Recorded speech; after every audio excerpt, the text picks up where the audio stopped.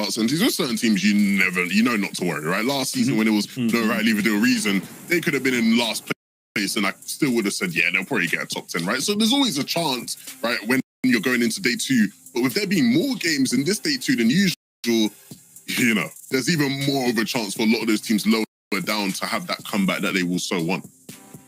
I'm excited, guys. 8 games ahead of us. There's so much that can happen. This is going to be insane. Absolutely insane. But now we have to move to my favorite part of the top of show. It's the drawing portion. That's right. So yesterday we actually had put like all the trios names on the map here, right? We could have a very clear understanding, see where people are going. However, the boys here, Reach 11, they've taken some of those names off and they've kind of left some names they really want to talk about. Some of which we've seen trios where we thought they were going to go one place. We were sure, and they said, you know what? This is finals. We want to win. We've got to swap some things up. So, gentlemen, talk to us about some of the changes we're going to see from yesterday's games into today. Well, I think the big one that you already kind of mentioned was teams switching up, right? We see Kha'Zix down here in Lazy Lake. Originally, you know, they were a Holly Hatchery team. They landed there through basically all the qualifiers, and it seemed like they were going to be contesting there, but it comes, of course, game number 1 yesterday. Nah, we're going Lazy. And so far, look, we already mentioned Stompy's team first right now on the leaderboard. So you can do the maths and you can figure out how that's been going for Kha'Zix's team, that switch up for them. But the problem is in game 3 in particular, right, this fight between these two teams lasted way too long. So what's happening is you can see Tenzin's team right here in Catty Corner is uncontested. And also at the same time, Retail Row is contested again by Force and McNup's trio. So there's 2 teams, which just leads basically if there's a good zone RNG or if there's basically any time that they can see in the elimination feeds one team going down, they can push in, right? They can decide, right, we can third party either this fight or this fight. And exactly what we saw in game number 3 where Tenzin's team saw that Stompy's fight in Lazy Lake was going on too long. They could hear it. They had the audio cues going on. So they said, we're going to push on in. We're going to clean up, pick up 3 easy eliminations. So for today, for Stompy's team, we're going to have to hopefully see these fights be really, really fast. Because if not, even if they win it, Tenzin's team could come in and just clean them all up. Yeah, and you talk about them, you know, sort of getting involved in that fight and looking to clean up fights like that. We expected Cammy's team to do that a lot more, right? Obviously, they're uncontested. They have the Cammy split there. We know there was fights like Corny Complex happening with Benji's trio, and even the fights towards Lazy Lake we thought they'd be able to get involved in. And they weren't as aggressive with them, right? We saw in one game where they did take a deeper position in zone and look to maybe get a bit more aggressive with their fights. But it's going to be key now today in terms of what happens, because they're very much a team who, day one, you expect them to do incredibly well, right? You think to yourself, well, you know, these guys are going to be very aware. They're going to know what to do. The problem is that today, there's a chance somebody contests North Cammy split, right? This is something we see happens with 2-day formats all the time where a team will decide, hold on a minute, they get so much loot. How are they getting all this loot? They tried to cut off this general area here, and that causes problems for Cammy. How do they deal with that? It's going to be big to see. Similar things can be said for Mr. Savage's team.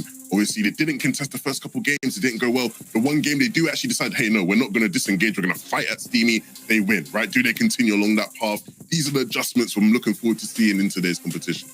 Yeah, and for them, that like you mentioned, just to reiterate that, they were disengaging every game, the first 2. They said, nah, this ain't working out for us. They fought off spawn. Savage's team won that, and then they picked up the victory royale in that game too. And that's probably one of the biggest reasons for the swing factors why they've moved up. Currently to first, I'm getting ahead of myself here, to 5th place right now. So obviously big changes for them. So we'll see how that continues today. Now, 2 teams that we're going to say didn't go as well as we thought. Tayson's team along with Hen's team. Now, Hen's team is in 7th. But for Tayson's team, they're currently middling, I think, in 13th. They struggled a little bit with Storm Surge. But a team that we didn't expect to do too well so far is actually Chip's team alongside Art Skill and Expert. Now, these guys have done super, super well, but their days have been kind of split into 2 halves, right?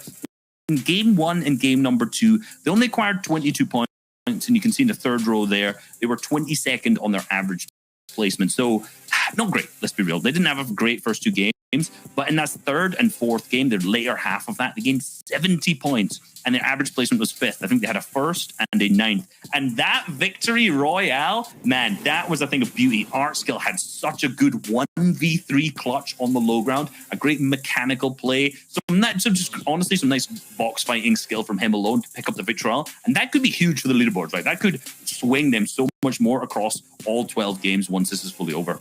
Yeah, but it's going to be about actually replicating that form now today, right? They started off slow yesterday. They can't afford for that to happen again today. They want to get back to that form, find their rhythm a lot quicker. If they can do that, maybe they can have another surprise performance where they're high up in the standings than many people expected.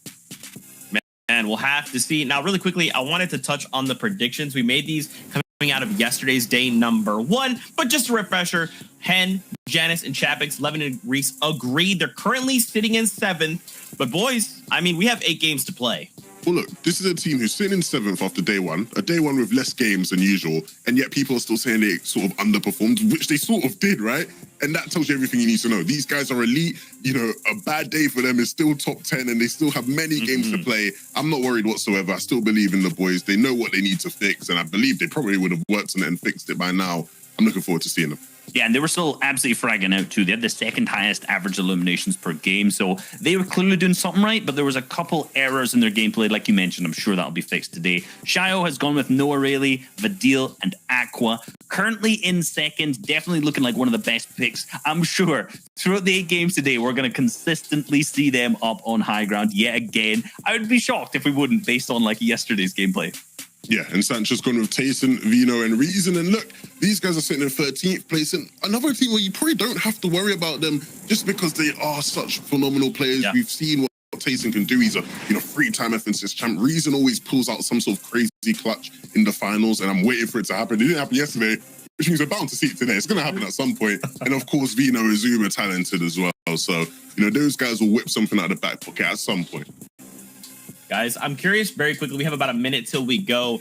How do we feel about the high ground battle that was happening yesterday? It felt like there was always teams just constantly attacking high ground. Do we think that that's going to happen again today? We're going to see Trio just try and fight over that rather than try to at least make it to end game? Because at this point, man, you've got 8 games to play. And if you're going to make a mistake, you just can't afford to do that for you and your Trio. So what are your thoughts on high ground coming into today? Well, I think obviously, if you're someone who's maybe not as familiar with competitive, right, you're always sort of looking for win conditions, things that allow you to sort of win the game. And being on high ground deeper into the latter stages of the game is such an advantage, right, that all of these teams are constantly sort of looking at opportunities to grab it. The problem that we will find is that there's one team in particular, Aqua, Vadil, and Noah Riley. They are so oppressive when it comes to height. They want it more than anybody else. They do. Trust me. Believe me, they want it more than everybody else. They make it so difficult for anybody else who's looking for height. And so I do expect to see a lot more of these battles and a lot more people failing because those guys just go and take it most of the time. Yeah, that's what we saw yesterday. And there was, like we mentioned, roughly at least 5 teams whose main strategy was to go for height. Not even just the teams who were just going for it, which in contrast to any East, there was basically just Saf's team who was the only one going for it. There was opportunities for just free all the time. So the differences between each region so far across the games in day number 1 has been crazy. And so far, looking at that, how it's coming into today, it's going to be the same thing. Height's going to turn over and over and over again. And I'm sure Aqua's team's going to be the one who's on height most. Man, well, gentlemen, you heard the battle bus, which means we're getting ready to kick off day number 2 of the competition. Don't forget, 8 games of Fortnite. But for now, let's go meet up with Sancho West and Shawage. There'll be our casters. So, friends, say hello. Thank you so much, Zeke, Levin, and Reese. Welcome one, welcome all to day 2 of the FNCS Finals in EU. 4 games were played yesterday, which means there are some teams at the top. We're going to need to run a marathon to hold on to their spot. For everyone else, a quick burst of speed, a sprint is needed to catch up. Sancho, who will come through on top in EU? The question will be who has enough gas, because there's 8 games here in day 2, and we are going to find out who is going to be the top of the EU region and be the FNCS champion. And already Tripper gets a knock on Murstache, so that's going to be interesting because that's happening up there at the Dinky Disc towards the Steamy Stacks area. And already, Tripper, Hottie, and Edelcrest already started off hot here in day 2. Yeah, they're going to be having lots of fun. 5th place overall, 6th to start the day. So they're in that upper echelon. They're looking to fix a few mistakes from yesterday, make sure they're making all these end games and staying all the way on top. Now, the big thing also to focus on is this fight going on in Lazy Lakes. We got Falcon Lee, Keswick, CQ, Pink, and Neb Stompy, who were just dominated yesterday. Pink already down. This is 3rd place right now, getting affected. They don't usually lose this fight, Sancho, but when they do, it hurts them real bad. Yeah, this is like the wrong time. Looks like the slide is continuing over. It's like almost like a day 1 and day 2 slide that's happening right now for Pink, and that is our top teams right now. And take a look at the board. There's action happening down there in Steamy, and also as well, you have the things at Retail Row. So all the battles that we kind of highlighted at the analyst desk are actually popping off right now.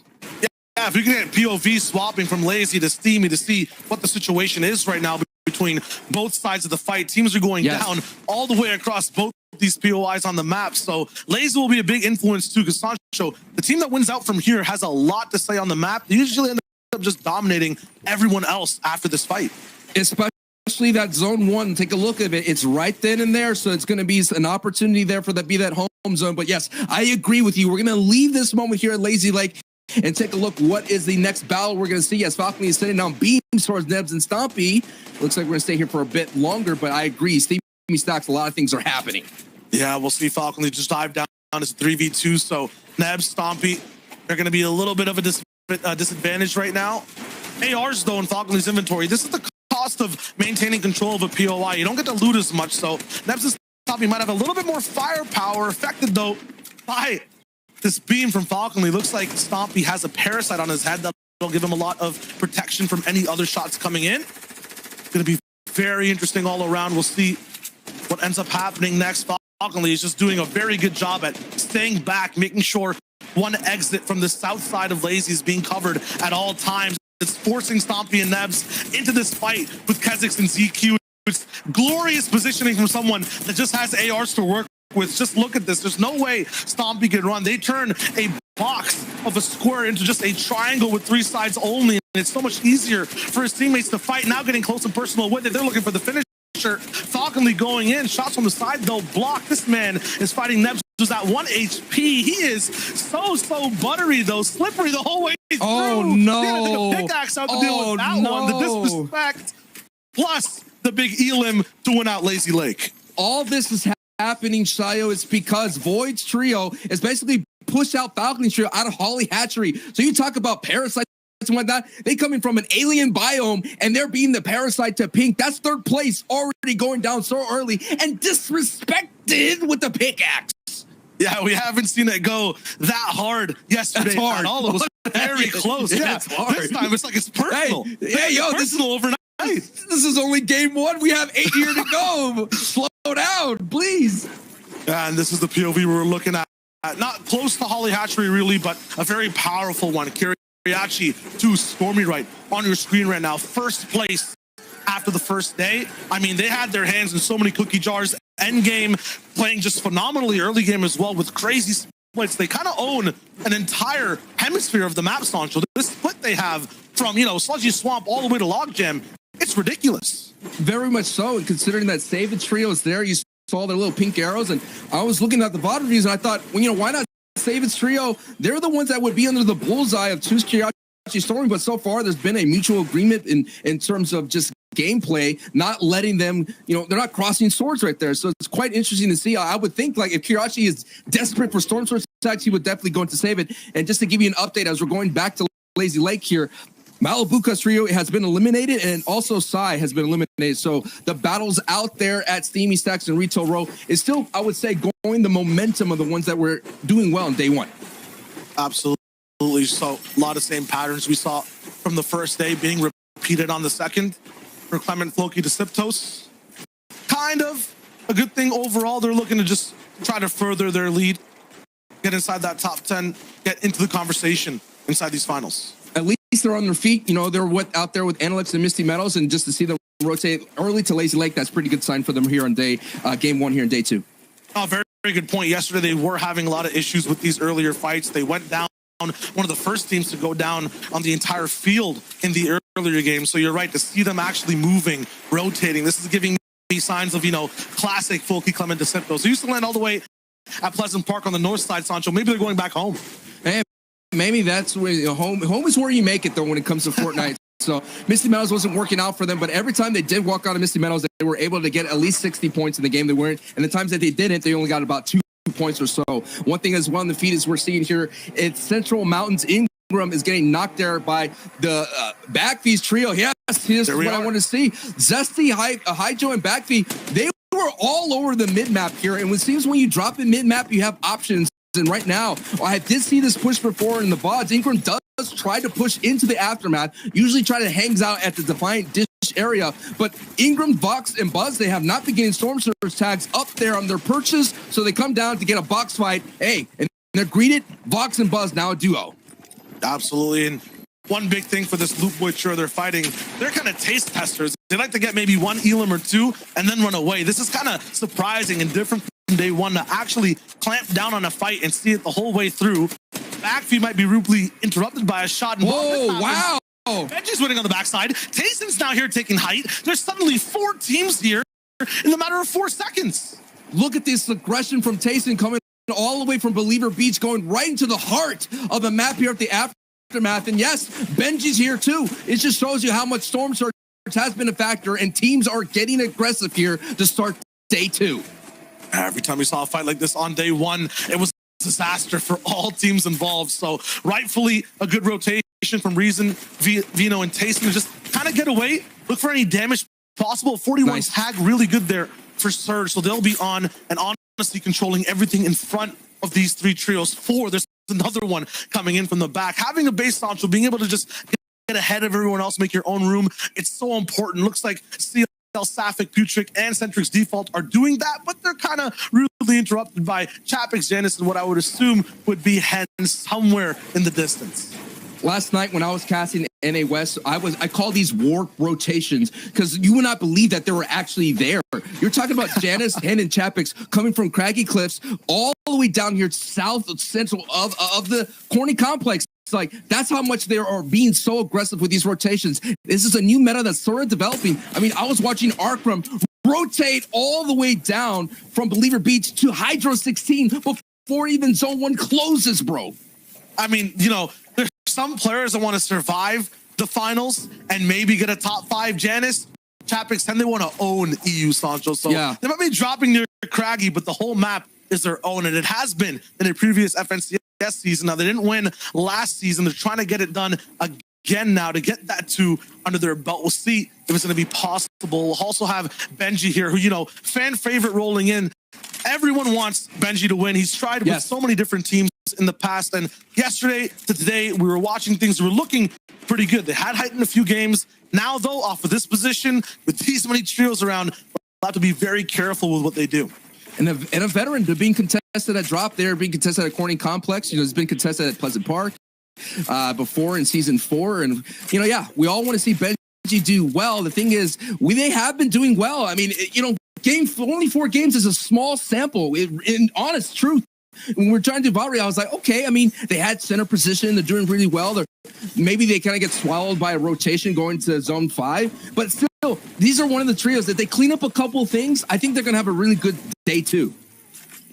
I got the inflatable to use as well. That's going to be, I would say, our favorite item, right, of the season. It's been so cool to watch people rotate with it, go for crazy plays as well as some of those qualifier rounds.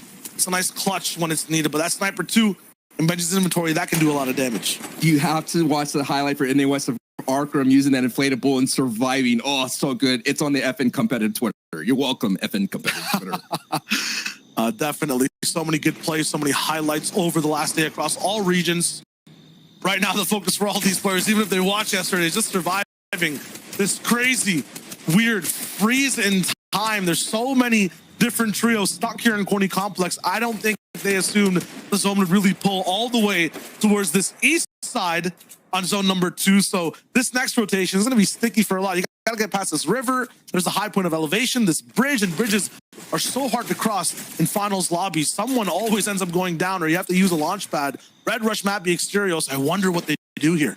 Yeah, definitely as well. You talk about Launchpad. The perma pad out there in the dockside dish here is going to be in play, and also those ridges, those mountain range of the, you know, the blue antenna from dockside going all the way to where the gas station is. All that's going to be available, so it's going to be interesting to see when we get to in game. One big thing about the mid game, which we're about to dive into, is Fortnite's unique kind of system that's in place to get teams active, to actually make competitive interesting in a sense. It's called Storm Surge. So basically, you'll have to deal enough damage or else the server starts to do damage. You have to be at a certain threshold above other teams. You want to make sure right now in the second zone, where the server wants to make sure there's going to be about 70 people alive, we have 90. So, you know, 20 are going to have to go down. If you don't have enough damage done, you're going to start getting sniped. And here we go. Well, that might just fix itself, because sometimes it takes permanent at 160 below. Nope. There it is. Really stacked if it took that long to up. Go down. Savage, Risk Guard, and Dreda, they're already up. Jerky might not be as lucky below.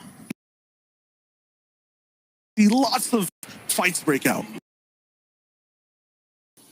Savage, Rust Garden, and Dreda to Malibuca. That is the from scrum is still happening.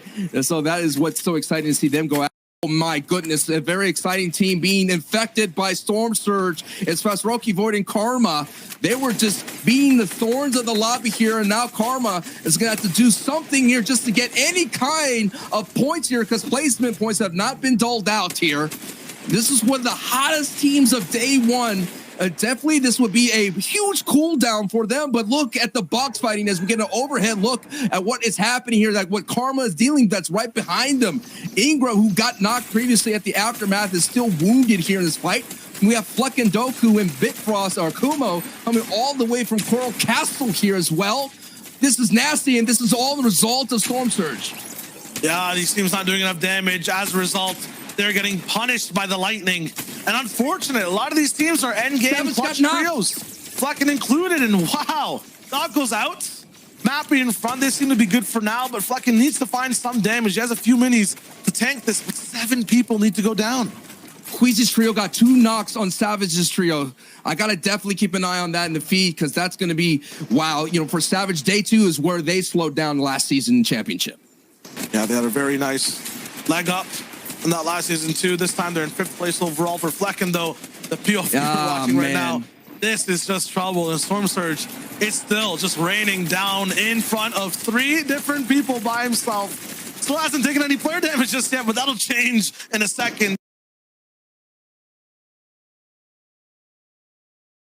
All the teams rotating over from the West Coast are dealing with all these issues of that Mac pull and another red rush. Asterios go down. It's up to Mappy. He has a purple pump. Yes. Able to use that power there and pick up his teammates, and he's going to be able to pick up his other teammates. The whole trio is going to be able to vibe, but now this is where the big oh no, because look, it is. They become not just Noah Riley is going to give him the capital N and the capital O. Now you're going to face the capital B, which is B for beaming. That's a lesson right there in the alphabet, and the lesson is right here. Noah Riley is a beast when he's sitting outside of your box. I'm wondering why Noah Riley's even here. Looks like him, Aqua, Vidil might have had some trouble on rotation. Is he by himself? It might be. I mean, he's way deep in zone, and I don't see any other arrows of that same color nearby. So looks like he forces Mappy to use one of his own launch pads. He's going to just base up in there and take a late one in as a solo. Look at everyone else's arrows inside the circle, though. They're all facing here like they're watching theater, just looking for which person they can pick out of the sky. Refsguard is back up with Savage and Andretta. They're looking good. No idea what happened to Trulex, Squeezy, or Jerky. It seems like these builds were kind of overbuilt, and I don't see them in the area. Maybe some revenge. And yeah, I see a lot of elims on the trio. They must have got knocked out. Wow. Defending champion going down to 2nd place. Revenge is served on the dish cold, and that was very cold here. Now we're going to take a look. Look at the mini map. I just want to point this out, folks. That is the dockside dish. That is one of the hottest spots this season. So many trios are already surrounding that perma pad, kind of like dinner is being about to be served, and they got their plates out because they want to be fed, and that's going to be the kind of like a serving of a new zone. That's what they want, that new hot zone. They want to be safe. I was wondering if we get a double check on that zone too, because there's way too many teams on the left side right now. The right is completely empty. Just look at this. Legends stacked up side by side. Andy, the winner from the reboot round, also doing pretty well on day 1. Amplify 80 and Matt, so they're looking for control once again. 22 teams entering a zone that actually favors a majority of them. So the right side will now move all the way over to the left. All of these guys benefit a little bit, but still Amplify is not in yet. They'll have to edge in just slightly. ADN's going to be leading the charge here. It's going to be very tricky. Any damage done here could spell disaster, but they're going to be fine as they move. Brilliant rotation.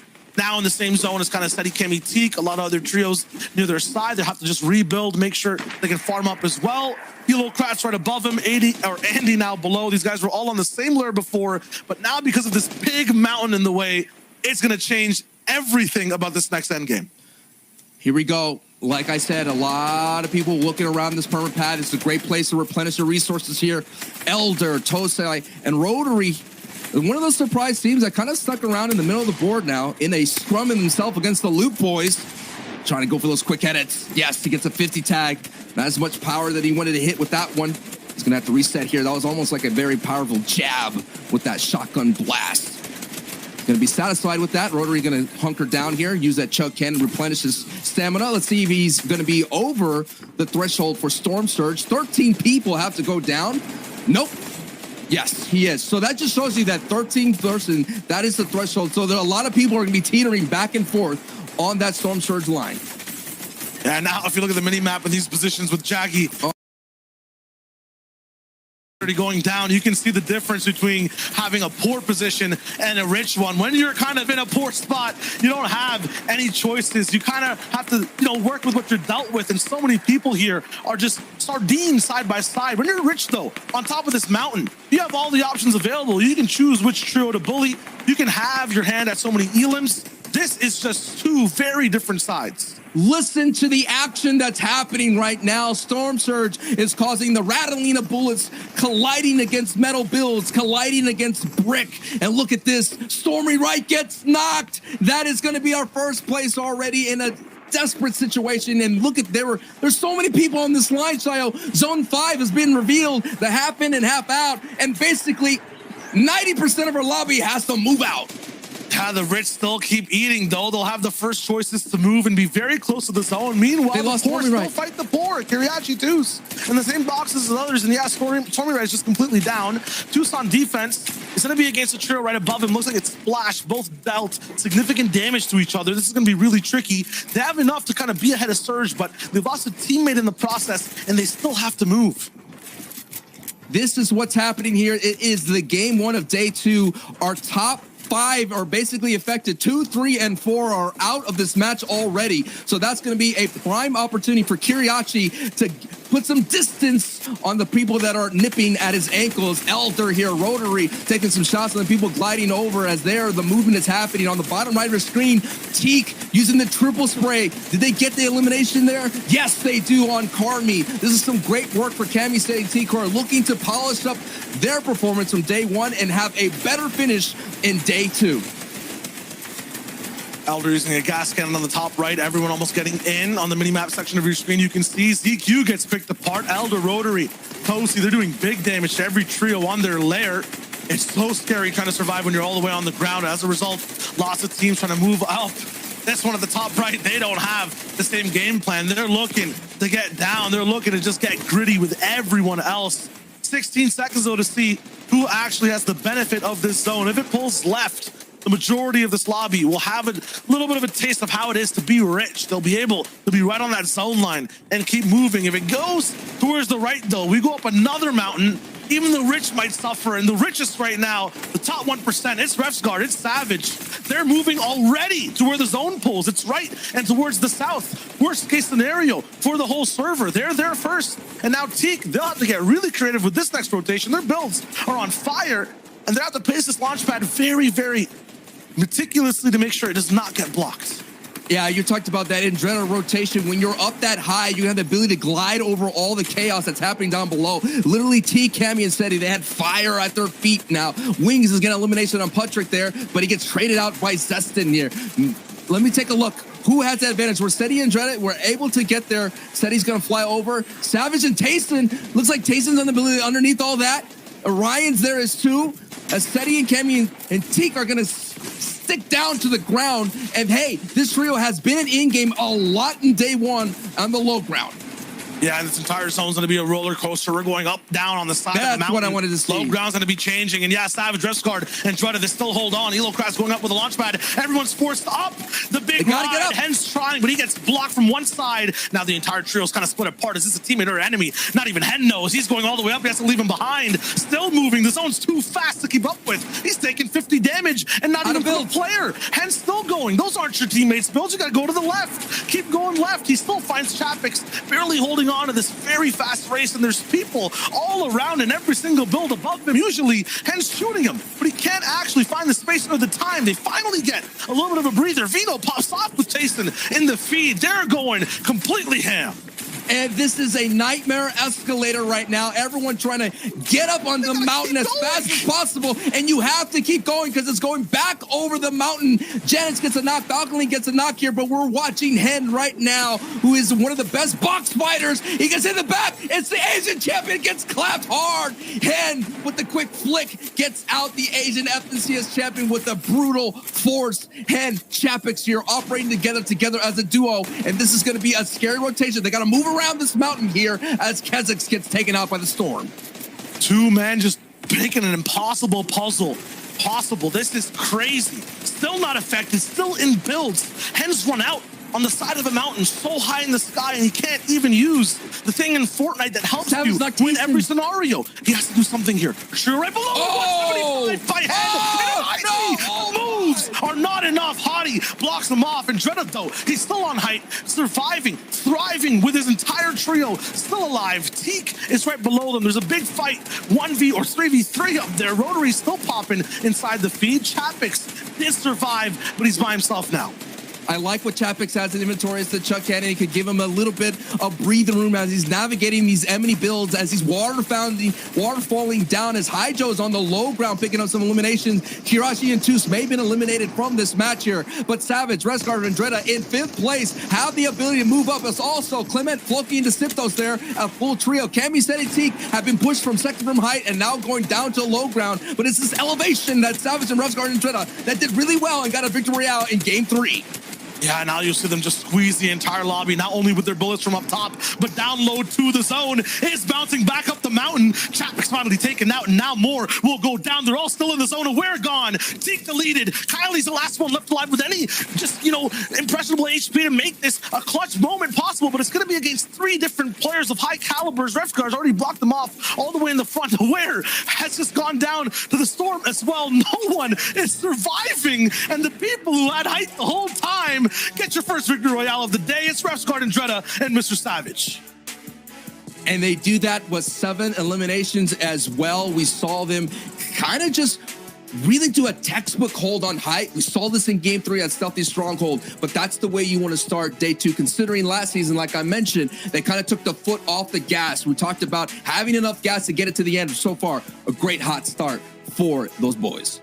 Yeah, and for everyone else on the server, just heat at their feet. What a zone to play. That was tough. I want to know exactly who's second, who came 5th, because everyone is down at the same time. Zeke, Levin, Reese, what do you guys have for us? The first game of day number 2 of the finals, and it goes over to Mr. Savage, Levin. I never thought I would see this, but here we are. You can never count them out. You can never come out. They won a game yesterday and they've started off today incredibly well. And look, that's the kind of game which, as a height team, as much as they've won, they'll be a bit frustrated, right? In the sense of when you get height and it's going across such crazy terrain, it's so difficult for you to get as many eliminations as you'd want, right? Typically, if you told me like a team stayed on height for that long as they did, you'd think, oh, they must have gone, maybe 12 plus eliminations. They must have had a field of a time, but it just gets so walker, right? They can't get as many as they want. Nevertheless, though, a 7 elimination Vic Roy for them at this stage, it's so good. It pushes them up. They were already in 5th or something, right, Reese? Like, they are going to be chilling now, and that confidence boost. Oh, it's a good start. It's going to be good, and I feel ashamed a little bit. I feel a little bit ashamed because I did my predictions. I didn't even put them top 10 because I thought that contestation, that fight they're having in Steamy Stacks may slow them down too much. But so far out of the 5 games, they've won 2 of them. So they have absolutely been able to, just perform in the games that they do manage to win off spawn and really apply that to them. So huge congrats to them, and I'm sure for the next 7 games, they're also going to continue to absolutely wow us as the games go on. And speaking of wow, Reese wanted to point out some things that happened in this last game and how the bus pass can affect Storm Surge in the game itself. Yes, sir. So we can see this bus path is kind of going from the northwest diagonally down. You can see the way it follows down here. So this creates a lot of difficulty for some of the teams who are in Steamy Stacks, alongside Dirty Dogs, and also at the same time as Retail Row and Catty. And what I mean by difficulty is that a lot of times they're going to be gliding for a lot longer. Now, what that basically means is that there are going to be some teams and some spots on the map who are going to be able to take advantage of this, right? So places like Trippern, who's drop up here, and also some of these kind of lower dish spots and the Guardian Towers. If we notice now, Trippern, for example, lands on the turret, and you'll not believe the shots he hits here. 40, 40, 40, mustache down, and a dink. So So for the fact that Mr. Savage won that, you can thank Tripper in a long, long way for hitting the shots. Now going over to Teak, also landed earlier on the Guardian Tower here. You can see he's got an AR off this, one knockdown onto Zebra as well, and a second down onto Side too. So more third party, followed up by more Storm Surge tanks. So the fact that the bus pass has determined the way that they're going to be able to land, they're just going to be able to get these tags by landing on these high points, and that's hugely impacted that game. Yeah, and these are the kinds of things that you almost can't control if you're the player on the receiving end, and you sort of feel a bit hard done by in that sense. But nevertheless, you got to go back into this game and just hope the bus grants you a free pass to land safely. Kiriachi, Sumirat, and Touche remain in first place. Refscard and Mr. Savage with that victory royale will now sit in second, and they're the first team to get 2 victory royales in a day, which is pretty nice. I'm sure they'll be happy about that one. And Vidil, O'Reilly, and Aqua sit in third with that crazy clutch from Chapix. I call it a crazy clutch, obviously not crazy by his standards, but Hen and Chapix, they clutched up so many points by just simply staying alive in that end game there. I mean, the movement that they had was, we were watching it in the back, just kind of losing our minds a bit, because the way that Hen and Chapix were able to navigate through those old builds, not managing to fall into any players up until Hen hit a massive max damage 175. That was the first time they managed to run into another team, and they managed to pick up an Elim. Obviously, Hen then got picked up because he had a duo with them at the same time, but they managed to get that elimination. Then Chapix got them up till 5th as a solo as well. So I think they started that movement. I think there were still 17 teams alive, and they managed to do that all the way up until top 5. That is the kind of clutches that you need to be having if you're going to be placing in the top 5 in the FNCS. Yeah, let's take a look at that next page though, 11th to 20th, because of course a lot of these teams are still going to be vying, looking for an opportunity. You can see Chips' trio, they've dropped down in the standings a bit. They were one of the teams to go down a bit earlier last game. We talked about how impressive they were yesterday in the back end. We talked about how they can't afford to start off slow, and this is the slow start we were talking about. They're not out of it yet, but definitely a bit of a reality check, if anything. Yeah, I mean, that's punishing, because you've got to remember, they were 4th and in a single game have dropped down 8 placement points. And that really just shows how close this top 10 is. That, we've mentioned a lot of times at the top of the show, don't count any of these teams out who are 10th down till that 20th right now. And this proves why. One game can change the swing of things so much and move huge swings where Chips down all the way 8 places. We see obviously Refscard going from 5th till 2nd. Now Hen was 7th and now they're in 4th from that too. The leaderboard is all going to shake up over the next 7 games. I'll be real. I still can't get over Hen. When Hen hit that first round of the cracks, I was thinking, fam, he better not hit that other shot. I was thinking it's about to get mad. If you're in the green room, I was about to go crazy, but I was humbled rather quickly, unfortunately. So. Absolutely insane. We're about to get ready to jump back into more action here from the FNCS in EU. So Fortnite fam, make sure you guys keep up with all the action. Don't forget, watch.fortnite.com, a great place to watch.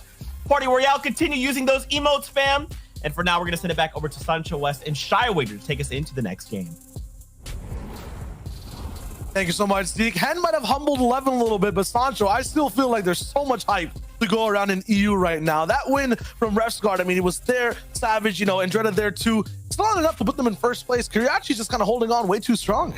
Yeah, what really worked out for Andretta's trio is that all those things that we've broken down in the desk, but as well, that 2nd, 3rd, and 4th went down really early in there, and that gave them that opportunity. But this is where it matters. And Andretta, oh no, he takes a big shot with Mustache. That it's a trade that we're going to see how it unfolds, but that's a very scary. This is what I'm talking about, man. Whatever time when you're contested, it's not guaranteed. No way you're going to have to work for every single point and every single right to be an in-game, and Refscard will not be joining us here so far because Malabuka gets him eliminated, but Savage they can synced as well. This is not the momentum you want in, but what a great response from Savage. What a shot. That might just turn the tides of the whole fight. 72 straight over, almost the dome of the man up top. Shizo trying to contest him on positioning. Now they might have a little bit of breathing room to make this 2v3 possible. At the same time, the clock is ticking on Savage and Andretta. The longer they wait, the more time Shizo has to loot, get some heals, the more time Alabuka has and Mustache to get better loot. So he's gonna go straight on the chase, run all the way to Mustache. He's trying to get all the way high in the sky. Might be a possibility for him to affect him there, but it's a trap. Savage, he thought he was already flying. Wasn't the case, and now he has no shields. The Clay effect is real. It happened in day 1, and it's gonna happen here in day 2. When you win a victory royale, you go down early here, so it's all up to Andretta. Nope. Clay done it again. This is just tough for a team that's contesting the whole time. So impressive that their second overall is so similar to what Janice Chapix were doing last season. I mean, the thing is, though, you know, being all the way towards the top, being this impressive overall cumulatively, how long is it going to last? Because the more games that happen, the more chance you have, you know, 2 games going to back-to-back, you know, completely knocked off on spawn. That might not be the best thing in the world for a team so far in the lead.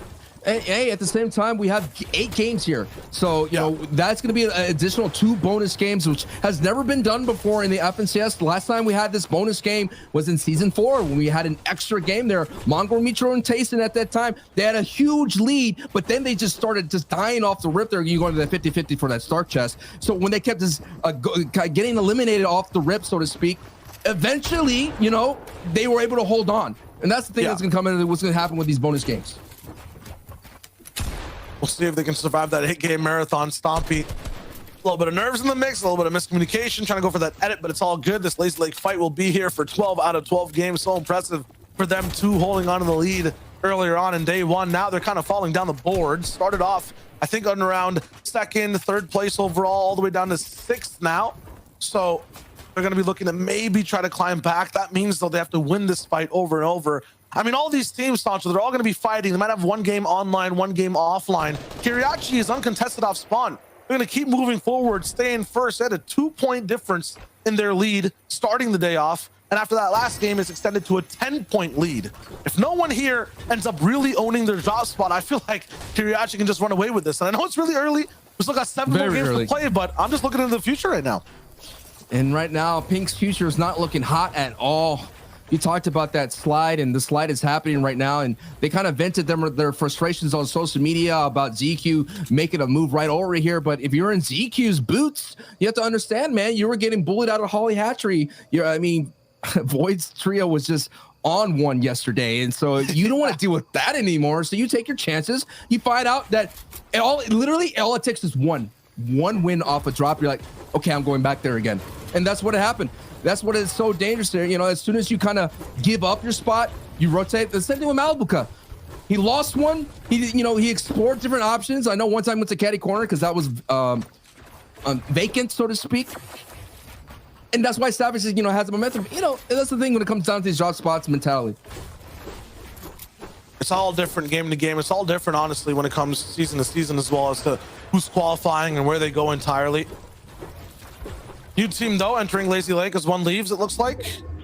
No, never mind. It's still going to be Voxy on the left side, but they're getting slightly more aggressive before looting, now focusing. And Shadow's also getting focused in this fight that lasted a long time. Red Rush is jumping the gun fast, looking for Joe next. The pinch is coming through with Exteriors on the side. Benji's trio's in trouble.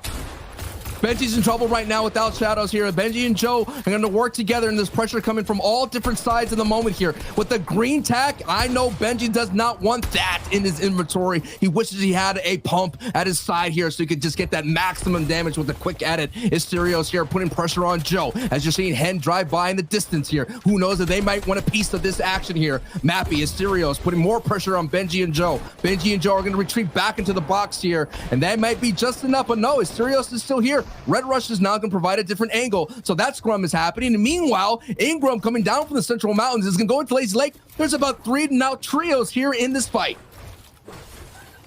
So much more action, so many different angles from everyone here looking to have another big game.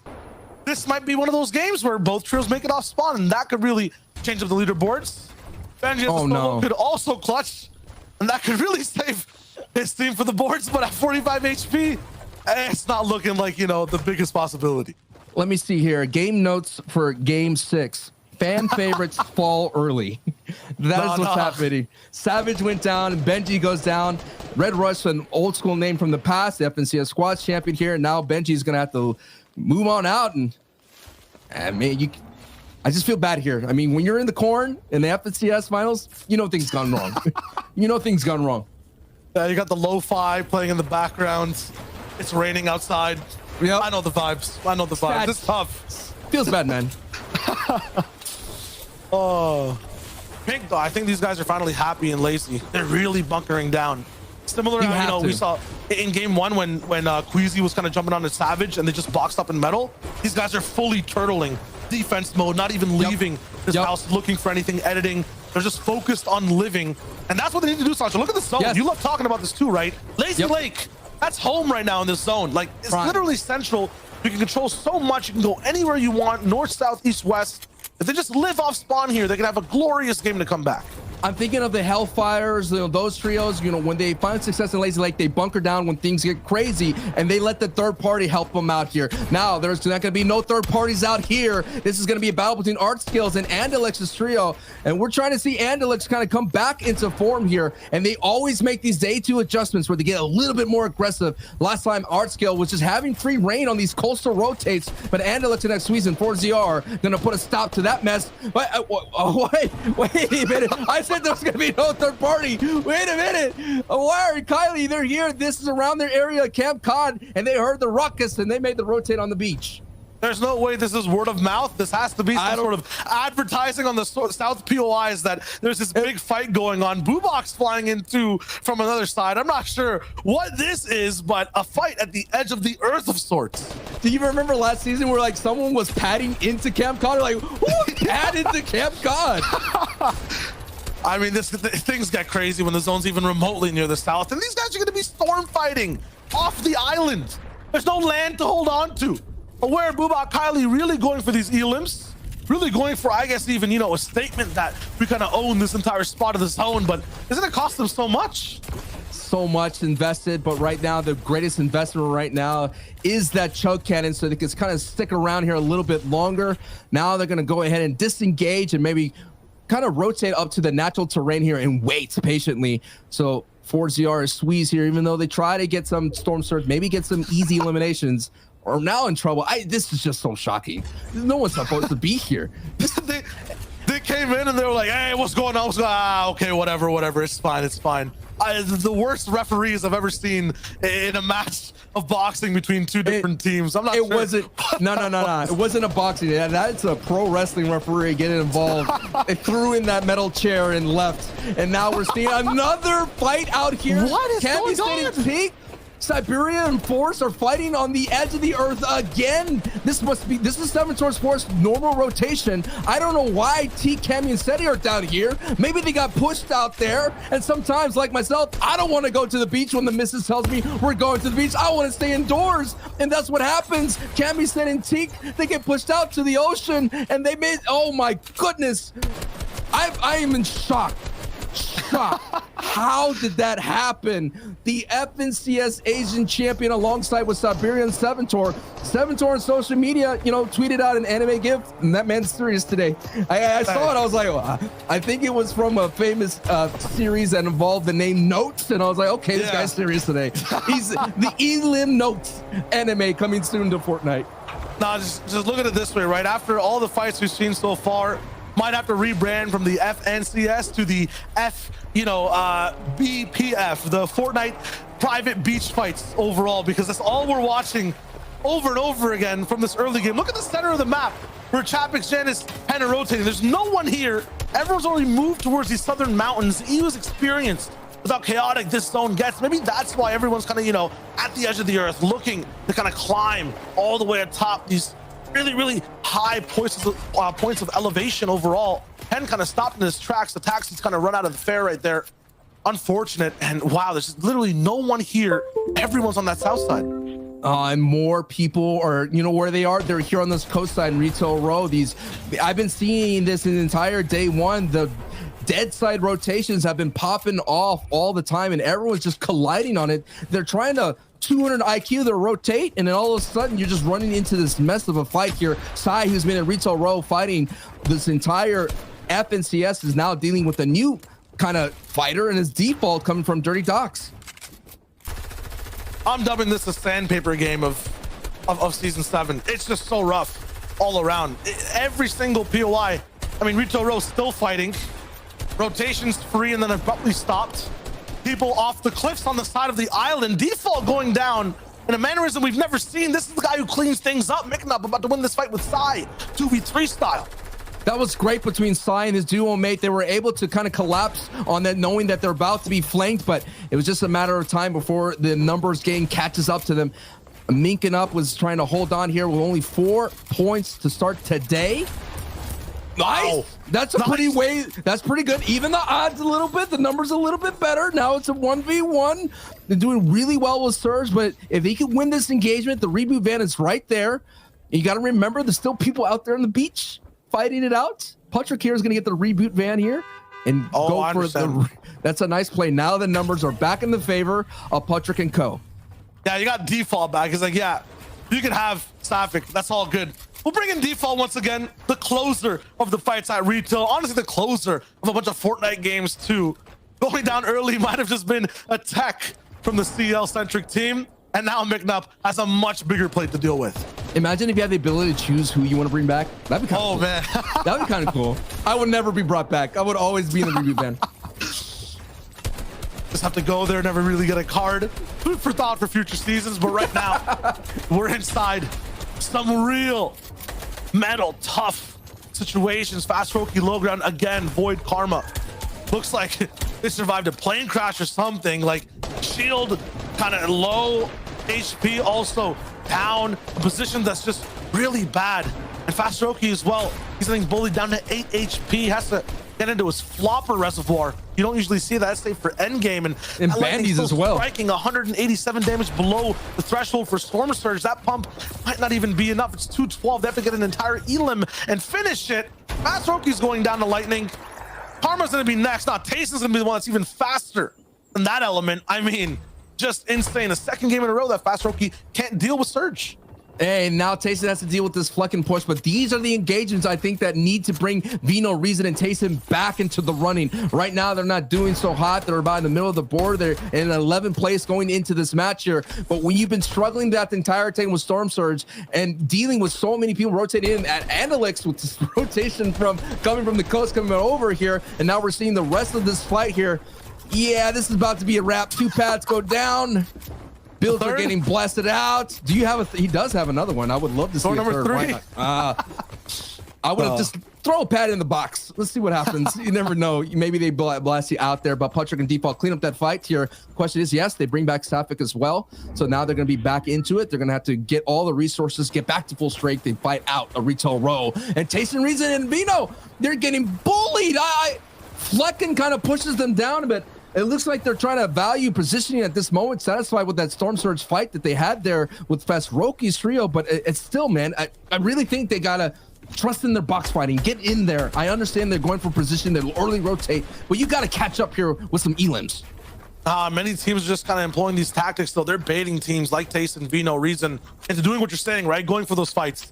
Third party, roll straight through. If they fought Flecken right there, 4-0 would have been literally there in 5 seconds to clean up after that fight, right? So they have to be very careful. It is their strength, you're right, but they have to play away from their strengths. It's going to be very difficult for Tayson to stay ahead of the game, look towards end games, look towards consistency. They've got what it takes. It'll just, it'll be a lot of temptation to resist. This is game 6 right now. Second place already gone. We're on board here with first place of Stormy Right, Kiriachi, and Toos, who their strength has just been, like I mentioned, the word is consistency. They just been around, been in the top of the end game. They don't go for height. If they're at height, if they get contested, they lose, they drop down quickly. They don't try to expand, they don't try to crank or build fights. They're very intelligent when it comes to in game, and I just feel like really this is just maybe it might be the masterpiece, the renaissance for Kiriachi, man, and Stormy Right and Toos. This Russian trio has always been in the running. They've been like a mid-card trio, but now they might be stepping up for that heavyweight fight and being the main marquee trio for the EU region. I mean, they're definitely extending their lead, first place by 10 points right now. Not separating their position, though, from everyone else. Everyone is kind of tied towards this left side near caddy corner. They have a crescent moon of trios just waiting for the sun to rise, going towards the next portion of the zone. Look at Egram not being aggressive, not even looking for shots. How uncharacteristic is that? Sean VP, the one being bullied and not surviving the clutch. Things are changing now towards these back half of games. Amplify 80 and Matzo, they're activated. Oh, they man. moved with, Andy before, and both teams survived. This time, one did not. So people are definitely employing different strategies to get out of these mid-game positions. At the same time, everyone's kind of just stuck side by side. Very stuck here because of these kind of positions that everyone's kind of jockeying for on these mountaintops, and the zone is pushing off where Matzo is. And look at this, everybody's on the left side. Again, there's something about the left, but everyone's got to pick up their left foot and slide to the right for this moment here. Squeeze and 4ZR and Alex, who have been wounded throughout the entire time, we got some sand under their toes. And you know, once you go to the beach and you don't take a shower, you got sand in all these weird crevices, and as Squeeze and 4ZR, they're going to be irritated as they're making their way through here. But hey, they got a really strong position, but I'm just concerned the resources have been dipped into, the heals have been dipped into, and now as Squeeze has been double dipped and eliminated, 4ZR and Alex have to roll as a duo. This is so tricky, especially with this zone. We're going to Shipwreck Cove. I mean, I haven't seen a zone like this since last season's game number 1. It gets crazy. Anything can happen, and these guys have to move free on an entire mountain. Is there a person to snipe there? Yes. Endless doesn't even see his speed. He's not even considering it. He's going for revenge on the Eliminator. He's moving out in the open. Everyone's spaced up side by side, skiing down this mountain. This is crazy. Finally catches up to 4ZR. How is that possible?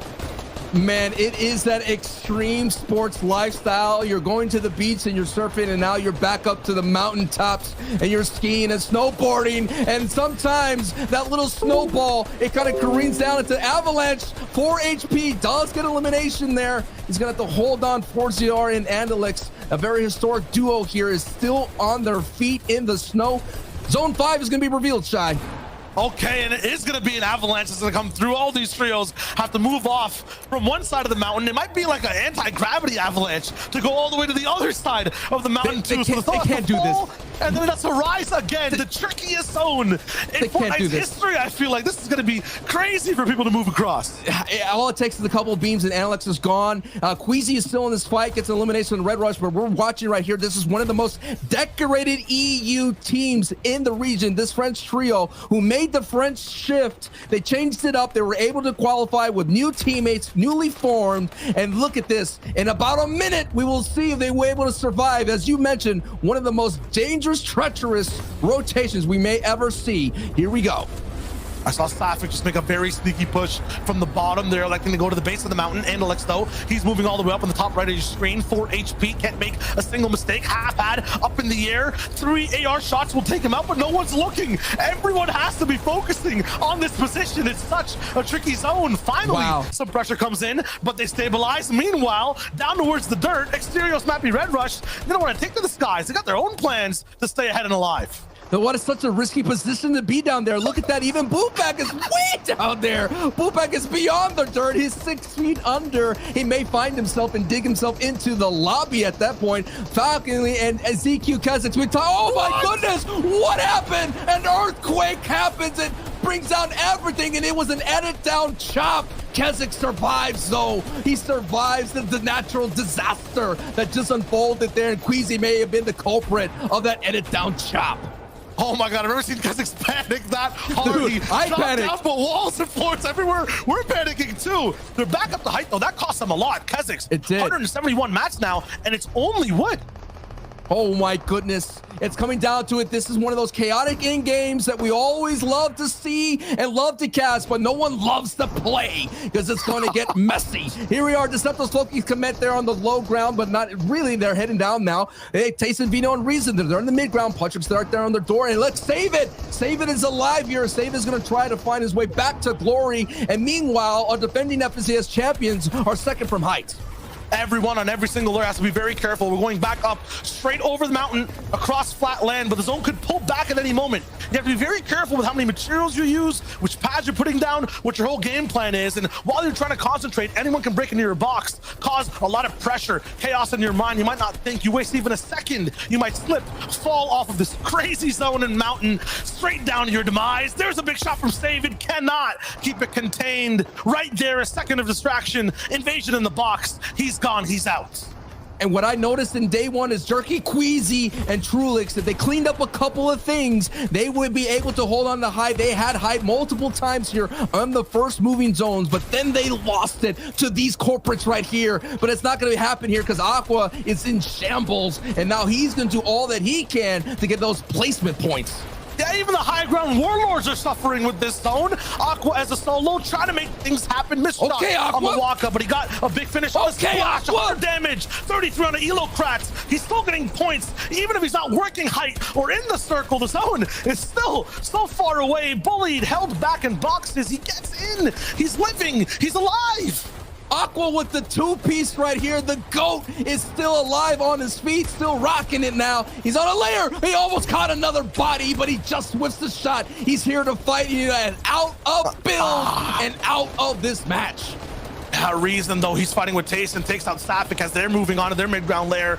Below is just a mess. Tripper and the last one left, he gets taken out. He's gone, and now Exterios and Mappy as a duo still control everything going down below. The lobby is gonna get squeezed up. There's another hill, a mountain in the way. Kylie once again is another player surviving from that last game here to this one. The same patterns navigating the zone. Look at everyone else though. They're trapped. They have to get by not only the entire server, but the space as well. Reason deleted, Trulix, Jerky, Queasy. They're bringing that FNCS champion vibe right back this season.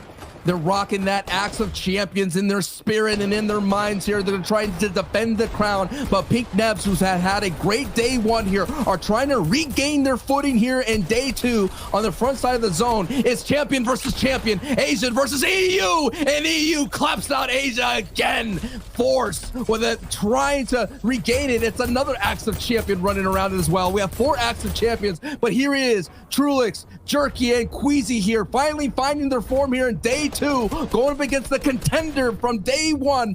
Nebs, Pink, and Stompy working as a duo. It'll be the 4th mountain they're on, a possibility of a res all the way down below, but the timing might not be there. They're sticking it. Nebs is going for it. Chuck Splash Cannon to keep his HP from the zone alive. Is he up? He's up. Now it's a 3v3, but there's no Master Stompy. He used them all to actually defend. What? Easy. Big shots taken on height. The slide pump lands again. The retake. It's coming through from Stompy. No, Another on the Queasy. No way. No. They're doing it. No way. Is down. No way. On the right. No way. Stompy No way. is in. No way. No way. Wins out the game. Single-handedly getting all 3 players, Pink, Nebs, and Stompy, do the impossible. No way! No way! I have no words, bro. No words. No words, child. I don't even want to attempt to think about anything else. Speak, please. Take it away. I thought that I've seen it all. I thought that this was just going to be another normal day of Fortnite. I thought this was going to be the normal finals. Apparently, everyone decided they were going to go absolutely hamburgers for no reason. Stompy, this was the craziest clutch of all time. What are you doing, brother? Oh my gosh. The composure needed to pull something off like that. The comeback from recovery, the moment to even pick your teammate up. I mean, oh my goodness, dude. This was next level, bro. Oh my god! Look, Queasy, Trulix, and Jerky, it's an absolute travesty. It is absolutely shocking. You know, you can. There's so many words you can use: stinker, howler, nightmare. It's everything that could possibly go wrong and worse. Like, you don't lose that. Like, we know Stompy's great. He's one of the all-time greats of EU. You know, back in the World Cup days, he was dominating the LAN, but he just whipped out his old form right there. That was not even real. That shouldn't have happened, right? If you don't know what just happened, that shouldn't have happened. Nobody should win that if you're in Stompy's position. You shouldn't.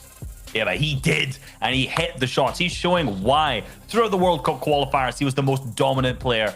Throughout Season 8, he became the champion. Zeke still lost in the sauce. He still can't believe it as we say that. And, you know, a lot of people throughout a lot of the previous FNCSs have not put the respect on Stompy's name. But Stompy, alongside Nebs, to pick up the res onto Pink, like, huge big brain play, because that also saved one bullet, right? That hit the shot from, I think it was Queasy, to knock down, which allowed Stompy to be able to win it. Huge, incredible play. Oh my gosh, these teams, they know what's at stake, man. They want the Axe of Champions. They want to win it all. Oh my goodness. We got to talk about some other stuff with Malabuka. happening here in earlier on in the game. I'm still shaking. Take it away, Love. Take it away. Look, I just wanted to show people the duality of Fortnite, right? Because you know, we take a look at the game before this when Mr. Savage, you know, they have that amazing win. Everything's going rosy. You think to yourself, oh wow, they contested that steamy, but it's still going great. They've now won 2 games out of 5. Everything's absolutely amazing. But then you get them coming in, landing at steamy the game after, you know, on this massive high, and they get walked through. Malibuka takes out Ref's guard. No real hope there. And Reese, this is one of the big problems that, you know, these teams will have while contested. We talked about the Asian winners who, you know, won FNCS contested 10 out of 10 times, or 10 out of 12 times, sorry. You know, Mr. Savage and them, they're not going to be able to do this like every game. At some point, you just have to think it's not worth it anymore. No, I know you got to think so, but there's no other options. Reality. Where else are they going to go? Anywhere else they go? They're contested at the same drop, so they might as well keep going where they're being successful. They were in 2nd, and now they've dropped down till 7th for Falcon, Ref's guard, along with Andrea and Mr. Savage 2 now. So that's 5 placements down just by losing off spawn, which is tough. But with the huge clutch, with the huge victory royale from Pink, Nebs, and Stompy, that's pushed them all the way up into 1st place currently. 2 victory royales to their name, and I want to watch more. I have to see more from this team. Honestly, I did not come into this weekend expecting to see what we've seen from these 3 players. That clutch from Stompy is going to go down in the history books. That is absolutely unreal. And like you say, Reese, I'm so eager to see now. You know, they've clearly got the hot hand, and everything they do, they're doing so many things right. And look, it's not perfect, right? It's not perfection. There are mistakes being made here and there, but they just have that sort of rhythm and flow right now where they are able to just account for any mistake. And you have Stompy, you know, hitting 1v3s. Like, you can't bank on that. You can't guarantee that every game. But boy, that is just absolutely nuts. You can see the players here now from 11 to 20. They'll all be watching that thinking, well, look, if they're going to be playing like that, we ain't got a chance. How are we supposed to stop him? You know, if we're going to get into 3v1s and he's still going to win, what are we supposed to do about that? Nevertheless, there are so many games left, but wow, what a performance. Yeah, and I think a notable thing to add there is that Queasy's team is now in 18th place after that. That looked like a game, like you mentioned, let's be real. They should have won that. They should have picked up the victory royale in the final game, but they ended up 2nd. That would have been 2 additional eliminations to 4 points and another 5 points. So that would have another 9 points to them, which would have put them up, I think, 6 slots up in the leaderboard alone. So that choke from them could be disastrous for the rest of the leaderboard. They seem to be playing absolutely on form today, but that final little closing out the game, but you know, that's just the confidence, just absolutely destroyer, you know, and they'll be arguing, you know, we sure. you get frustrated at your teammates sometimes, right? You know, they will be so frustrated with each other at how they've allowed that to happen, and hopefully it doesn't completely offset their mental going forward, because there are 6 games or so left, right? There's so many games that you can't afford to sort of switch off now, but I don't know how they recover from that one. If me and Reese, if that happened and you were the one that allowed, you know, Stompy to clutch like that, I'm removing you as a friend. We're not playing ever again. Blocked on Twitter, don't worry. Yeah, you're finished, you're done, you know, it's over. Well, guys, you heard the bus, which means we have to go back in the game. I still have to recover from that. Remember, we've got another 6 games ahead of us because we began with 8. So buckle up. We have more action like this up ahead of us. Sancho, Shayo, back to you guys.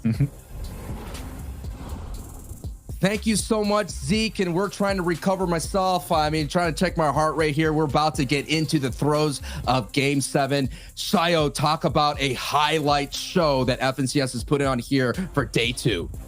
I'm trying to recover, you know, brain-wise. I don't remember any of the other games at all, except for that one. The clutch from Stompy. And remember what they did off spawn, Sancho. They defended, they waited, they stayed alive. They have to again. We cannot miss this team in another endgame.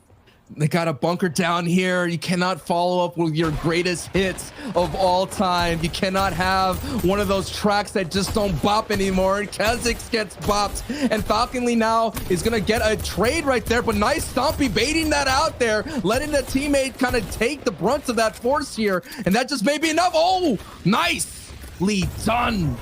Wow, Stompy, okay, you're on one now, man. I looked on Twitter just to say, oh, he's on one. They took that. Remember they got pickaxed? You remember that's how we started this broadcast? They got pickaxed, and all of a sudden they're on this new form, reaching new heights. Savage, Ref's guard, they're gonna win this Steamy Stocks engagement. but man, my brain is like fried. It's frozen in time. He's frozen in time. Everyone's back now. Savage winning his fight. Stompy actually going for the aggressive play and winning. The confidence is here. No one's actually, you know, trying to do these weird trades, stay back a little bit, play for info. They're really capitalizing on any opening that they can. Making up also getting clicked up, or, you know, completely just clipped. Akumu, it looks like, all the way at Retail Row as well. Benji winning against Exterios. All the patterns we were watching yesterday from the fan favorite teams, the matchups that, you know, a few analysts were predicting would go a certain way, they are going that way now. I mean, it looks like the entire server's back on form. Yeah, back in the form. I agree with you on that. You know, day one, this is what was happening, and it just shows you right there. I mean, Queasy, I think Queasy, like I mentioned in day one, the pattern that we were talking about from them, Shai, as you mentioned, that is that they were still in game. They were there taking height. That zone was really difficult. They had it, and normally I would say 90% of the time, maybe 99% of the time, you don't lose that kind of advantage when you have height, and considering that the low ground was plumb out of mats here. Now Mappy's in trouble here. He's going to feel the pressure from the rest of Joe, Shadow, and Benji. And now we're going back to Force and Siberia Savitar, who have turned around their fortunes here in day two. But it looks like this is not going to be very fortunate here outside of Retail Row. Yeah, Trixie, Jaggy, they love to just find teams on rotation or just finishing fights, dive in, and pick them up, clean them up. That was their style on day one. We've kind of missed it, or they've been stopped multiple times, swatted like flies. On day number two, looks like this time gonna pack a little bit more of a sting all throughout for Forces. His Chug Club Splash charges are completely down. Jaggy tends, they might just back off here. They might just want to go for the damage totally. And yeah, that's a lot, about 300 to 400 damage across all three players from there. Very good from Trixie. A nice push. They'll back the whole way away. It makes me laugh because all you hear is just the car going, and they're just out, right? They just came on through, did what they had to do, and they're rolling out. And Red Rush is rolling out. And this is going to be one of those games. Red Rush, you just got to do what you can. Hold. He does have Mysterios' card. And that's what I learned in NA West. When you have that black bar right there, that means you do have a card there to go. So he has one of those cards so far. And now we're taking a look at Kirachi, which it feels like people will remember Stompy's play the most, but Kirachi right here, it's going to be one thing, and this is what I'm talking about. I'm finally seeing it. Savid was skirting by in day one, no problem. We're living fine. Now, big drop, needs more power, more guarantee of surge damage all the way off of spawn. So yeah, Rifle Savid, so they're getting kind of bullied too. So the big edits, blocks one shot, edits, hits another. Huge. The speed from there is insane. And boom, that's it. Not a single person getting fully eliminated. Yeah, Toos got knocked at the very end, but a very good bait for Stormy and Kiriachi to make that pinch possible. And if I saw that on VODs, Kirachi definitely saw that as well. Every time you see it, you look at that battle map, you're seeing their tracking, you instantly see that Savid constantly goes all the way down to that dish, rotates through Shantytown, and it's just uninhibited, just easy free. Now he has to pay the toll, and that toll ultimately cost him here in game 7.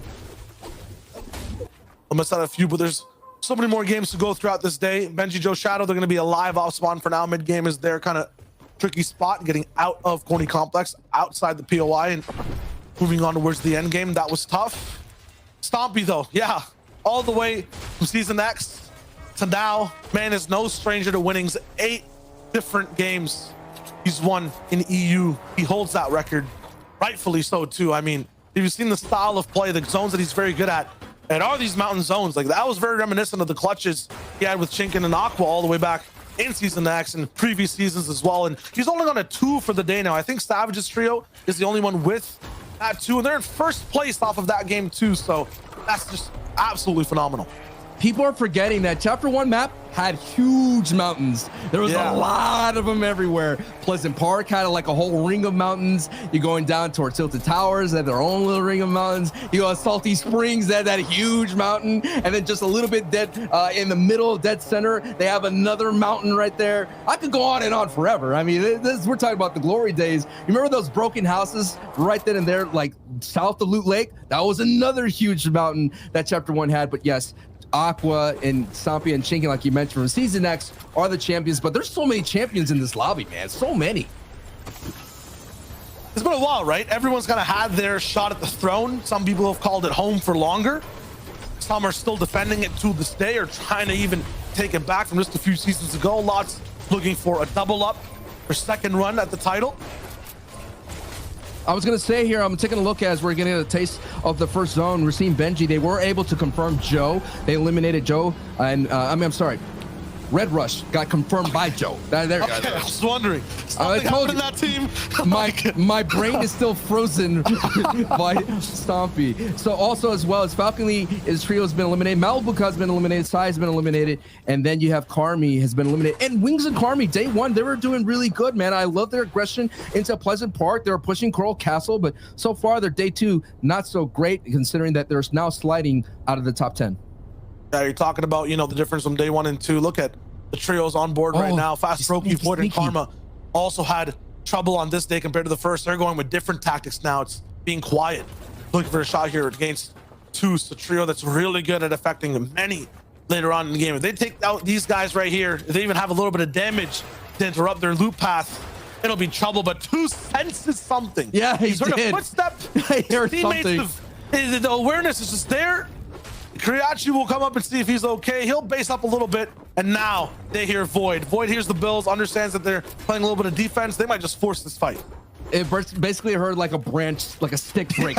Just like that. It's like now it's on high alert, and they're going to go ahead and build up this base and bunker down here. And I think, yeah, you don't want a piece of that. You just know that's going to be one of those fights drawn out.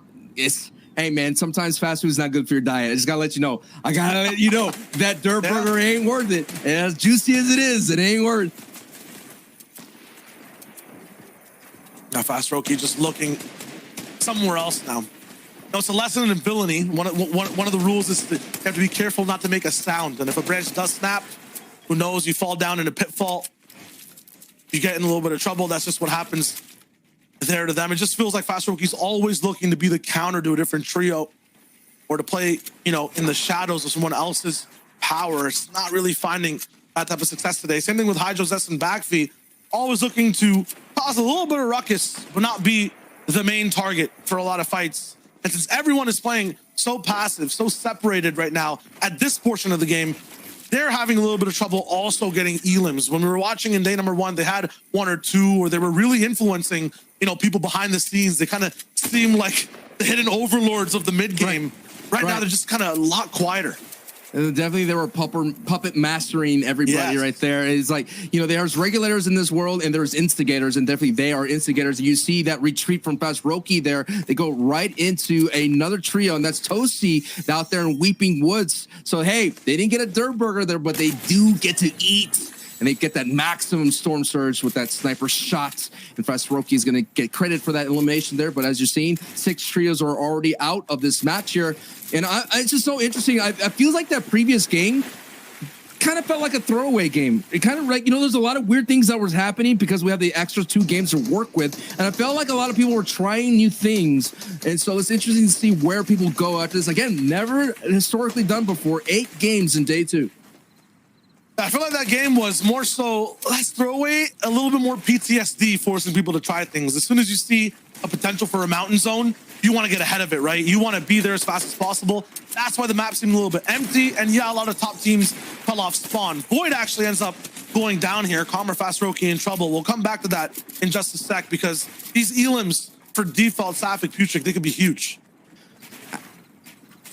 Absolutely huge, not only for their leaderboards, but for this match as well. Look at that. Very aggressive rotation coming all the way from Dirty Docks. They're picking up the pace. I talked about their woes in the semifinals, and they seem to get them better in day 1, and now they're getting really solid here in day 2. You're going to be able to try to pick up the pieces when it comes to Karma and Fast Roki. I'll go back to talking about, though, you know, the differences from last game and how trios are playing and now. I feel like, you know, going towards the left side compared to the mountains, everyone kind of has that normal game plan. You know, the fields of what to do, everyone kind of has a little bit of space on both sides of the Venn diagram for this zone on how to play. I think it's what those mountains are very tempting. You know, you aggro those mountains, those placements. You understand that once it goes around the mountains and up and over, you got to go all the way to height as the Swedes gets a knock against Rotary. And I agree with you. Once the mountains are there, it kind of throws everything out the window. Your game plan you have is just, as you go automatically to DEFCON 5. It's like, all right, mountain zone, we know exactly where we need to go. Yeah, this time, though, it's not going to be a big presidential threat on every single trio in the lobby. They'll have a lot of room to play, a lot of chances to get information too. Kiriachi with his high base can identify all the different threats around him, and sense that Kylie with these beamings on trees is looking for vantage points as well. What a nice shot too, that big UFO looming in the distance. Yeah, the mothership. Oh yeah, I was just in awe right here. The rotation, the warp rotation that we saw here from Savage. Savage is literally on the other side of Kirachi, and Savage just came. They move fast. They move fast. And think about it this way too. Kirachi started here, right? That's what I'm saying. And Savage is all the way in Steamy, and he has a better spot in this zone. But that might be also Sancho, right? Because Kirachi fought this game. He's never done that before. They kind of got into positions they haven't been in any game of the final so far. And they might be a little bit off center with better loot.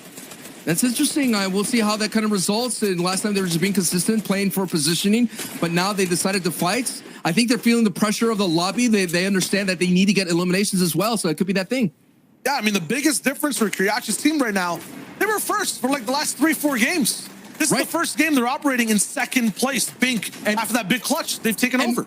And maybe they kind of poked the bear. I mean, Savid may take that personal and just try to go into these sludgy swamps. So they got to be careful here. You may get those 6 points there, but is those 6 points worth it for the long run? Because again, you have teams like Stompy putting on a show, and hey, Aqua's still there. Even though they were in shambles at that other in game, Aqua got some valuable eliminations, put us a couple points on the board, and got some great placements for his team. Running back this time too. This is the most concerning thing for me. Seti, Kemi, Teak, historically one of the most consistent trios of the region, struggling with Surge once again. Wow. In terms of landing somewhere mid-map, kind of a little bit on an off vibe or off center in terms of getting positioning in this zone. They're always ahead is what I'm trying to say, and it just seems like they've been a step behind this entire finals. Looking to actually equalize though. They're pushing back. I think he's also suffering from Surge. So they need to land a pump before he gets taken out. 100 above now, it's enough for the moment, but you'll watch that number go down so fast. 73 teams still in the lobby. This kind of feels like a fifth zone right now, but it's only the third. Yeah, it's been happening the entire time, but pitchers are definitely, more, pitchers describe 1,000 words, and this is what I'm saying. This is what's happening to them. Every time their rotation, they're surrounded by people who need Surge. So they get pushed and they're always on the defense. It's a two-sided coin for them, and it's not a good coin. Either they need Surge or they're surrounded by players that do need it, and they get pushed and aggro. So that's what's been costing them their run, and you're right here. That is why they're not doing well as expected. They're always caught in some type of Surge black hole, so we'll have to try to get toward a different side of the galaxy, different side of... Yes, I agree. Now, expert right now, oh man, this is tough.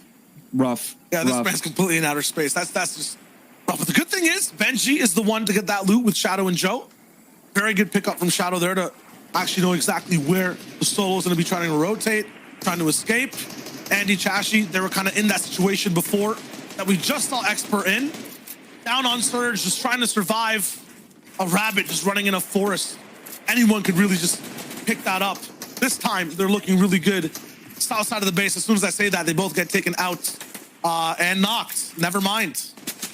Hey, it happens that fast here. But just to talk about Benji, Joe, and Shadow real quickly, they're making dead side rotations. That's what they're doing in day one, and that's what I mean. They're primed to make a decent run here in day two. Their dead side rotations were on point, and they were always at the end game. Now they're going to push their way clean closer to center. There they are on your bottom mini map. There are those blue triangles right on the edge of this here. But let's go back to Sapphic Patrick and default here. I thought they were able to move. This is something that's been happening in EU. They just go to the edge and stop. If they took the time and maybe get a little bit more center, look how free center is. If they could just keep moving and not stopping on the edge of the storm line. I mean, the issue is in Weeping Woods, this forest, it's really hard to navigate. Lots of space. It's not that traversable. Low ground's kind of really weird. And so many people are set up on hills or trees or vantage points you can't even see. So as a result, Sapphic trying to deal with stuff in front of him. He gets pumped in the back while trying to rotate. This is just tough. Even with Peppers, I mean, I guess they're saving it for a different zone. It's cost them a lot right now, and no one can really push all the way towards the center. All the people who are coming from the outside in, they're stuck on zone line. The only people at the center of the zone right now are the people who started there. This is it. It is about a minute until zone closes here. And where Zone 5 goes, that's going to be huge considering Logjam has been in this entire time. So, you know, Kirachi has been vibing, and he did get some good Storm Surge to initially onset his hold there. The question is, will he have the beams as well? You've seen Jackie come out from caddy corner, their head in position. You see Fasroki there, who's been all over looking for Storm Surge, only down to a duo. Now you have Kemi setting Teak now, and better pastures on their own tarp. And look, no neighboring people. So when it gets to that 50-man surge, I think they're going to be a lot better onset. But the question is, we already saw them on the borderline. They need to get tags right here. They need to be aggressive and open up those edits and make sure they get those beams. Yeah, the win condition right now for Steady Cammy's just staying above surge. If they survive, they can play so well all the way towards the end. They're always consistent. It should be below when the update comes in. They need to land a few shots here or there. Sancho, absolutely correct. The other big thing too with this zone, I mean, it'll happen in about 2 once we start moving, but so many teams, you mentioned it, like Kiriachis, have been sitting still. Even Steady Cammy teams, they haven't moved around that much. Everyone has so many mats, and with trees kind of separating low ground and high ground, you can see it the whole way through. If this zone goes straight into the forest, there should be so many different fights for height. Kiriachi has so many mats left. Savage has barely even used any. All these bases have just been sat in the entire time. Everyone is waiting to be the king of this lobby. Every time we drone over to Aqua, this Tayson is always at their feet. It's just always happening, and they're always jockeying for position. You have Nebs right there as well, kind of trying to assess you with those metal ramps. And of course, you have Kirachi, who's been on the high ground this entire moments here when moving into the end game. But Deal Aqua and Noah Riley are in 3rd place right now, really consistent. Yeah, and you can see the battle between 2 big bases. Who's going to the high speed? Wow. Mistake from Vadil, but he has that medkit. He has the minis to get back. It's this trio and Kiriachi's in the distance that have the highest bases at the same elevation.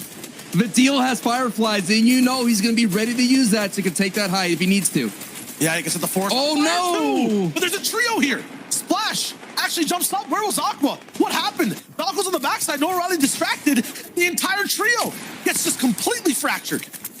It was all of a sudden a flank from the backside there from Mawaka and Splash and Co. And they're able to take away this high ground advantage, but it doesn't matter. Zone 5 goes south here. But right now, our 3rd place team is in shambles, and they were already below surge here. And this might be it. The swan song is over for them temporarily, but Splash and Mawaka and Koro put a huge wrench in those plans here. But all this structure here has to move and rotate, and they have to go down south, and that just means Kirachi has the advantage, but also Nebs as well, as you see, are now going to rotate around. I like what Benji, Joe, and Shadow are doing. Last time at this moment, they were start cranking up to height or like ramping up to height, but electing right now to stay on the ground, which Benji has a lot of experience being a low ground fighter.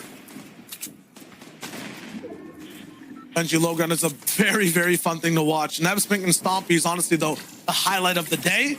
They're not even at highlight yet. of They're the gonna year. Survive. That's actually up for contention. There have been some crazy plays. That there. one was nuts. No mountain for them to climb, though. They're going to actually have to just stay on top of the entire server. First place is where Big Nebs and Stompy are. Kiriachi in second. First on low, second all the way on height, and third we just saw fall. So it'll be a battle of 2 Titan trios looking to take that lead.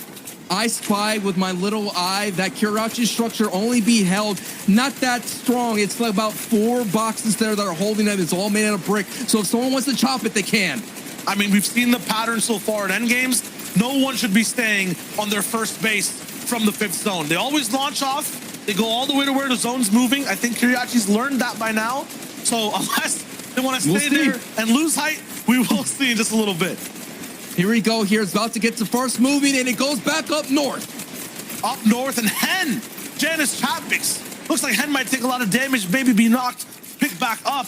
But Splash is really putting on the pressure. Now everybody's got to move out here, and all those people that have that advantage or high ground are going to have to rotate out here in about 10 seconds. The Storm is about to push everyone out of this area completely. Nebs, Pink, and Stompy now have 3 eliminations. So even though if they go down, they're about to cross into the placement threshold, and it could be one of those matches that you need if you're holding on to first place. Just don't go down at this point here. Try to get to the top 10, and this will be definitely a W of a game. One of those moral victories here as it go for the pad.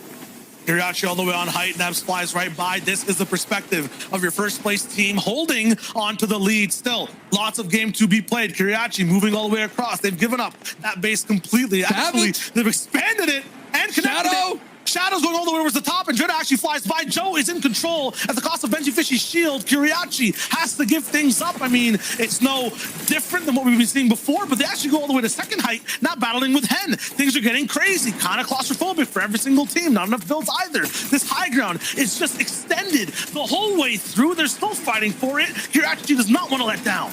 There's not a lot of air up here. It's getting thin because there's so many trios up here taking up all the oxygen. And Joe, Benji, and Shadow here are breathing the finest Pierce air at the moment. But look at Queasy, Trilix, and Jerky getting in position.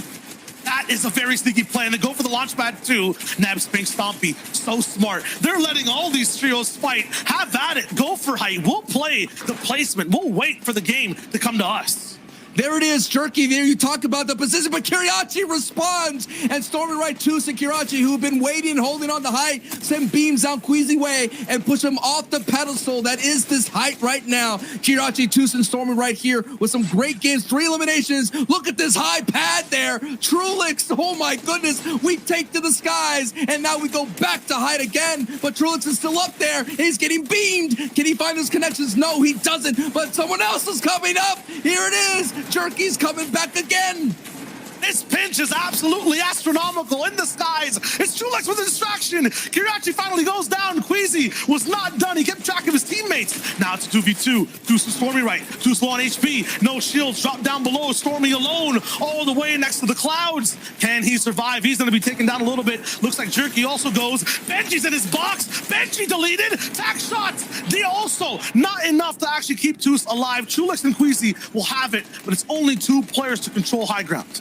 It looks like Shadow's going to have to go solo. Hen, who's been a solo for a very long time, is still on his feet. And Alex Vino getting some eliminations in the feed. Hottie, Elocrest, and Tripper, who had a great day 1, could take height, and they are looking for it right now with the chop right there against Trulix. Deceptos here on the other side.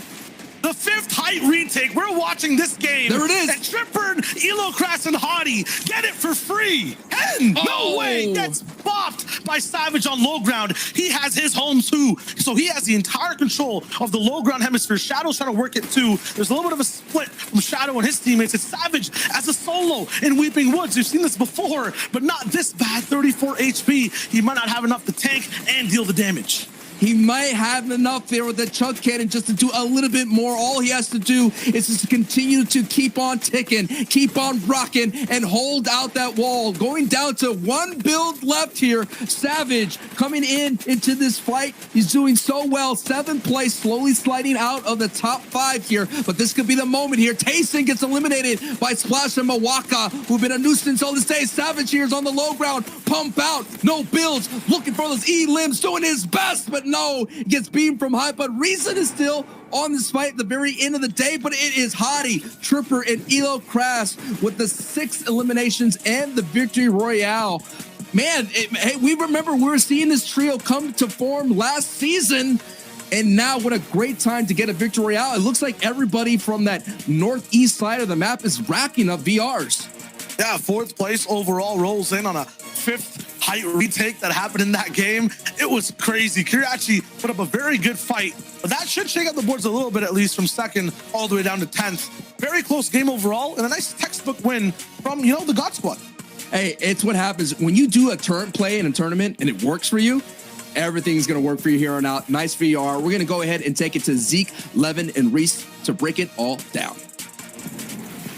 Thank you guys so much. Game number 7 on the day, but game number 3 specifically of 8 for happening today specifically. My goodness, my words are about as jumbled as this last game was. Tripper and Elocrat's Hottie's 6 eliminations and the VR. But guys, there was so much more happening. Andretta sitting on 6 eliminations by himself there. And then Reason getting to make it into the top 3. Once again, the victory royale is going to be super pivotal for these teams trying to claw their way back in a top 10, even top 5, right? But there's still all these other trios where you might not see exactly what they're doing, but they're operating in the shadows, right? They're trying to get these eliminations. They're trying to be consistent with that placement. And right now it's working for them.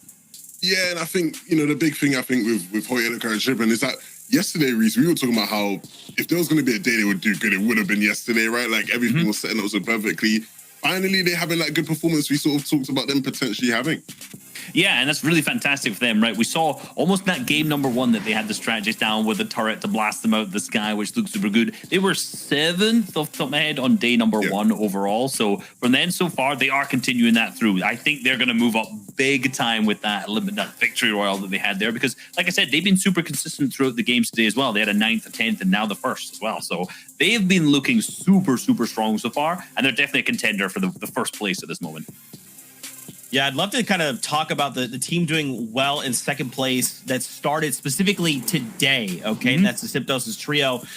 They are looking pretty good right now, friends. Yeah, they're looking really good. You can see they've actually got the most points today now, right? So they've now overtaken. So they're Floki commit to Symptos. You can see them on this west side of Misty. Yesterday, they were getting bullied by Andalex's team over here, but this is kind of the stuff that they have to deal with in the early game, right? Notice that Queasy has landed up on the Guardian Tower near where they're dropping, right? Which leaves Floki Clement and Symptos with barely any materials really that they can work with in terms of chest, sorry, because they only get 11 in that west side. So for them, they have to find out a path to get some form of loot, right? So you see them trying to rotate up to the north, and this is what they got to deal with. Queasy understands that they're going to take this rotate. He goes for the Storm Surge tags on them, and they're getting obliterated. This is already 50 of their shield gone at that moment too. But not only that, Art Skill goes with some absolute laser eyes from this distance, takes another 50 damage as they're rotating at the same time, and Andalex and X2Es are all focusing on them as they make this rotate. So given the circumstances that this team is currently in, that Floki, Clement, and Deceptos are in their early game, only having 11 chests, the fact that they have gained the most points today in the 3 games is absolutely outstanding in all honesty, and that has pushed them up into 7th when they were somewhere in the 10th till 20th range at the end of day number 1. Yeah, actually, man, when you frame it like that and you see all the teams they're having to deal with, it is insane. But look, you can see Pink, Nebs, and Stompy sitting in first place with a 5-point lead, which isn't much, but it's a lead nonetheless. Hottie, Elecras, and Trippin with that Victory Royale are now sitting in second as well. And Rescott and Jera and Mr. Savage, we saw win a couple games ago in third, but it's still very fine margins towards the top. Still not much in it, and, you know, with Vino tasting a reason, seeming to be in a bit of form now, Hendrix and Chapik still kicking it. A lot of the top contenders are finally starting to find a bit of a rhythm now, Reese.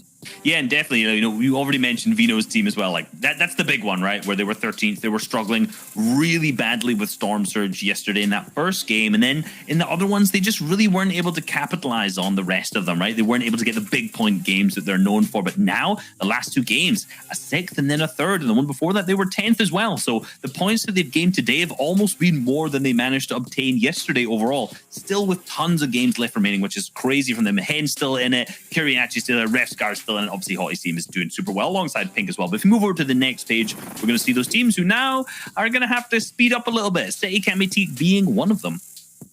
Yeah, and as you can see, right, you know, there are some teams here on this page who, you know, you would expect maybe to be a bit higher. I think when you look at last game in particular, you know, Benji, Shadow, Joe, those guys, there was a stage where they took height. It seems like they're falling victim, right, of, you know, one of the many teams who looks to try and take height, but just isn't able to hold it well enough when it counts. And so they're struggling there. Queasy, Trudix, and Jurikyu probably feel the same, right? They've had their stretches in that period, but generally, things are starting to shape up how maybe you would have expected, right? A lot of the top dogs really getting involved, and it's making this finish a lot more interesting.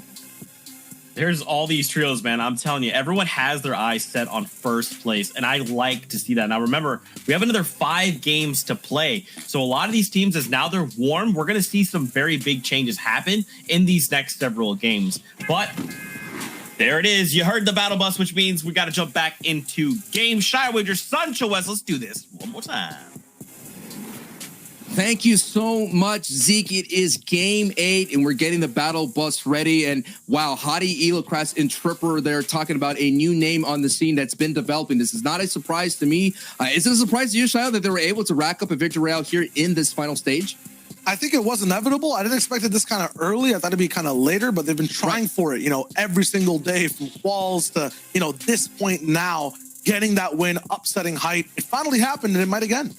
Yeah, and this is what we were talking about. Tayson was going toe-to-toe against Elecras during the last season. We're just seeing what kind of moxie that trio has in Tripper there. And they've been doing really well, third party into Steamy Stacks. But here we go. This is basically as if we're getting into, we still have so many games left to go. So nothing is guaranteed. Do not write this game off. There's no champion yet that is going to be in the running. I mean, this is what's so exciting, that so many people are close. And hey, we already seen a big 50 bomb throw down by Aqua's trio. So all it takes is a huge pop-off game, double digits, and the victory round. And we're just seeing right here, it is possible, as Buzz, who did make it to in-game, now goes down to Psy, which it looks like to me, it looks like Psy's trio has moved somewhere else.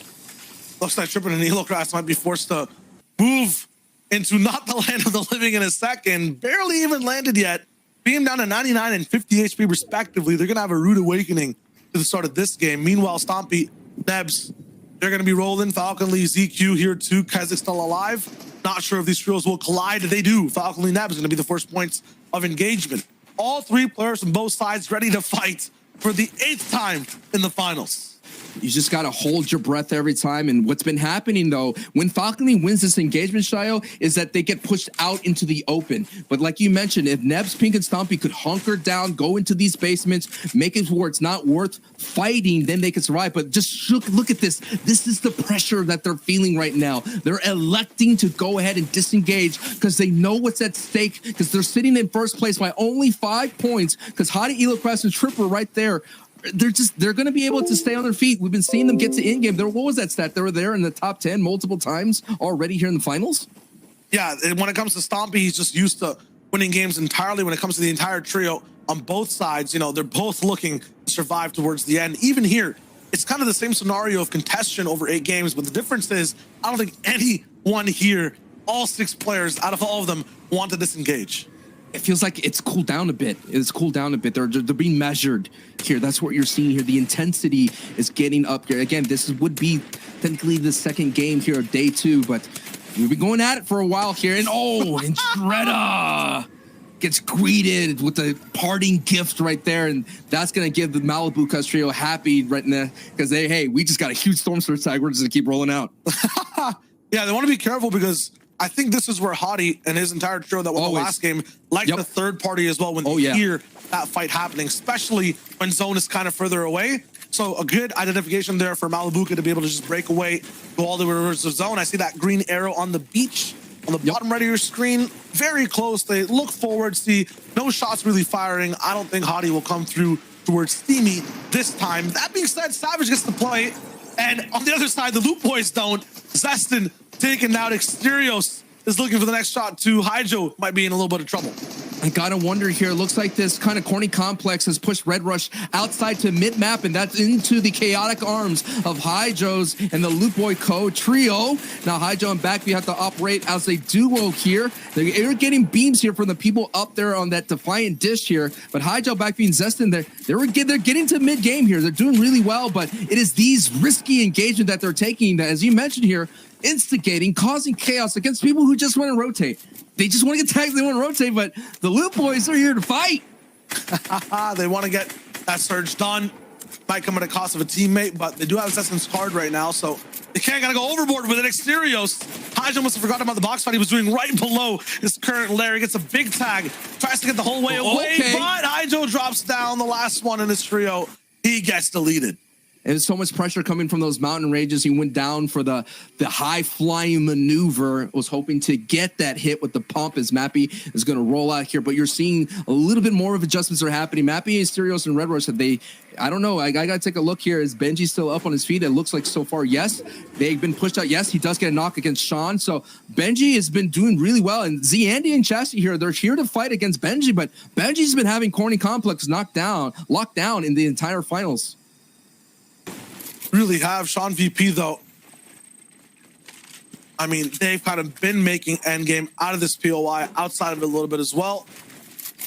They'll be stealing a little bit of that power away from Benji for now.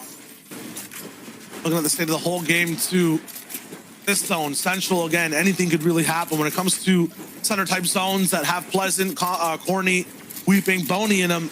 It's just kind of a game of control, and a lot of people get to play at the same time.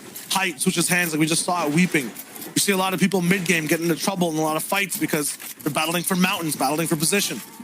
And this is zone 1. It is center here. So if you're Genesis and Chapix fans, they're up here. They've been making these rotations that goes all the way towards the dirty dock side, and they kind of hook into. But every time they do that, yeah, they're getting a lot of eliminations, and that's why they were averaging the most after day 1. But it really cost them their placement that they're known for. And that is a trio that's just slowly there. They're looming. They're in the shadows. They're in 6th place coming into game 8. And you're just waiting for them because, again, one pop-off game and you're there. There's the people at the top of the board. They're being contested. Who knows? Hottie, Elo Crescent Tripper could get dunked on at Dinky Dish, or maybe they go for a third party. Revscar being contested there. Steamy Stacks. Kirachi may be contested with 7. So the opportunity is there for Genesis and Chapix to win another FNCS championship. Definitely is, but they have to put in the work to get all the way back towards that top side. 6th place currently right now. They have a lot to do in terms of jumping into first. They have to be even more consistent than they are right now. For Pink to hold on to 186 points, that 10-15 point lead reduced to now just 5 ahead of Hottie, Elo, Kratz, and Tripper. They're going to be going right past Rito Row a little bit, attracting the attention of Miknup, who must have won. And the entire trio eats another sniper rifle shot. Before it was Stompy. This time it's Pink. They don't have that many chests to work off of because remember, they disengaged, never even won the entire fight. So all the damage they take, it'll actually hurt a lot more comparatively to other trios. And Sai's trio has decided to go from Rito Row over to that Defiant Dish where Ingram is. Ingram has not been doing well when he's contested. We've seen this time and time and again, even in the qualifiers and semifinals. So they're going to have a little bit more power against Stompies, as you mentioned, because they kind of retreated. They disengaged here. So this is a crucial juncture for this trio here if they want to hold on to that number 1 spot. There's still 4 games to go after this. They'll have to hold on for a long time. Just hold on. They would just want to go home. You know what I mean? Just hold on. They want to go home. That's what they want. Reason, Taste, and Vino, I feel like this is the biggest surprise of the day overall. We were expecting a lot more domination, a lot more, I don't know, loudness in the conversation when it comes to playing for height, when it comes to being active at endgame, but it seems like they're just looking for clutch situations, looking to fly by. And right now I'm looking at Nebs, and I'm kind of worried because there's 3 teams around him, and he's got no shield. No shield. And this is it here. Stomping Nebs in Pink. We were talking about them earlier. Now they have to survive this juncture right now. And Red Rush mapping his serials. They're here to put a little bit more pressure into this fight. It's a little bit more messy here. And you don't want to fight around that upgrade station because sometimes you can't build to it. It gets a little bit weird. Nebs, Stompy, and Pink are going to retreat back into metal builds here as the Stereos, Red Rush, and Mappy here are going to go ahead and pick up. Making up here and Sai is just has to totally disengage and get out of here. Now, quickly before, you mentioned Vino, Tayson, and Reason, right? They are at least, they're turning it around. Past 2 games, 6th place and 3rd place. So, hey, they're putting it together. They got about 94 points. They're doing a lot better than day 1. Usually ramping up for something good. The only issue I have with that team right now is they don't have, like, you know, that big power game coming in. They've kind of been just in the shadows. They're picking up a lot of the scraps overall, but to win EU, feels like you might have to have, you know, that one victory royale that really puts you all the way up in the lead. Sai getting taken out. I don't think by Stompy entirely. We'll see with the Spump right here because I didn't see the knock. They'll shake down to have a little bit of an idea to see where people are. It was Pink. Yep. Now Micking Up might be hunted down in these builds. What a great response, though. They were in a tough spot. They were hunkered down in their builds and metal, retreating, but with the power, I believe they have that chug cannon. They were able to respond, get back into fighting health here. It's going to go for the edit through, trying to push through, and yes, pushes him right into his teammate's hands there, and Pink cleans up that engagement as well. It was so funny, you know, again, I was going to social media to see what Stompy would say, and Pink responds, I helped carry him there. So that's what you love to see, teammates going back and forth and having fun with it all. But right now, we talked about it, that ultimate third party. Now it's kind of bled through these rotations right now, and Savage and Greg's are like flashing with top 2. Yeah, they are, and Hen's also inside the conversation. I don't think Savage knows there's a trio right behind him. The beam will come through as he tries to farm up a little bit of metal for that end game. And now Savage and Jura Revscar, they understand what's really at stake around them. They're pinched between 2 teams that really like to get all the way towards the end when they play for Search. The gravity of the situation is getting thicker. The air is getting denser.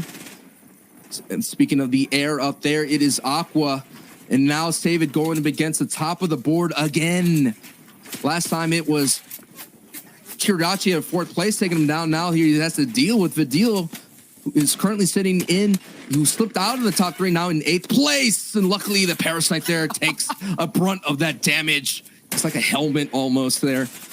That's just a great way. I really believe as well, speaking of the Parasite, is you know, Benji's great run in that opening qualifier had a lot to do with the Parasites. Remember, they were a lot stronger. Now they're balanced, and a lot of their movement and a lot of their plays that they made in those box fights were because of the Parasite's strength. So we'll be interesting to see if Benji could kind of get back into form without that advantage. It'll be interesting to see if this is also going to be a swing game for Vidil, O'Reilly, Aqua. Although they've been, you know, somewhat consistent the entire day when it comes to getting towards the top. Even yesterday, playing very good games, having wins.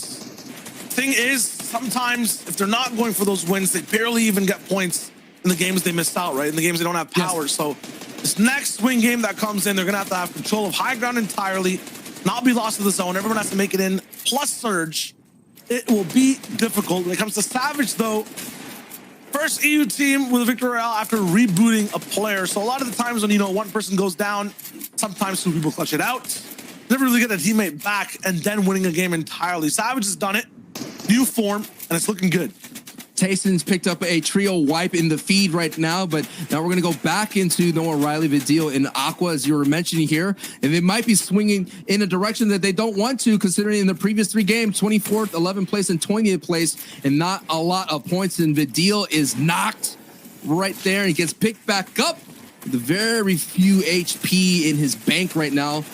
Oh no! Oh no! Where did that? I think that was glide. Was that a glide through? I heard it glider for a brief second, and the hole was open, and they went down the chimney. And it's not Santa Claus giving out gifts; it's pain that's being dished out. I don't think Aqua even planned for that. I just wanted to retake. Absolutely perfect timing.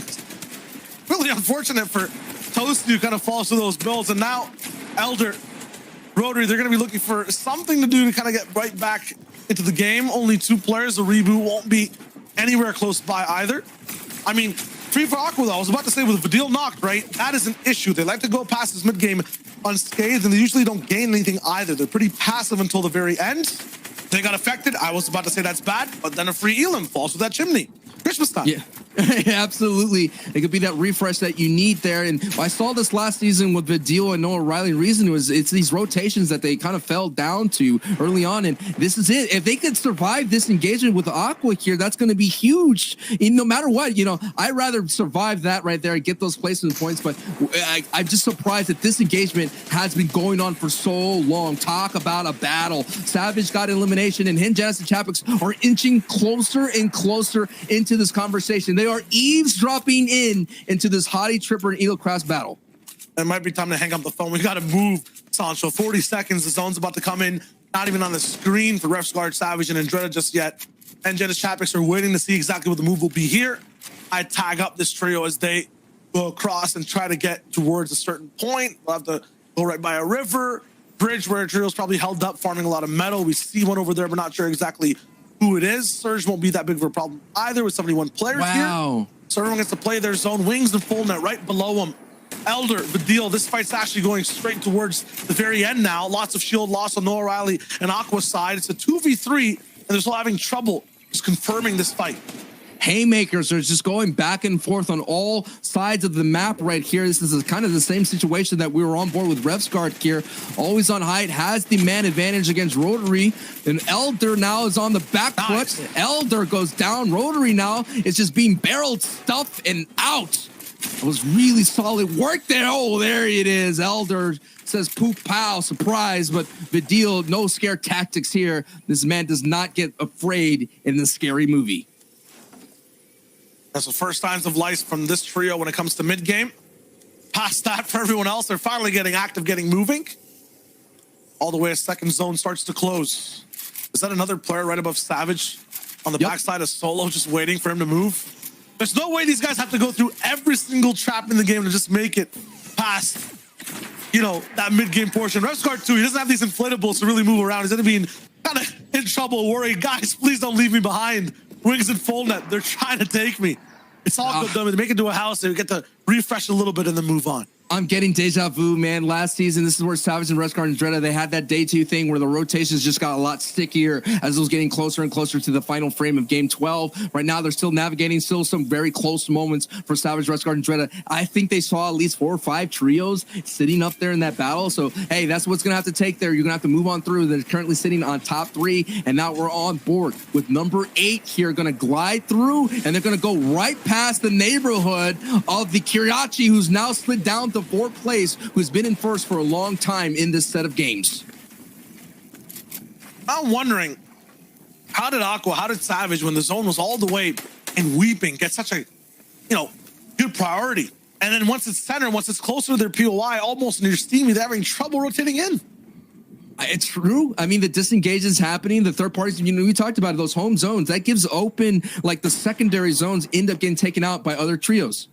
Absolutely. And these kind of relationships between trios are also forming. You just saw it on screen right there. Aqua versus Toos. These guys have been side by side the entire day. We talked about it a little bit on top of show, but somehow landing on opposite sides kind of each other. They still find a way to meet up, battle for the same positions, go for height overall. Both have had experience being almost in first place when it comes to Aqua's standard, and Kiriachi before was in first. Now they're kind of closer to each other. Kiriachi, 4th place overall, Aqua 8th. The same basis side by side. Safik, though, just got picked up. Service catching up. Look at the HP soon. There it is. And the med kit popped off. Default's to be affected. Their fighter is down for now, but this duo can still clutch it up. You talked about people being close to each other, and Safik and definitely Malibuka are going to get a lot closer, because I think Malibuka is making adjustments and pushing towards that Dirty Docks area, considering that he is being pushed out as Steamy stacks there. There goes the launch pad. They're going to glide on through. Hopefully no eyes are looking their way. Now you talked about the fighter defaults out, so it's up to Safik and Putrick to get closer into the zone. What a great glide. No tags their way, and they're going to have the ability to walk on through. There is a little bit of pressure there, but here it is. All eyes are right now on Hottie, Tripper, and Elocraz, the ultimate third party, the instigators here, feeling the pressure and feeling the burn now. And this is what happens when you're sitting on top of the board of the FNCS. It gets a little hot. They're right now in maximum overdrive, top 10 in the last I 6 like games. that. And at the same time, the biggest thing is that they're taking out all these kind of, it seems like newbie third parties coming in. They're kind of sure of they want to maybe affect other trios. They want to take a few shots, indecisive. Hottie, Tripper, Nero Class, they come in, they know how to third party, they take them out, take their position. Now they're the ones bullying Mr. Savage. I always love metaphors in motion, and the fire was at their feet, and they doused it out with a chug cannon, but they have to deal with Storm Surge, considering that they're below it. Now we're on board here with Safik here, who's been in the scrum here. No, Storm Surge not acting at the front door, but they could be easily be eliminated as a knock from Noah Riley comes to V7 Tour, as gets a full trio wipe against Malibuka. There, Safik has been eliminated. That is your 9th place team going to this fight, and looks like Savage gets knocked by Hottie. It's been a long time coming, but now Hottie gets traded out. Yeah, it's going to be Vino, Tayson on the backside. They're paying attention to every third party now, trying to get their foot inside this entire 12-game series. And Refsguard's taken out too. So I was calling it. Elocrats, they like to push the pressure. They want to get serious with the third party. They started the fight though, and it's Tayson actually that has the advantage and cleans everything up. That's 2 and 3 ousted right then and there, and Tayson is going to have the spoils of all the loot, gets rewarded a chug cannon. And hey, one of the famous sound bites in video game history, they're heating up at the right time. Yeah, we'll see. Vino, Tayson, Reason now overtaking and possibly right close to Kiriachi in 4th place. Pink Neb Stompy all the way up in first. Also looking, this is going to be the perfect game for them to further their lead. Have to deal with Aqua, that was on a very good side of the zone right now. Trixie, this is not going to be early game. You can't just roll up with a pad on trios, get some free points. As a solo, it's tough. Hengen is Chapix, though. They've been looking really, really good this game. Slightly deceitful, too. Right now, they have to try to stay invisible as Hen goes back and forth, gliding by. Low cost to actually live, though. A lot of the times people get knocked and then revived. He looks to just get in with 56 HP. Janice and Chapik should help him out with his pressure, but they're nowhere to be found. I think he kind of took the wrong plane to get here, Sancho. He's by himself. Hen's been in this lane before. We've seen Hen who gets lost and gets separated from his teammates. Now they kind of get all back together. And this is what we're talking about. They operate really strong as a trio, but even if they lose a duo, they go down to the solo, they do very well here. And they have the ability to get those impact placement points here. But we're getting into the end game, and the big names are making an appearance here. Tayson, Vino, and Reason have 5 eliminations walking into, and they have about a mid pool that they go to get the front side of the first moving in zone 6. There are also 2 of the most active trios on the map that have had a lot of information and a lot to say in third parties. Yeah, Tayson, Vino, Reason, that's one. The second, I feel like, is going to be Hen, Janice, Chapix, who's just been looking for any type of play to make the entire time. The other side of the coin, though, the passive ones who've just kind of been waiting on height. They're not roaming around on low ground looking for third parties. It's Kiriachi, it's Aqua. They're just waiting to see exactly what they can do. Stompy is also in the fold somewhere. Tayson, Vino, Reason, though, they got to fly. Information aside, it's time to play the game. All right, there's the Storm Surge, and there it is. Everyone's flying over, trying to get to the front side. Janice is there on the front side. Diablo is up there, but hey, Queasy Jerky are still up on their feet, and Vidil gets eliminated by Karma. Oh my goodness, we're going to have to see if that is going to be a full wipe from them. Now Noah Riley goes down. Stompy gets knocked. That's not going to be good news for them. That's going to be a good opportunity for Tayson, Vino, and Reason to move up the board quickly. Beef in the Storm looks like they were not able to catch the pad for this rotation. So first place is down. Now Kiriachi, Tayson, Vino, Chapix, Hen, everyone that was waiting in the fold is looking to have a seat at that top 3 table. This is it. It's time to eat. The dinner bell has been rung. This is your time to get fed and get your stomach full of Tayson, Vino, Reason. We've been waiting this entire day, this entire weekend for you to show up. And right now, you are showing up at the right time. But Cammy Sedetik, who have been all around in the business, are now in the front side going on to the dead side rotation. But Nebs, Stompy, and Pink, now Nebs and Pink are working as a duo. And this is it, Pink. You're gonna carry this to it. You can do it right here. And this will be the first match to get some great eliminations. I thought that Nevs and Pink might have been out for the count, but they're actually still alive. So first place is still working on big defense. Everyone else has to hold on for the moment. Nevs now with 2 elims. Stompy clutched out 1 game for the whole team. Pink had a very good supporting play, and Nevs did the revive, but now it's up to the duo that didn't get any of those elims all the way back 2 games ago. Can they clutch it out and keep that lead at a very big distance? Teak and Chapix clash on the low ground right there. They're both on opposite sides of the low ground. Again, Jerky, Trulix, and Queasy sitting up the high ground, but we have all our eyes on Tayson and Pink's trios. Oh both of them doing oh well. Oh my goodness, Tayson. You almost put that man in a highlight. Matzo just avoids being clipped. And now Tayson has a taste, and he's going to go down and keep pushing towards the low ground. I like it. He's cutting off a lot of people, but he may have taken a big bite right there and gets clapped out of the lobby. Down and out. Finally, though, Reason actually finishes the work that Tayson started. Picks up Matzo all the way in the back, who was running away right before. They're going to be operating this duo as well. Lots of trios losing their leaders, the clutchers of the trio, and have to operate just as 2 members looking to build that chemistry and try to just stay in the lead. Chulex, Squeezy, and Jerky, though, they're alive sky high, waiting to see who is going to be the first one to rise to challenge them. Big shots over by Reason. He takes out Janice and another 2. Still moving forward. Vino is alive at the same time. 4ZR is taken down in the feed. They're going lower, lower, and lower, cutting off a majority of players. But once again, just like Tayson, Reason bites off a little more than he can chew in the face of 2 players. He gets knocked out. There's only one strong trio in this lobby, and that is Queasy Trio, the defending FNCS champion, who already let one slip away. But Andalix here is deep into the storm. Talk about some heals popping off right here. He may be able to sneak up to height, and if this happens again to Trulix, runs out of time. It's been clocked. Chassis, Andy, Sean VP. We've seen Andy put on the highlight. We've seen Queasy on trio be on the wrong side of the highlight. And this cannot happen again. It's a 3v3, high versus low. We'll see if the Reboot Warriors can win another game. Can Trulex, Jerky, and Queasy hold on and actually secure something when they have a lead? Kind of running out of mats. They have some control. It's just beams from both sides. Everyone's abiding their time. 26 seconds left on the zone 2, so the worst thing possible is what's happening right now. Jerky taking free storm damage, down to 11 HP, can only really survive 2 more seconds in the storm. Look at the health of this team down below. They can actually just stall this all out. Every mistake Jerky makes, all these builds in front of him, they can actually prove to be disastrous. They have to really farm out now. They have to get ahead of the zone. 6 seconds still left. Jerky, he takes another take. He's down. 2v3 now. Height at a slight disadvantage. Chashi, though, he goes down in the feed. Andy, he's going to go all the way back. Looks like he has a little bit of heals to work with in this game. Another member down. Andy, last alive. Nice. The Siphon on a Chulex. That might be enough. The Reboot boys, have they done it again? Queasy's healing. Andy finds him. One pump in a dream, but it's not there. Snap back to reality. It's Queasy, Chulex, and Jerky for the win.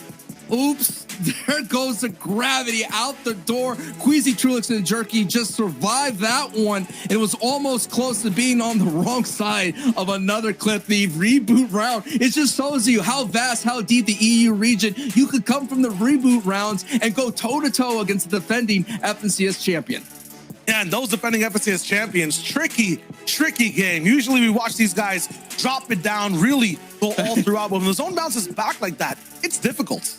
I was sweating bullets, man. I was just like, oh, not again, not again. But yo, Zeke Recent 11 will have more for us to break down and show us what's on the leaderboard.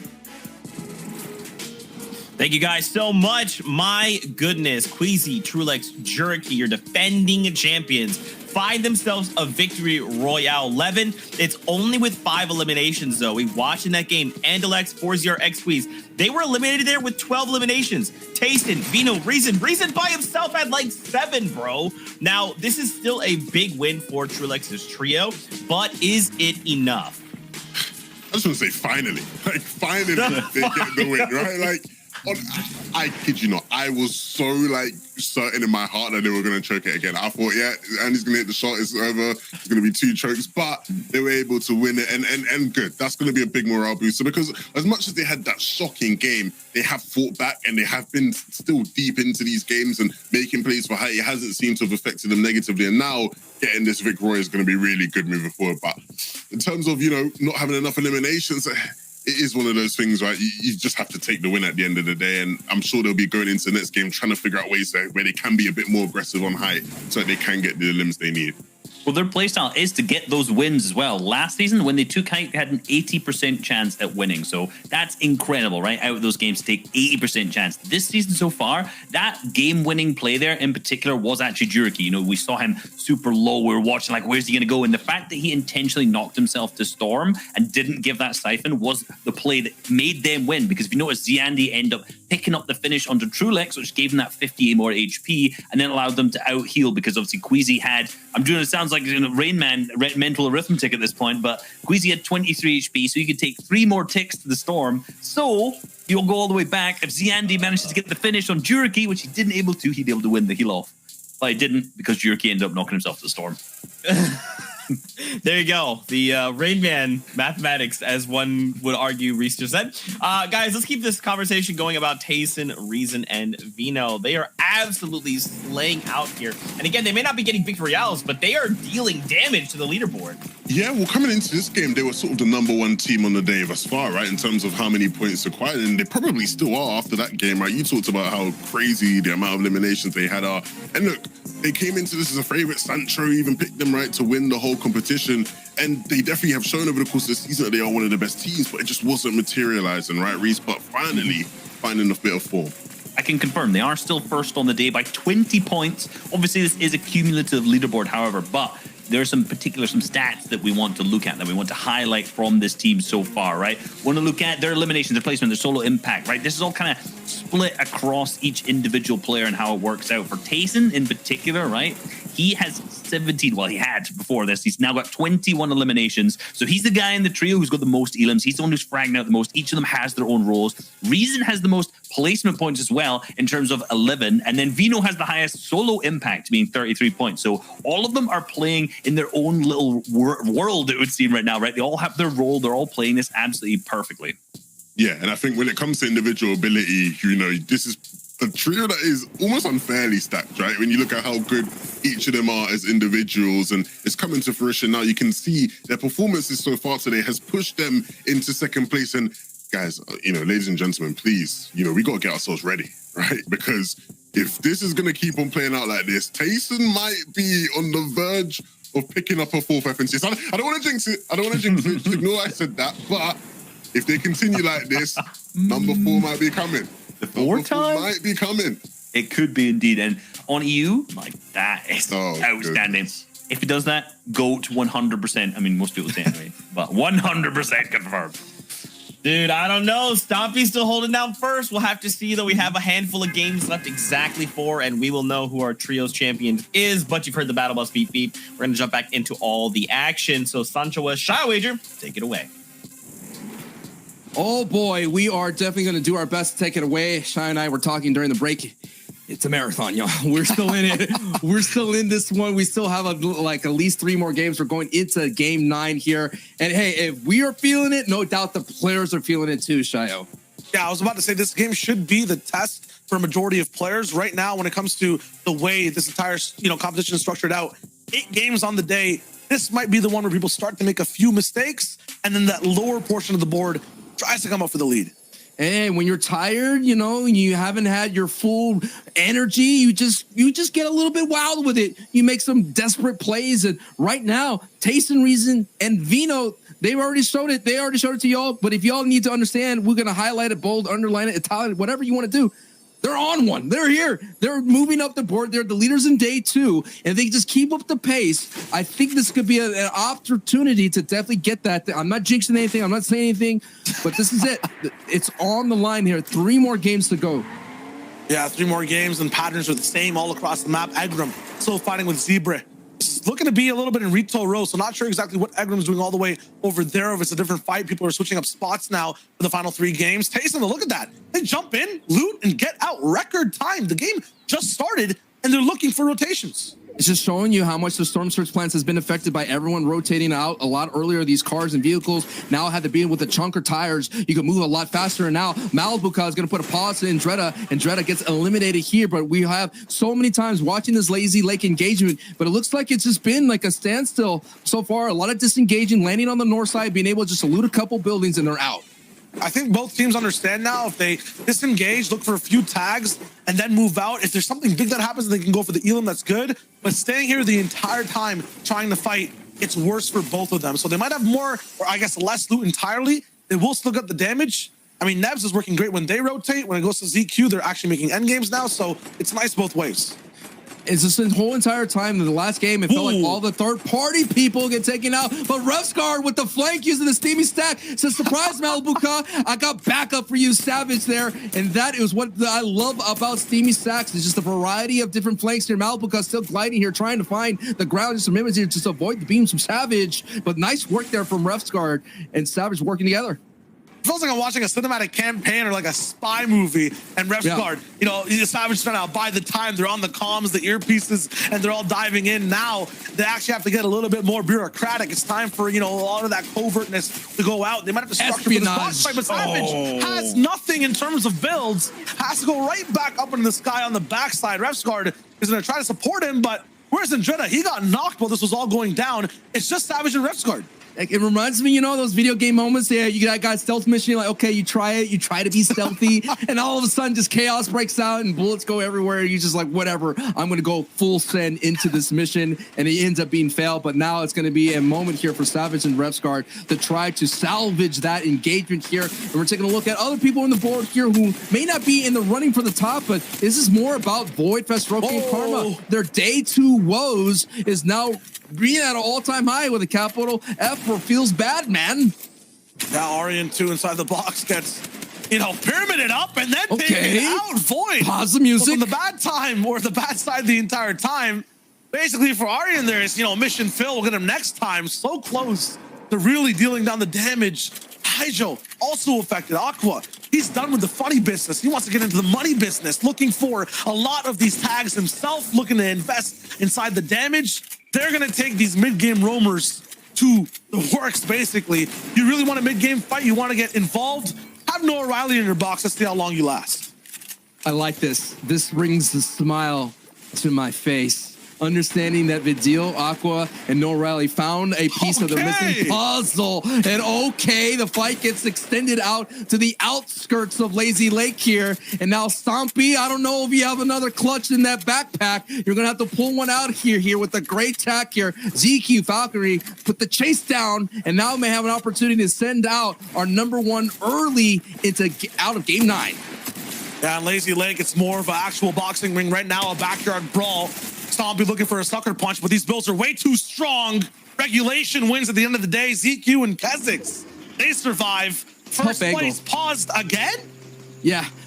Paused again, but who is now on full play to their old hits. It is Janice Chapix in hand, making that rotation finally into the formerly known as Stealthy Stronghold. This is what I've been waiting for this entire time. I've been waiting, calling it out day one. When are they going to execute this strategy? And I'm thinking it's because that Wings trio is no longer going here. Is Doko coming from Coral Castle is rotating through. I do think maybe Wings is those pink arrows there, but I like what I've seen. If they could get this done, that could be that Storm Surge enough for them to give them that mobility and freedom that they enjoy when it comes to those mid to in-game rotations. That's been tough for this trio the entire day. We'll be actually battling Janice Chapix in this one too. Kind of overall 24th place. Looking at the game so far, you know, there's been one. The second game they played on the first day where they actually really made it out of the early game, and Dako had a lot to say in the end game. They keep getting held back. Artskill is here too. He's going to be stopped. So many different teams. This is just chaos at the start of the game. It's very chaotic because Artskill, you were landing all the way south, and now you're here back north. You might have migrated too early. It's not your time. I'm telling you, right? This is the difference. When the last 3 games, people start to do different things. They start to get maybe a little bit exhausted. They go for plan Bs and Cs if As aren't working out. And sometimes that plan B goes straight over the Janice Chapix in hand. That is not what, you know, the strategy usually is for a lot of teams. They don't end up winning out in that angle. Even there, Flecken with a beautiful flank shot only really lands 1 AR tag. Janice responds with equivalent damage. Now the pressure comes in, so a beautiful drop down there back with the same team and all his teammates. Pressure still coming in. They have a lot of mass to be able to survive this. They have the siphons from all sides. But remember, Stealthy Stronghold, that back wall, you can't break it. You can't build through it. Chapix Janice literally stuck between a rock and an impenetrable place. And don't forget, Doku, who is a great solo impact, is not going to go down easy. This man has about 9 different chances when it comes to lobby. He is the cat of the finals. And now we're looking at Asterios on the top right, making the rotation. This is another zone that we've been seeing throughout the finals here. And that means this is it. This is Tayson's time. We had a lot of home zones in day one for the Believer Beach trio, and they did not cash in at all. Reese talked about it in game 1. They went to the south side of Pleasant Park, and they got easily eliminated because of Storm Surge. But we've seen them how aggressive they are. I think this is it. This is their time. They can move up and get first place. They've moved out of home, though. They might have the best zone possible for their POI, but they're not even looting it. It looks like they're somewhere all below those orange arrows at Weeping Woods, maybe looking for some engagements. Meanwhile, there's a random orange arrow all the way towards the top near Stealthy Stronghold, wondering what's happening over there. Flecken, Gumu, and Dako, they're expending all their ammunition, trying to get these guys just absolutely fumigated outside of the low ground. I think that was a launchpad attempt or something from the side of the Guild Gamma boys. It's not going to be there at all. Looking for the shots. Anyone towards this side. Nothing. And now Janice is actually broken down from the back. He gets shot down. Falcon Chapix looking for the chance to actually bring this all back. He goes for the big pump onto Flecken and lands it. Gumu on the back. Big shot, but it's not going to land. He clutches up for the team, a 1v1 all the way down there. The Guild Falcon trio gets taken down. Not just any trio, a champion quality trio gone, eliminated in the early game. Their rise slows down, but Flecken is one of those trios here in the finals. Has not been an easy out. Every time they get pushed by the wing trio coming over into Coral Castle, they survive. And talk about a great survival right then and there. As now we go into the other side of the island. Elocrast, Holly, Tripper, can they hold on? 3rd place right now, and already they've been in scrums with Indretta here along these rotations. What's going to be their plan here for game 9? I feel like they have a lot more freedom in this game. That top left side of the map fighting for so long in Storm.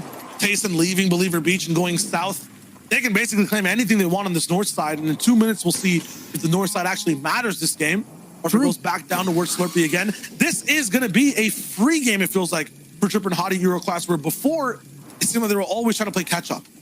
And I'm not gonna notice as well in the previous game, a lot of those third-party instigators were felt with a lot of force. You know, a lot of people were saying, "Hey, wait a minute, dun dun dun it." Nah, he's not gonna actually land it. Nah, he ain't gonna take it. Oh, it's wait a minute. I saw it too. I saw it too. Savage goes down. Chassis right then and there. that's going to be a huge development that we're going to see if we get our eyes on, because there's another development here that's happening. Benji, Joe, and Shadow are going against Tripper here, 3rd place, and now we're taking a look 4th place, maybe in shambles here. But this is going to be an engagement that Shadow and Joe and Benji want, and they're going to take the fight here. I don't know. They know that Tripper's chilling in this bush, and if Tripper just moves any more out to left and right side, and I think it's just a little too scary for Shadow. As we like to say in the Latin community, the cucuy in the bushes, so he got a little scared and he ran away. Yeah, it's going to be tough for these guys to kind of find out and try to get any shots when they can't actually see where Tripper and the majority of the trio is. As they move across. I was gonna say, can you imagine the comments? No, it's not worth it. No, not worth it. Let's get out of it. Let's get out of here. Wow, man, I just can't believe that they were just one too confident in that fight.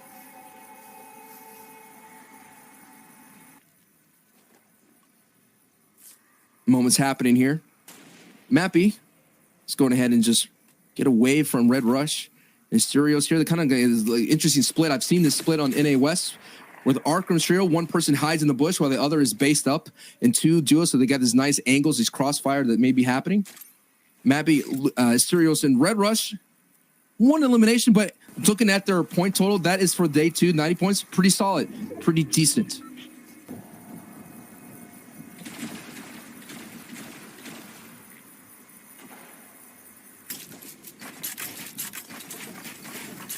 You can see the different levels of engagement too kind of change between all trios.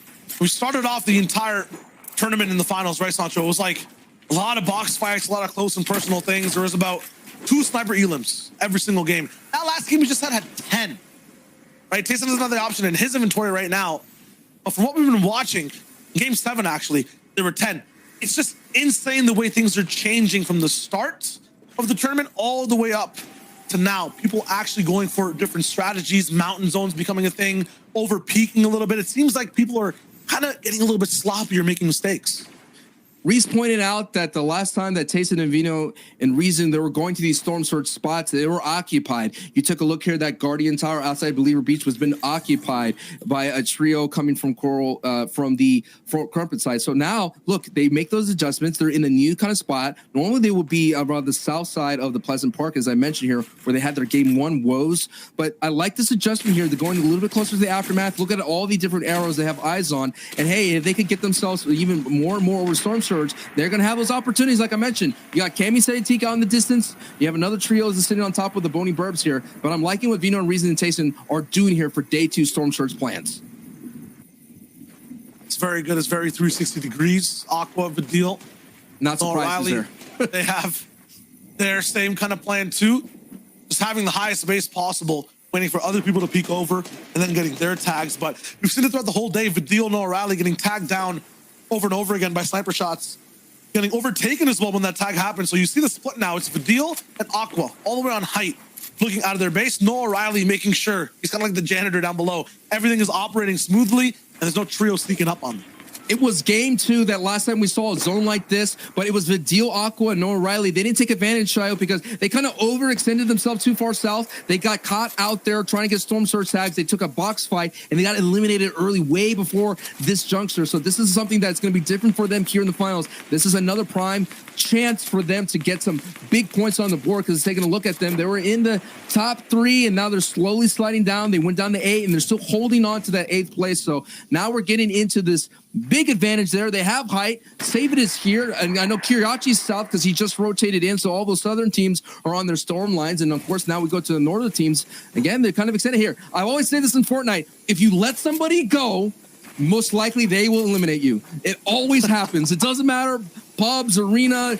It doesn't matter even in Team Rumble. If you let someone go, they're going to find you eventually. So that may be haunting to let that disengage happen from Benji's trio.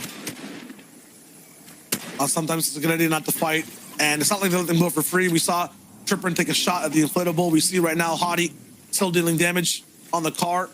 So you know that these guys are trying to say they have a little bit of aggression still in them. They're not to be messed with for free. All I'm saying is I warned you. That's all I'm saying. Okay. I warned you. I'm gonna put it out there. We're gonna watch the feed. I'm telling you. It's you not let someone to go for a fight at this I position. know. I agree. For I either totally trio to make agree. it out. But we'll see if Karma is in the wave. There's always a little bit of feeling Not that the player. comes through too. Not the player. The overarching Karma. Yeah, not the player. Overarching, yeah. The Yeah. mystical side of Karma. So Tripper getting picked up. Hottie as well. Chonka tires in tow. Big thing about this zone is, yeah, really pulling in towards the center. Will be a squeeze all the way around the entire way, and height will be very tricky because there could be a mountain in the way. It could be Riverside. No one knows yet. A lot of the time, the prep for how the zone looks is done right now by a lot of these teams. With that still being a mystery, what type of end game will this really be? Having a high base right now might not be the wave. Over building right now might not be the wave. No one knows exactly what to do yet. And Alex likes to be in that position that you see him on the right side to look for Storm Surge tag. He uses that mountain backside to protect him here, but that position may cost him considering now there's more people that are sitting there. All of these southern teams are not quite in yet. You can see a couple of dead side rotations happening here. Chiachi sending those beams towards that way of Red Rush, mapping Asterios. So far, no connections. Now let's talk about Kriyachi for a second right now, too. These guys used to be, with C2S7 Stormy right, in this tournament, the first place holders for multiple games. From day 1 to day 2, they've fallen down to 5th place now overall, right? Even Vidil No Rally Aqua, 3rd overall, now down to 8th. This is going to be a redemption game, not for Vidil No Rally or Aqua. They get taken down in the feed. Maybe if it's possible for the analysts to have a replay of that. I mean, they had the prime time position. They had everything going for them. Noah Riley, I was talking about it, working janitorial duties, making sure no more sneaks up, but I guess it might have been, I know, it couldn't have been Surge. Something happened and they went down in the game where they were supposed to come back. You're seeing what happens, man, when social media barbs go back and forth. A lot of trash talk was happening against Default, and Default now shows up, and he kind of talks the talk in-game. They kind of snuck up on him. You're holding down. That's a problem. You're holding on a tower spot. All of a sudden, it's just one angle, because there's 360 degrees that you have to cover. It just takes one angle, and all of a sudden, you get taken out here. It's a very tough. I'm trying to see the remnants of the fight here, but hey, bottom line, no matter what happened, we'll maybe catch the replay, but Patrick Safi and Default take out a big, again, a home advantage for them, like you said, does not catch it. They land that Pony Burbs that is literally the center point of this mini-map right now, and they were so close to first place. Now they'll be outside of the top 10 after this game. That is insane to think about. Meanwhile, other teams, opposite plans, Squeezy, Jerky, Trulex, saying low to the ground, still utilizing bushes, saving their mats, looking like they might go for another high ground take again. Who do they have to deal with, though, Sancho? It's going to be the likes of Malabuka possibly going all the way towards height. Kiriachi's still here. He loves to do it. Aqua's not going to be there, beside him to stop him right now. Looking at the board as well, Tayson, Vino, Reason. You saw how ecstatic they were in qual week number 1. And at the same time, all the games today, the battle for height as well. That will be there. In this type of zone, when we're looking at just Boney, natural low ground, height really dictates these games. And someone here that's making an appearance is Floki Clement Deceptos. They haven't been here much in the in-game, but when they do, they put in some points on the board as Matzo gets an elimination on Save It here. As we're going to see, the Storm Surge sound has been alerted. We have Andalix sitting on top of this scrum here, and Queasy Trulix. That's what they love to do. As you saw, they were shooting up in towards the top sides, trying to look for a trip up there.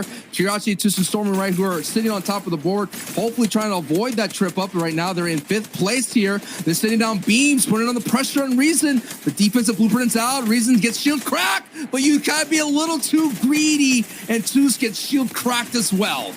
After this point, they can't make a single mistake. And there is another from the backside. Edited down is one of the teammates, so it might just be Toos and Kiriachi left over in this box. Stormy Right is in a world of trouble and not even in the same box. Somehow is able to survive somewhere. I don't even see him on the screen. There he is, finally. He let everyone roll over him, hit inside the pyramid, popping that med kit. Zone finally locks in. They get it. They're on that side a little bit. They'll have a little bit more time to just wait and breathe. But man, things are so claustrophobic. There's like 10 trios beside their box. I gotta say, what's happening right now is the reason why Kiriachi's so below Storm is simply because of that rotation. He didn't find and save it here. Floki DeSantos and Complaint, this is why they're being aggressive as much as possible. You saw them push into that fight because it is Storm Surge affected them. Benji, Shadow, and Joe have been eliminated. They're gone. They had an opportunity. They were trying to get polished up for day 2, trying to look clean up, but no, doesn't work out for them as now we have a new trio on high as Trixie, Tenson, and Jaggy, but that's just a temporary hold because we all know with Queasy in the lobby, they're gonna be able to take that. But on the low ground, it's Falcon, Tasted, and Reason. They are climbing up the board and trying to find higher heights here on that board. If they stay on low ground, the biggest trio to deal with, we just saw them on screen, will be Floki, Clement, Deceptos. Reese called it earlier as well. They've gained the most points throughout the day, at least in terms of when we had 3 or 4 games played. Now with a few more, this is another zone they get to play, another end game they get to appear in. Will they survive the likes of Tayson? Will Tayson even go for height? I mean, those questions aren't even going to be asked yet. They still have to get into this fit zone. The rest of the north lobby side has to also come in. Everyone seems like they're reserving everything for this end game. There are no high bases. It's just like people in bungalows on the ground. Kemi Sedetik will be another low ground team that this team has to watch out for. And reminder, Han Genesis Chapix, a low ground team that's been operating very well or have been eliminated very, very early out there in Stealthy Stronghold. So now we're seeing there's so many bases, there's so many catacombs. I don't even see a patch of grass almost here in the center of the zone here as we're about to get to the first moving. And there's so many people kind of spread right down the middle that there's going to have still easy rotations. That means we're going to have a very chaotic end game here on our hands. Well, it depends on how many pads actually get placed down and who takes them. We go over all the way to New Land towards the west side. Body tripping Elocrats. No strangers to really taking height in that 7th zone, but it's also the same game plan as Tayson, the same game plan as Queasy, as Murstache, who's also alive. Jaggy actually gives up height to move across. No one has a high ground base. No one's controlling things. This is Aqua's old base. Everyone's just kind of waiting to see who makes the first move. And we are all waiting right now for the time for the rise of Tayson, Vino, and Reason. Just sitting here, they're navigating. Oh, a couple of beams. They see the pad, they take it, they fly up there. It's Bayon. And no! Tayson gets tagged hard. He's down to 17 HP. He's going to try to glide to maybe he can take a moment to breathe, but he doesn't. It's Vino right there. At least is giving a supply him a flopper if he doesn't pick them up. The good thing is that he did go down early here, so there is some time. He does have minis to at least pick up. One of the most impactful players in the FNCS with 21 eliminations is back on his feet, and this trio is trying to survive. They got towards the front side, had time to stabilize.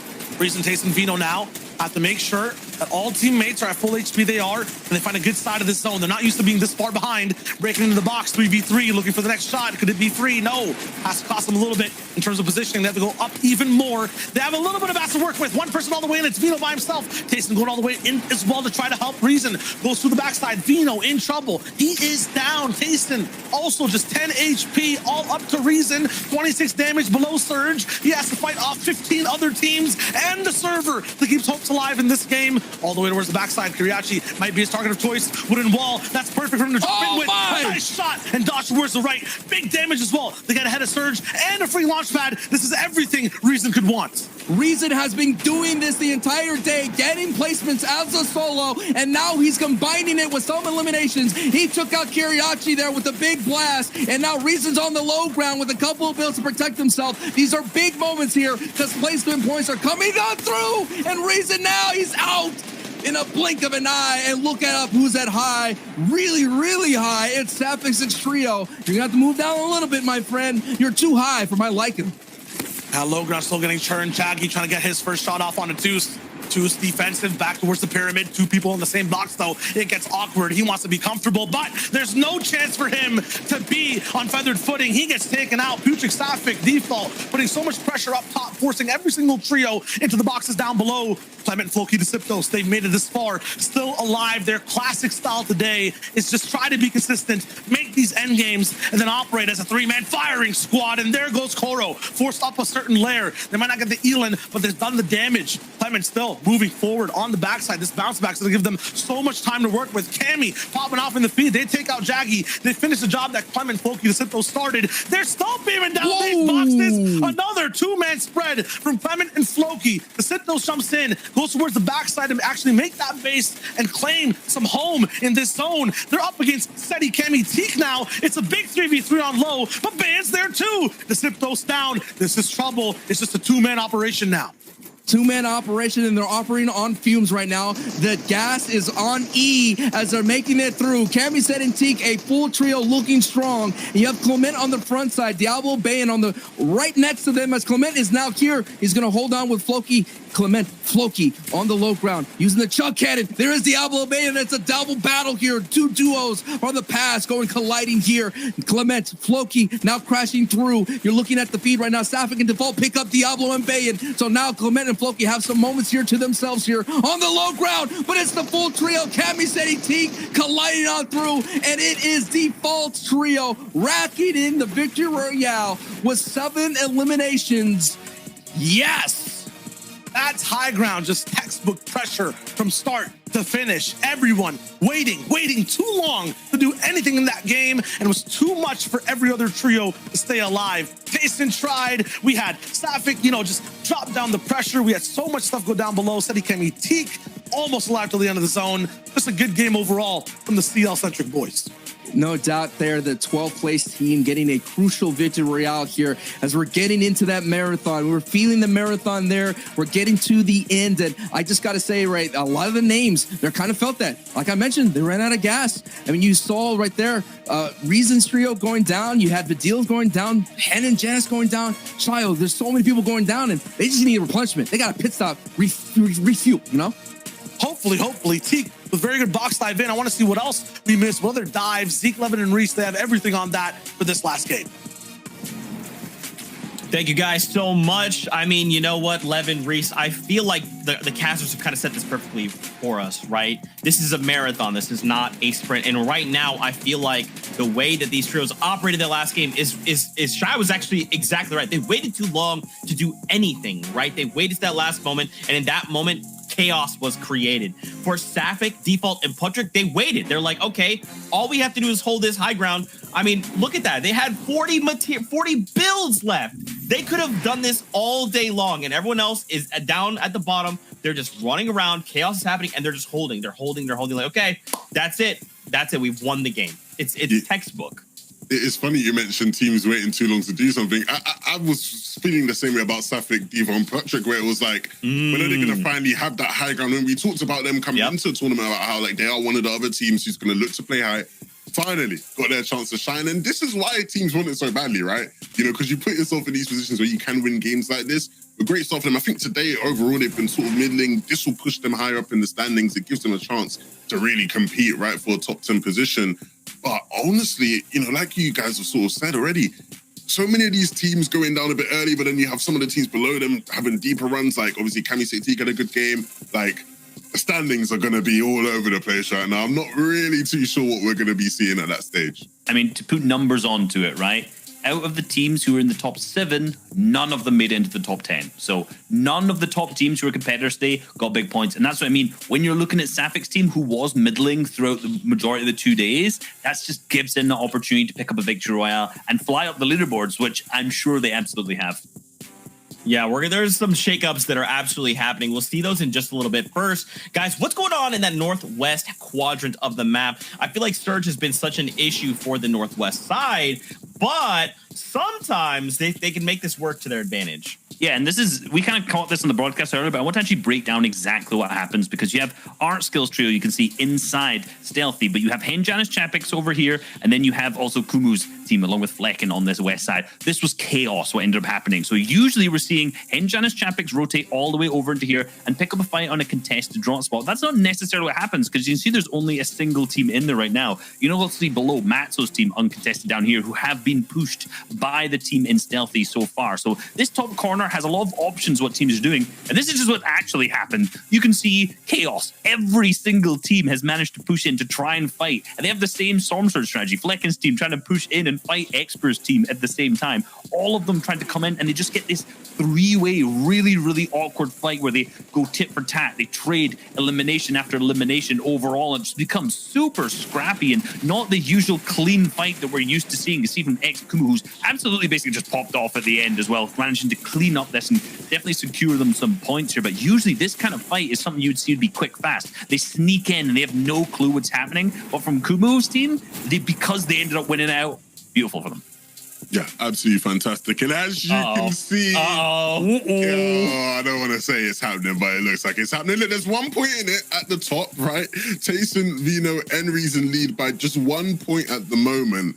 But boy, am I not, I'm not too sure what's going to happen. It looks like the fourth time might be possible. But look, let's not get ahead of ourselves. Let's take a look at that next page, right? Because obviously there's got, plenty of competitors still, and we're getting later and later in. And Alex Ozonic squeeze sitting here in 11th. And on the day, I believe they've been one of the best teams on the day. I think they've, if you're just looking at today's leaderboard, they're about 3rd, right? And so the fact that they're still just at 11th shows they had a really bad day one, but they are trying to pull it back now, and that climb is still happening. There are still a couple games left, right? So there's a chance to do that.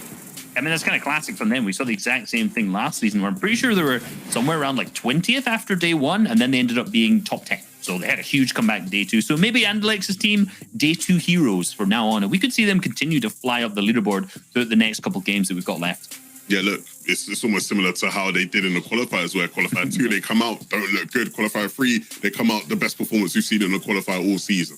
So day 2 is clearly a great day for them.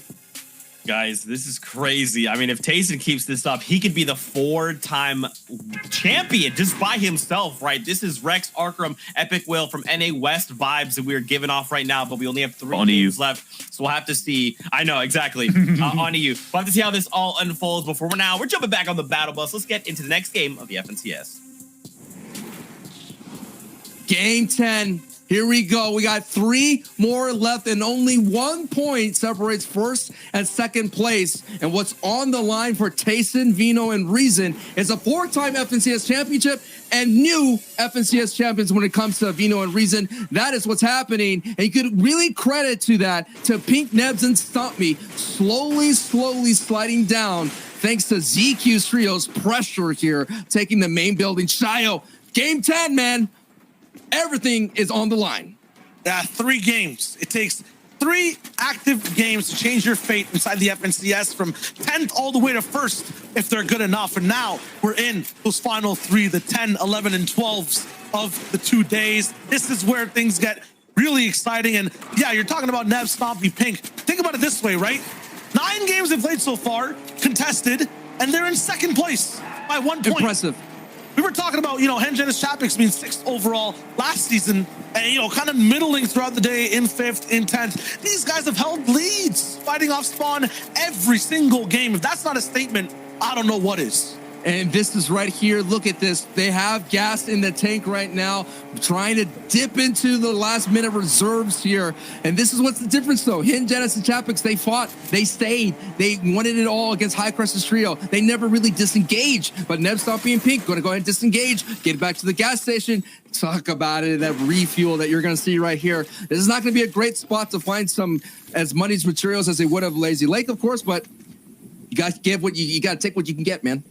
Yeah, absolutely. And it's going to be a really weird take today for a lot of teams because these next 2 games we're playing are, of course, the added on games from the missed out ones yesterday. So a lot of the players right now are on their game 7s and game 8s, stuff we don't usually see for players in a series. They have third-party experiences a little bit, with playing 8-game formats, sometimes 10-game formats. He's gotten a little bit weird throughout the years. But now, at this caliber of competition, at the top, fighting for that $300,000 prize all the way there for, a nice 100K each trio member. I mean, this is different with stakes. This is also a lobby. You don't want to mess with every POI stacked. People fighting off spawn over and over, mid-game being different every game. Sometimes the mountain's in the way. So it's going to be really different in terms of a vibe for Tayson to hold on. That was kind of scary, but it's all good. I was like, wait a minute, there's no name tag. There's no way. You're there. Talk about it this time, right? Sancho was really different before. They moved out of Believer Beach so fast when they have zone. This time, taking their time entirely at the pier, the hotel, make sure the whole POI is looted. They know once they start to move, lots of teams will be beside them. They can get easy shots when they're outside the zone. And if this is your first time watching the FNCS broadcast, welcome. You're catching us on a hot one. But this is what happens here. When we start getting into the later stages of the game, we focus on the top of the board. You're going to see eliminations happen in the feed. But don't you fret. If a big eliminations happen, we will let the ops know and we'll try to get there as fast as possible. But for now, this is what's going to happen. We're going to sit here, watch how people are looting, watch how people are making adjustments. Because literally every single thing in these early games, even though it's just looting and matching, matters the most. And now you're seeing Deceptus, Clement, and Floki. They made those adjustments. They moved from 7th to 8th place, and they skyrocket to 3rd place with that previous game. Hey, you're talking about, single-digit place here or there. That Tayson's cool. What Stompy's doing is also pretty sick with the clutches. Floki, Clement, Deceptos, though, you're right to talk about him. Not even on that first space to start the day. This has been a really impressive day for these guys overall. Really feeling themselves. Is that Savage just watched down go in the feed too? Fresh Guard and Jordan deleted again. Second place these guys are holding on to, now down to 7th. And now after this game going to the final 2, it might be even lower. I mean, the boards are still changing the whole way through. Floki's moving up. Eccentric, Hottie, Elo, Crash, Stripper, and they're moving up too. Sapphic now 6 places higher than he was before. I mean, people have to get replaced. And the adjustments, the early moments, Malibu cut, no doubt. They had to stand still. Savage tried to disengage. We saw that as well up there for Pink's trio. They disengage. Last time they had a lot of gas, but just not enough. You go right into that North Cami split that's happening here. And now we're just going to keep a look here. Let's see. That was 7th place getting eliminated. Now we have Hottie, Elo, Crest, and Tripper here in 4th place.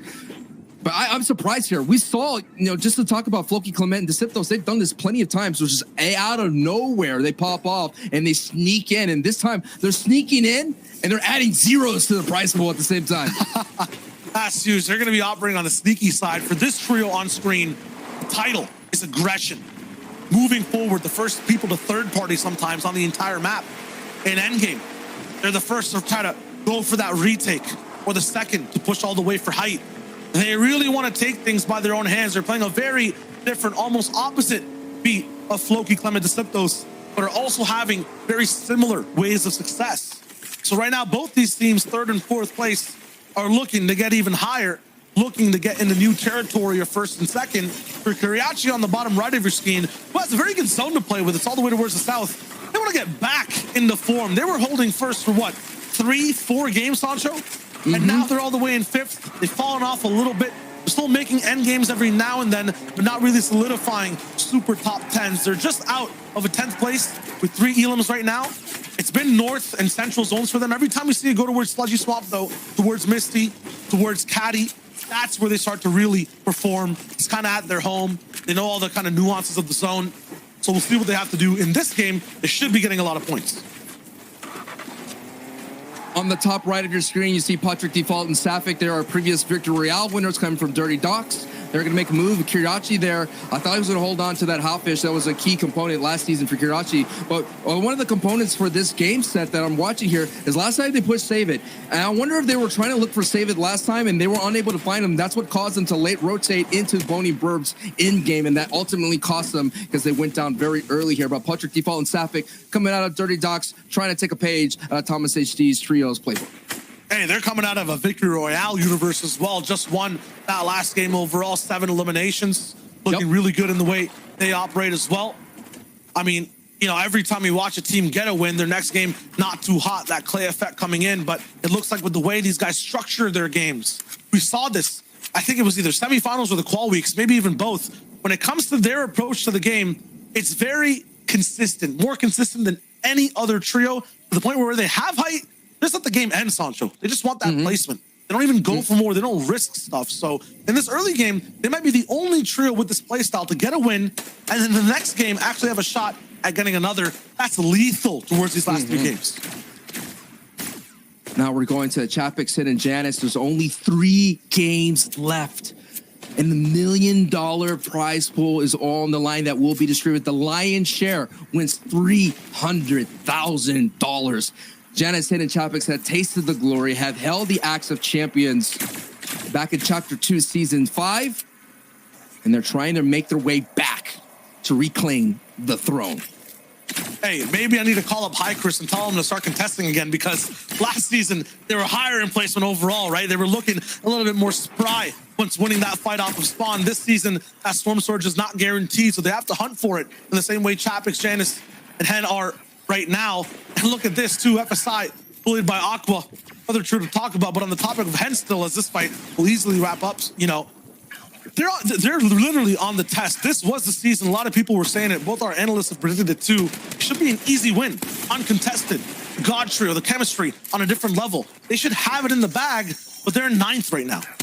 And you're seeing the chemistry just focusing on this engagement from the deal and Noah Riley. They're taking the page back into the previous season. They're being aggressive. They're being more bucks of fighter E, which is not really a word, but I'm going to throw that in there. So Aqua right now, they usually set up in bases and they send down the beams, but the Bucks fighter-y vibes inside of Noah Riley and Vidil are working out for them, and that's the second box fight we see them taking these last set of games. Yeah, one more point on Aqua's trio in a second as we go towards Steady, Kemi, and Teeks. It's been a little bit of surprise from these guys. They've kind of lived out towards endgame. I think they have the best low ground defense out of any team when they're in that 7th to 9th zone. I feel like getting there has been an issue. Cami already taken out On rotation, maybe it's the zones entirely. Things are not going too well. We haven't had them as a focus during these moments on broadcast, but we'll see what they can do. They're 8th currently right now. Going back to Aqua, where you're talking about box fighters, they're looking really good, right? I think the issue with them, though, is for some reason, they have this bump in their timeline. The 5th zone, the 6th zone. Something happens and a trio takes them out in a matter of 5 seconds. They need to fix that.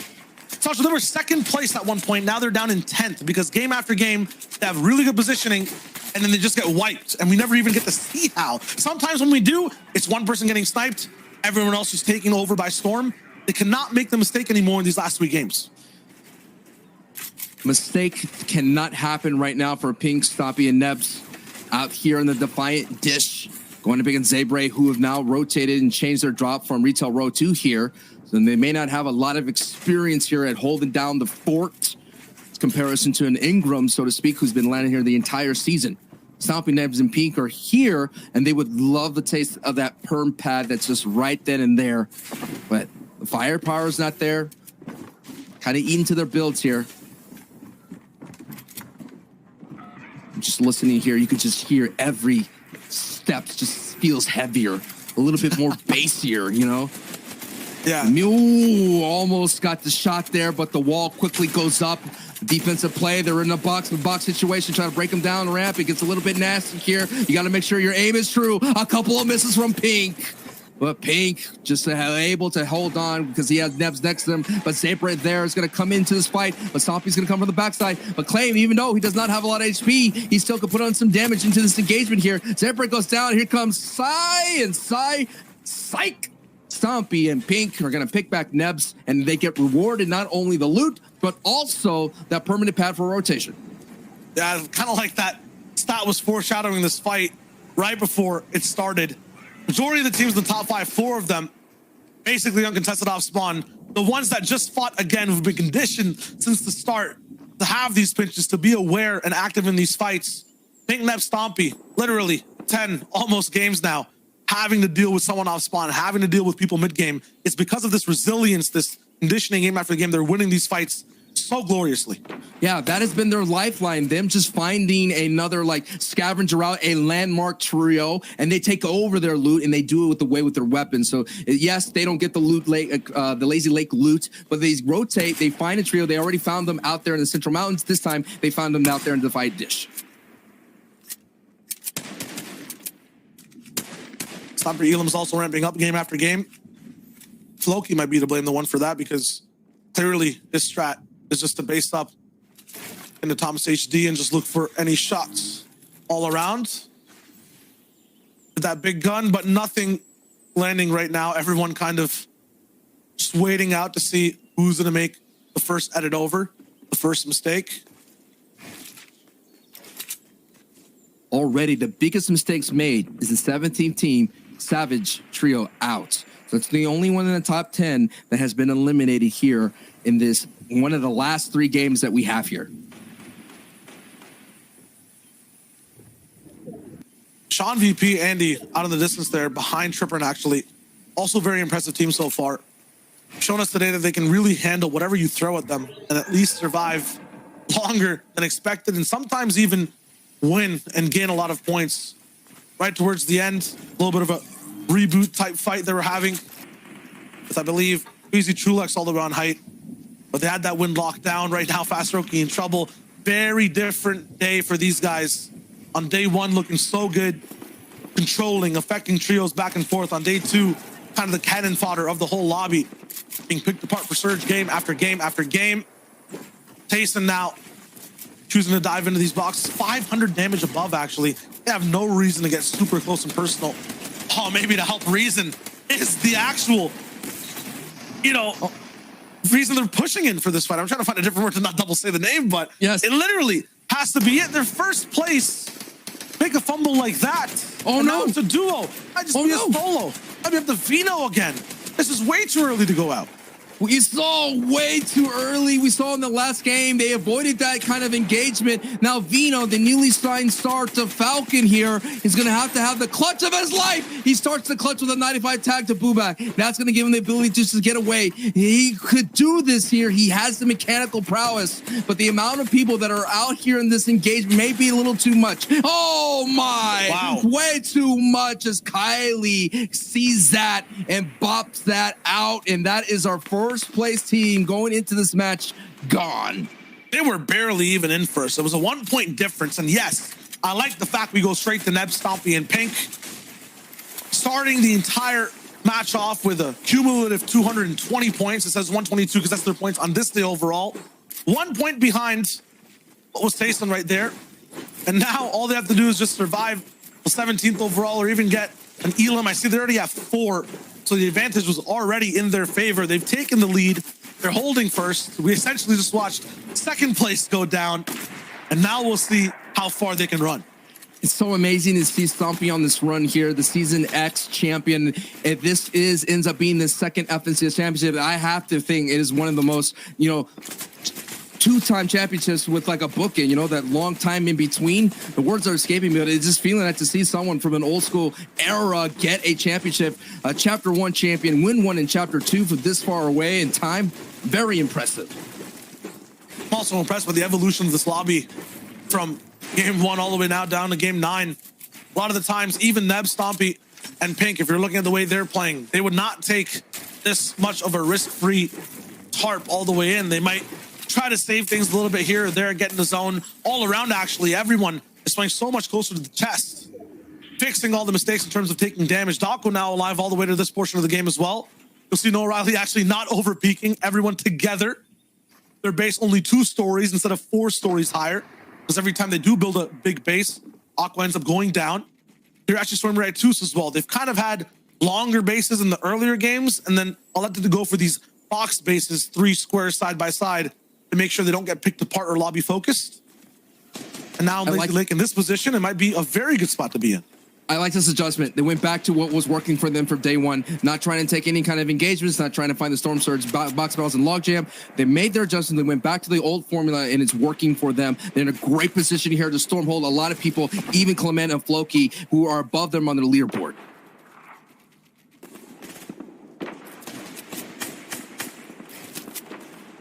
And right now, when it comes to early game and transitioning that towards the end game, you just saw that stat on screen. Kuriachi's team is very good at doing it when they have a little bit of a burst to work with. This game, though, they're kind of super quiet, right? We talked about not taking risks. It's going to be good. This team, though, Tripper, I mean, kind of scratched up coming into this point in the game. Hottie's down. This is a team that works very well as a trio. I haven't seen the greatest things when it's only 2 players alive, so I'm kind of worried for them this game. They're all about working as a team with the big pinches on height, with big, spread out control. With only 1 person to work with, you have to stay close and personal. That's not their style. Saving grace is they do have the reboot card. Lazy Lake's in play. We haven't seen some reboots and moving zones, so it's possible. Listen, Sancho, if they get a reboot off and survive, I'll buy you dinner for a year. There's no chance. Let's go. Let's go. Survive to what? Survive to what? Top 5? I'm just saying, if the reboot happens, they're gone. Here we go. There's not even a chance. Because there's so many teams already here. That sound is just way too loud. There is no shot a reboot is possible. I'm invested. And Elo. They have the reboot card, but gotta remember, there's so many other teams too. We gotta check in. I mean, if the reboot happens, we'll hear it, right? And then this happens. Look at this base. I'm not sure. When do they unvault Portaforts? Because they got metal built out on all sides. It's looking good. Stompy wants to take his lead off the edge of the island side of things. Or the river side. They're looking good. Gotta remember, with the mini map, moving a little bit further too, so it'll be fine. They have the Chug Splash Cannon. That's huge for endgame. 544 damage above. Red Rush is affected down below by Tripper and Elo. We're talking about them getting reboots. They can barely even handle this fight. 303 damage below Surge is what it looks like right now. Getting bullied, and Lightning will start to strike. Oh no, Tripper's down. Exterios still looking for the shots. Elo has his walls pre-edited because they were looking for plays. Down to 4 HP. He's going to be forced to heal as Tripper goes down. Looks like I'm going to go hungry for the year here, but I just got to point out Pink, Stompy, and Co, they have a great positioning. They have the high ground. They did pull zone. So while we're having fun with this mini wager with Shio wager, I would have to say Elo Crass has plenty of things to outlast this, but 6 people have to go down, and he has a trio on his front doorstep here. But all these people have to move out, but they're deciding to fight. It's because the Storm Surge is kind of being the cement shoes that's locking them into these engagements. As you're seeing some slow rotations happening as Elo Crass, the reason why we're focusing in, this is 4th place. They've been in top 3 for a long time, and they're inching their way closer. Chachi, I believe, is right there. No, Elo Crass gets greeted with some lead, and he's out. Taken down. Lots of people still have to move in Lazy Lake. It's so tough to kind of break out of these boxes, move past these buildings, and find a way to find some space. Aqua always on height, staying true to his name, takes over Nev, Stompy, and Pink against a former teammate right now. Both know the strategy books, both know what to do. And another fumble from Aqua's side. Noah Riley caught in these builds, but it's a trap. Vidal deals lots of damage. Almost shield crack from 2 players, and Neb's down to just minimal HPs on the same layer now, and Aqua's diving in zone to find an angle for this one. It's getting so dirty in this fight. There's no shot. This is happening on high ground, isolated. No other team looking in. There's no full knocks on either side. Aqua trying desperately with Stompy. They get Pink down to 14 HP. They can't find anything. Stompy looking to pick Nebs back up. He has a lot of time still left over. Noah Riley finally ticked out. Nebs kind of Are you kidding eliminated me? Knocked body, get the siphon. I'm not even sure, but man, what a breakout fight before zones even move. Oh man, that was amazing to see old teammates go at it right there. It looks like they trade reses here, and they're going to continue on at high. Pink and Stompy say, that's not enough for us. We're going to give that up here. But the shamble situation is way too much as Chapix takes advantage and eliminates their Aqua. Seti and Forziar collide, and Forziar is getting knocked. But Stompy, Pink, and Neps here, there's a Pink and Stompy duo are working way through. Talk about surviving that engagement. Now on the low ground, look, so free, everyone's backside's looking at them, and that's when you want to see when you're in shambles. Gotta remember, they're in first place right now, rolling through. Unfortunately, no mats after that whole engagement. They have to be very careful where they finally build. Breaking through. The zone is still so far Keep away. going. I think that Pink might have the right idea. They might just need to just spam shots at the walls in front of them. There's no time to pickaxe. Now they're solo moving in. Look at it though on height. Hen, Janice, Chapix taking over. Mistakes erased. They have control and are so far high, I'd be surprised if anyone challenges them for height. They've made it. They finally made it into the safe zone here, but it cost them so much. Look at that. Only 3 builds, and because they were breaking through everything, you're hearing the raining down, and oh no, it's Floki. Floki is here, and Floki is moving up the board. 3rd place taken out, one of the top teams. They're looking to get even higher in those standings. Chapix, though, he's moving higher in elevation to the skies. There goes Exterior's pad. It's not enough to catch him. Red Rush, no chance either. Swatted out of the sky like a fly. Exterior goes down, and now we're tuning in with Kiriachi. A chance for redemption. Lots of top teams already knocked down and away. All the pressure they've been dealing with every single game is non-existent in this tarp right now. Bullying Astro. Kiriachi in full form. Save it, also feeling it. Oh my goodness, the double spray comes in, and they get another knock. Force taken out. Those are mats you could possibly get. But no, there's no time. He's going to keep moving in the storm on the side of a mountain. They're going to have to make decisions soon. Going up, no one in their way. Red Rush, we know he's a solo. This is a free pickup for the squad. They get another, but there's so much chaos back there. That's not the way to go. The builds are on fire. These guys are way too hot. Moving on low ground. They're making it look easy. No chance, no challenge. They have a chance to get all the way up high in this game. Wow, and now they're going to hold out. A great knock on that squeeze right there. Kiachi, another shot on Seti. Does he pick up the elimination? No, he's going to walk on through and keep pushing on through while Janice is lighting up the feed. Kirachi does get that knock on that squeeze here, and Splash gets doused right there. Kirachi chooses Storm right, are picking the right time to heat up there, and look at the high ground. The Season 5 champions here are coming to form at the right time, but we have our eyes here on Kirachi, Storm right, and Toos, who are cooking on the low ground as Chopix eliminates Endelix. They might not have height, they might not have control, but they have so many elims to basically call this game a win. Looking for another. It's a 3v3 fight, low versus height. We'll see exactly what Janice Shabbix and Hen can do, putting down pressure the entire time. But Kriachi, he's found defense perfectly within the backside of this Storm. All in the same box. Zeus is looking for it. Beams back up towards the sky. Hen gets affected with HP. Big beams, but they trade. Hen now low. Janice taken out. They move from the low ground. They take the shots. Kriachi looking for the finish on the Chapix. That is absolutely insane for a three-man clutch. Kriachi, Stormer, and Zeus. What a well-deserved low ground win. Another 11 eliminations in Victory Royale, and the highlights are not stopping. We thought we had the highlight of the year. No, another one. Is this a montage? Are we just stuck in a montage? Because it's not stopping, Shayo. What a great win for Kiriachi's trio. Hey, I'll hop aboard the Kiriachi, Stormy, and Toos train. We're going straight over to the last game with them because there's no one who could stop them. A trio in the way, boom. Another one, boom. Another one. I mean, Zeke, Levin, Reese, how many people did they take down?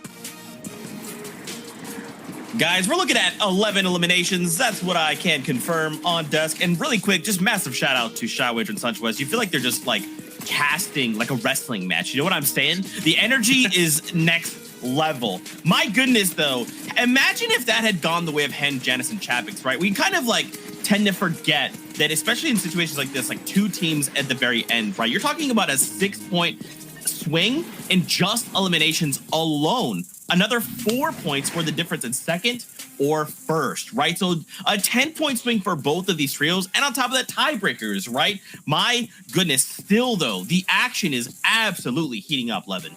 Yeah, no, it's getting crazy. It is getting real. Like, I'm watching that game, and we're all watching that game, and we're watching it thinking, Janice and Chapix is a classic win. You know, we all waited for this at some point. But then no, Kiri actually said, no, we're not doing this today. Today is our time. And look, you know, we came into the day and they were the first place team.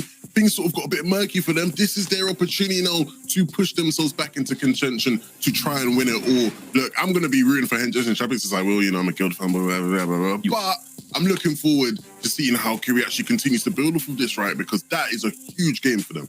Well, every single team above them didn't make top 15. So all 4 of the teams who were above them at that time did not even get into the big placement points. They hit 2 thresholds, 3 thresholds, basically for placement for at least some of them. So they could be on top based on that. And that final fight really just came down to a 3v3 gun battle. No mats on one team, no mats on the other team as well. And look how it played out. Kiriachi's team hit better shots. Yeah. That's all this is. That's all it is. Just hit your shots, kid. Just hit your shots. That's all it takes. Really quickly, I wanted to touch on Alex's trio, a trio we've not seen too much about, but they're still performing very well. Oh, yeah. The big thing for me is that, you know, these guys did poorly in day one. And, you know, of course it was because they were contesting Floki, Clement, DeCipsos, and, you know, things weren't going too well for them. I want to show you guys, look, they've disengaged, well, they've looted up their side of Misty, and they've come all the way out here, right? A long distance to travel, right? You may think, what are they doing all the way out here? Well, the big thing for them is they need to find ways to deal with their surge. They were so poor when it came to surge on day one, but day two, you can see they're getting so much more aggressive. They know Ubak's team, we want it with them. They're one of the most confident fighting teams in the region, and their Lex Forza and their Squeeze are just wonderful. And you can see here, they line it up. They have the sight lines. Ubak's trio has no idea that they're coming, and so all of a sudden, you have this opportunity where they can just line up a 3-2-1. We all know the classic, you know, you wait, you always have the one teammate that shoots a bit too early, but still you wait, you line it up, you try and get the knock, and you try and push from that. And that's exactly what they did, right? You can see here from McSqueeze's POV, he's the one that actually hits the lucky number, and Kylie just doesn't see it coming, right? These are the sort of plays that they're making now. They're trying to be much more aggressive with their surge, looking to get to other places in the map where they know they're not going to have to deal with many third parties in this general area, but they can just go out there, get their tags, and then move into endgame. And it's working out for them, right? They finally pushed into the top 10. You can see they're in 8th place, but in first place, like you said, they probably would be. Kiriachi, Stormy right into sitting above 10 points above second. They are the real deal right now. They are the real deal. That's actually the first game from Kiriachi's team that's been in double digits for EU so far, which is crazy to think. No teams have managed to get double-digit eliminations up until this point. So Kiriachi's team putting on a show. Pink's team still there, super close. But remember, they were really low down in that game too, 15th place. But Cammy, Seti, and Teeth, look, we've kind of gone under the radar for these guys. Last 3 games, 7th, second, and a third, with really good average in 6 eliminations too. So these guys have now crept their way into the discussion. And to think these guys weren't even in the finals last season, right? Exactly. You know, they definitely are a team who you would have thought would have been there, but they tragically just barely missed out. Let's take a look at that next page, though, 11th to 20th. You can see Falcons, Refsguard, and Dretta and 100 Thieves, Mr. Savage have dropped a bit. You know, the form has dropped, and they are now sitting just outside that top 10. There are 2 more games, right, to get, you know, your points on the board, but all rounds, you are going to have to start hitting the panic button, right? You need to pick things up because there is, you know, time's not on your side at the end of the day. Yeah, and same with kind of Queasy, Trulex, and Jerky, our current FNCS champions, you know, 163 points. I mean, they are not looking possible to pick up the first place with 2 games remaining, you know, get the back-to-back. But for them, like, I'm sure we could see some big victory royale stuff coming out and definitely shake up a top 10, maybe even a top 5, depending on how the rest of the teams play. But it's tough to see them down that far. But realistically, their high plays have just been outmatched by other teams doing the exact same thing in this kind of standard of lobby. That's what we kind of talked about at the very beginning, right? Was like we yesterday observed that high ground was trios were trying to dogpile on this high ground and kind of ignored the low ground entirety. And this is kind of the fallout of it, right? When you have all these trios saying like, no, we're just not going to let you guys get high ground. You become too powerful if we just let you take that. It's going to make our game difficult. So we'll have to see, man. We've only got 2 games left to go, and it's looking like anyone in top 10 could walk away trios champions. For now, though, we're going back with C2S and Charger for game number 10 of the finals here in EU. This is it. This is what we're talking about. Last 2 games here of the set. This is getting into bonus time for the day. As we mentioned, 8 games are going to be played today, and over hundreds of thousands of dollars will be awarded. Shayo, you've been calling some amazing matches so far, but we're not done yet, brother. Hey, we were just at the starting course for now, Sancho. We got a lot more still to do. And what I'm looking at right now is an even closer game that's just changing hands every single time. We'll do what we did before, Sancho, in the last one and set the stakes up. Right now, Kiriachi, Stormy, Toos off a win, looking good. But this is where the cursed energy starts to form. Will things change within the last 2 games? Will people stop their uncontested reign over at Sludgy Swamp? It might just be because Astro's landing way too close. Hey, it has to be all the hairs in the back of your neck have to stand up if you're a Kiriachi fans out there. But hey, I'm beyond second win. I know all of these people are beyond their second win as well. We're all running on fumes, and I'm going to try to find a way to find the 3rd or 4th, 5th win, because this is what it talks about right now. We got to operate on fumes. You got to ride your way to the finish line. 2 more games left, and hey, we've been seeing some adjustments come out, but Shayo, the championship pedigree of this lobby, we're seeing that so many people are in striking distance. Seti, Kemi, and Tika is going to be one of those, and Nebs, Pink, and Stompy here. Look at this. They're proving it true, and they're gifted a llama here. This is going to be huge for them. Big time. Yeah, this is going to be a very nice advantage in terms of saving time on their path. And you mentioned Seti, Kemi, Teak, most impressive team, I think, in the region out of that last game, other than Kiriachi, of course, but that insane run back from low ground. These guys were 8th coming into that game. They had a rough day overall, but off of that one, 7 elims, 3rd place. They survived the terror for long enough to be able to get a lot of placement points from Kiriachi and Janice on the high ground pressure. Now they're in the top 3, about 25 points away from Kiriachi all the way in first. It is nuts. And season 4 is kind of when we saw, you know, this stuff taking forward. It feels like it's just yesterday for both of us, Sancho, but so many seasons passed past that, right? They've had trouble in terms of their spot, their split, some teams bullying them in previous seasons. Now, finally, everything's working, and they have 2 more games they have to push through with. We're doing right now the parade of the storylines that are here in the top 3, but we're seeing the top 5 in a little bit of a situation here. One of the Clement's trio mates goes down, gets knocked out there in Misty Meadows. We had a great highlight package showing you what's happening there on their rotation, so we have to see if that's not working out for them, what's happened there in Misty Meadows. Yeah, that's exactly what Levin and Reese were touching on about 3 games ago. They were basically the team that 4 different trios focused on. Right now, Intellect Next Squeeze were one of the last ones to take a bite. This time, the first to arrive at the meal. Floki, the Siptos duo style will take out 1 more, but it's not going to be enough. Down to Floki to save this team's chances at getting crucial points towards the back half of the competition in this game. Yes, Clement's card and an inflatable to run with. But you know what happens to cattle inside fences? They get trapped, and that might be the 1 second differential. Wow. That saves Floki or ruins his chances to survive. There's another trio flying in. It's T-Champs. They've been looking for the third party onto the Siptos the entire time, too. But that trio's vanished. It'll be Andalex taking the damage on this crazy Misty breakdown on the south side of the map. Yeah, Queasy's there right too. I know Floki has one more day to keep on fighting for this French trio here. They've been moving up the board right now, and they're going to find a wrong time to hit an obstacle course. But this is it. 2 more games. Oh, no. Breaking of the glass from the backside. He's going to have to keep on trucking, baby, because you're here in the FNCS, and you got 2 more games to work with. The same could be said for Tayson, Reason, and Vino. Yeah, we just moved from Floki to Tayson, and these guys were in first and third, and then Seti and Kiriachi kind of took over. So now Vino, Tayson, Reason, they're going to be down in fourth with Floki. Both teams looking to just clap back and get all the way up there, as many points as possible, landing over, getting their loot. They're looking good for now, but we know the mistakes for Tayson, Vino, and Reason come through towards the end of the game, right? The boxes they choose to dive in with sometimes bite off a little bit more than they can chew. That's what happened last game. Their mid game should be fine. We'll see what they can do next. Noah Riley picking up the Zestin trio again. We're seeing that adjustment being made. I wonder if Tayson, Vino, and Reason are making the adjustment of not being so aggressive with the rotations. Yes, Storm Surge has been a factor for them this season, but considering that they're still there in Believer Beach, you mean they're slowing down. They're like, okay, let's be a little bit more conservative, and maybe we can find our Storm Surge along these rotations. But right now, Floki is just all for you just to get to that top 25, get those 5 placement points just to keep on moving. I get Clement back up so they can play a game as a duo at least. Zone is far away and moving though, and I think that orange get lunch arrow for a trio year here? No, lunch for a year? No, here? no. I gotta try. Maybe a snack. Give me a snack.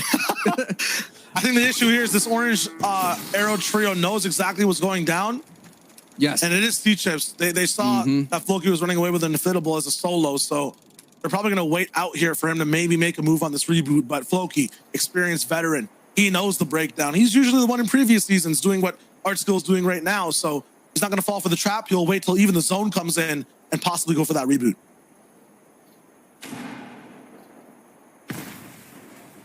Floki just going to brace as much as possible. 2 games right here. 2 games is all left. And Floki, all eyes are on Floki at the moment. 3 trios are already out of this match, and Floki does not want to be the 4th. As he hides out, big shout outs to Pink Nebs and Stompy in that last game. 15th place overall. Coming through. And 6 eliminations. That's insane. The pressure they took and kind of survived so many different fights that picked up 1 or 2 elims from. So it'll be cool to see what they can do this game. And to give you an idea, you know, the top of the board, their average points is about 20 points or so. So that's about half of their production, considering that they went down so early. So, hey, there's different avenues to keep up your pace. And definitely through the elims, box fighting, taking out those scavenger routes is one of them. And it's already seen, hey, Aqua's already going to be a box fighter now. They switched over. They had conservative rotation, storm stags. Now they flipped the switch and they're into box fighting mode. And Tayson right now is the meat of the sandwich that he does not want to be here for the moment. Rotary is rolling on through. Reason now is going to collide with them up there. So this is going to be a scary situation here for Tayson, Vino, and Reason fans. And they're trying to hope that their trio can make a comeback. Study Kamitik, 227 points. Vino, Tayson, Reason, 226. And Floki, who's last alive, 225. So 3 points separating these 3 trios, neck and neck, looking to be inside the top 3. All essentially tied. I know that Floki is just biding his time until things are over. So it's really between Seti Kamitik and then this trio on screen. They have to. Do you think about taking this car out of here? But we've been seeing so many vehicles just getting beamed and getting destroyed. So right now they're going to sit on top of it. This is Rotary's vehicle that brought into the scrum here. But like I mentioned, man, you see Tayson going conservative. You're seeing a lot of the top of the board being conservative here. So Reason, Vino, and Tayson, we already saw them loot up Believer Beats properly. So they have firepower. They have some resources. And luckily, maybe that right there could be that lifeline that they need here to hold on in game 11. Might be enough, but you see the passive angles every team is taking, focusing on twos for a second. They're the ones really dropping these double-digit elim games. getting those top 10s too. We saw a stat 2 games ago. I think every single game we're getting more news about this trio. He got 3 down. There we go, Floki. How many meds are there though? Is this Lazy Lake? Yep. He's doing anything he can. Remember, 3rd place on the line. They're essentially tied for it right now with Steady Kemi and Teague.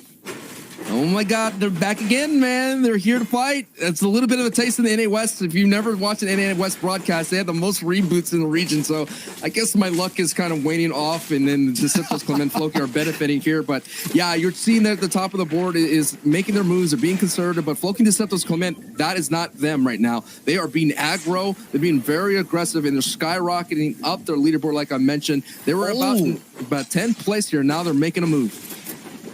I just realized, I thought that he didn't have Deceptos' card. This is a full trio. Yeah. That's up. They're good. They're okay. I mean, this is only going to be a couple of tick storms, so it's going to be really good. They're going to eat it up. You know, they're going to enjoy the basking glow, that purple vibes right now, because, hey, that's what you got to do. Because, again, being on top, hey, championship, sure, that'd be great to have, but thousands and thousands of dollars are on the line for all the people in the top 5. So for them to stay within that top 5 is going to be crucial. So that reboot right there could be worth a couple of zeros, my friend.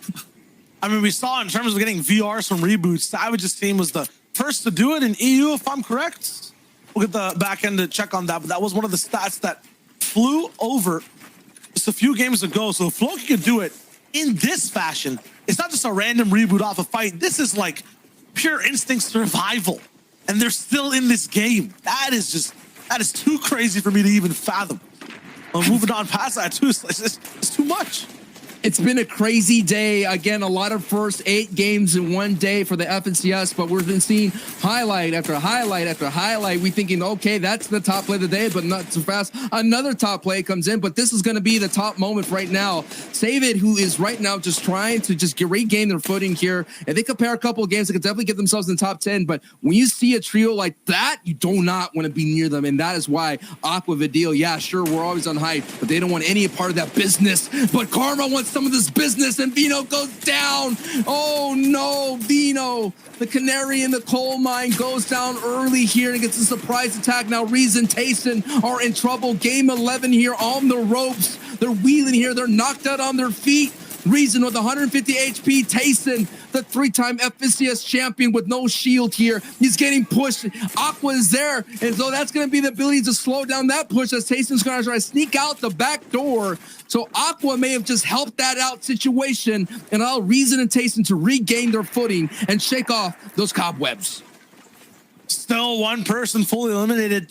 The card not that easy to approach and retrieve. I think Tayson might have done it for the backside. It seems like Boney Burbs is the biggest obstacle in this trio's way every single game when it's natural low ground. They're up against another team, or it is a central type zone. They're making mistakes on one wall that's costing them hundreds of points sometimes. The potential this trio has when they pop off late game, when they have everything working out, when Tayson has a purple pump, it just does not live up to its potential because of these slight, silly little mistakes. And now they look for a way to clap back.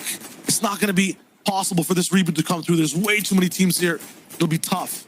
Okay, Vino was having a lot of solo impact points. Yes, he got elimination placements, but Tayson was leading the charge of eliminations. Reason as well was getting a lot of placements, so it's okay if they're operating as a duo. They just have to be careful as they navigate, and Storm Surge will be a problem for them considering that they went conservative this time around. They did take a couple of box fights, but still, that will be the concern going forward if you are a Tayson and Reason and Vino fan. Listen, at this point, the last 2 games, it'll be the VRs that make the difference in a majority of these top 5, top 10 teams, right? And with 2 players, Sancho, at this point, especially with the way that Reason and Tayson play, I don't think those 2 can get the victory royale alone. And who has VRs? You're looking at a trio right here that has them. They got a couple, they got 1 VR. Tayson's trio does not have a VR. So far that's in the top 3 that has 2 VRs. It is Pink, Nebs, and Stompy. Picking up Stompy, I think one of the biggest reasons they get to stay all the way this high in the board, even if they go out a little bit earlier, make those mistakes. 2 VRs earlier in the competition, and then these elims they have consistently every single game. What I'm liking, though, is that they're always setting themselves up to be either alive as a team or going down as a team. There's never these instances like what's happening with Tayson, what's happening with Hadi, that one player's down and they all survive. Every game plan they have is do or get done, no matter what side of the zone it is. And I'm liking that. That's how you stay ahead of the competition. That's how you get consistency. Even in 15th place, they can all be alive to spray and get elims. Yeah, bottom line, you ride together, get lobby together. That's the way they roll. Height, Aqua, taking on some elims there and Bony Burbs. It's another 2 points for that trio as they're trying to get back into the top 3. They've been there almost the entire finals. And this is where they've been the surprise with here. Every time, Shayo drop spots, everyone on social media, everyone on the Reddits and whatnot, they see the drop spot. If they see 2 trio names, automatically not going to do well. But Neb, Stompy, and Pink, they're showing it that it can be done. And it's very successful in what's a how. Very smart disengages and very smart secondary game plans, picking on those landmark trios. Yeah, coming out of the semifinals, too, not even a qual round. This team was looking kind of rocky at the start of the season.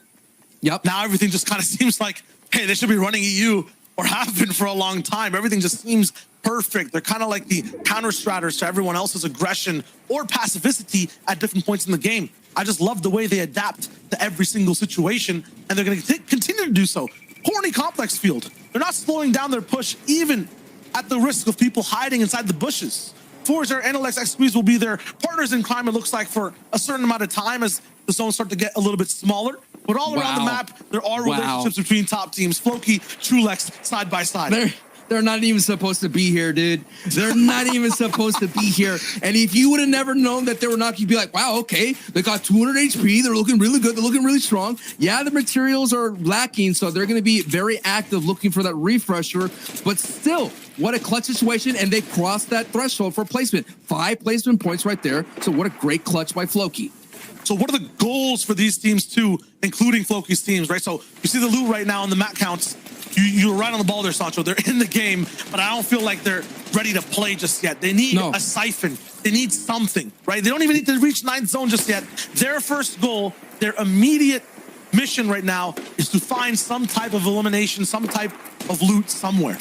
They don't even have mobility, dude. They don't have it. They got a fishing rod, right? Okay, there's no water. No water.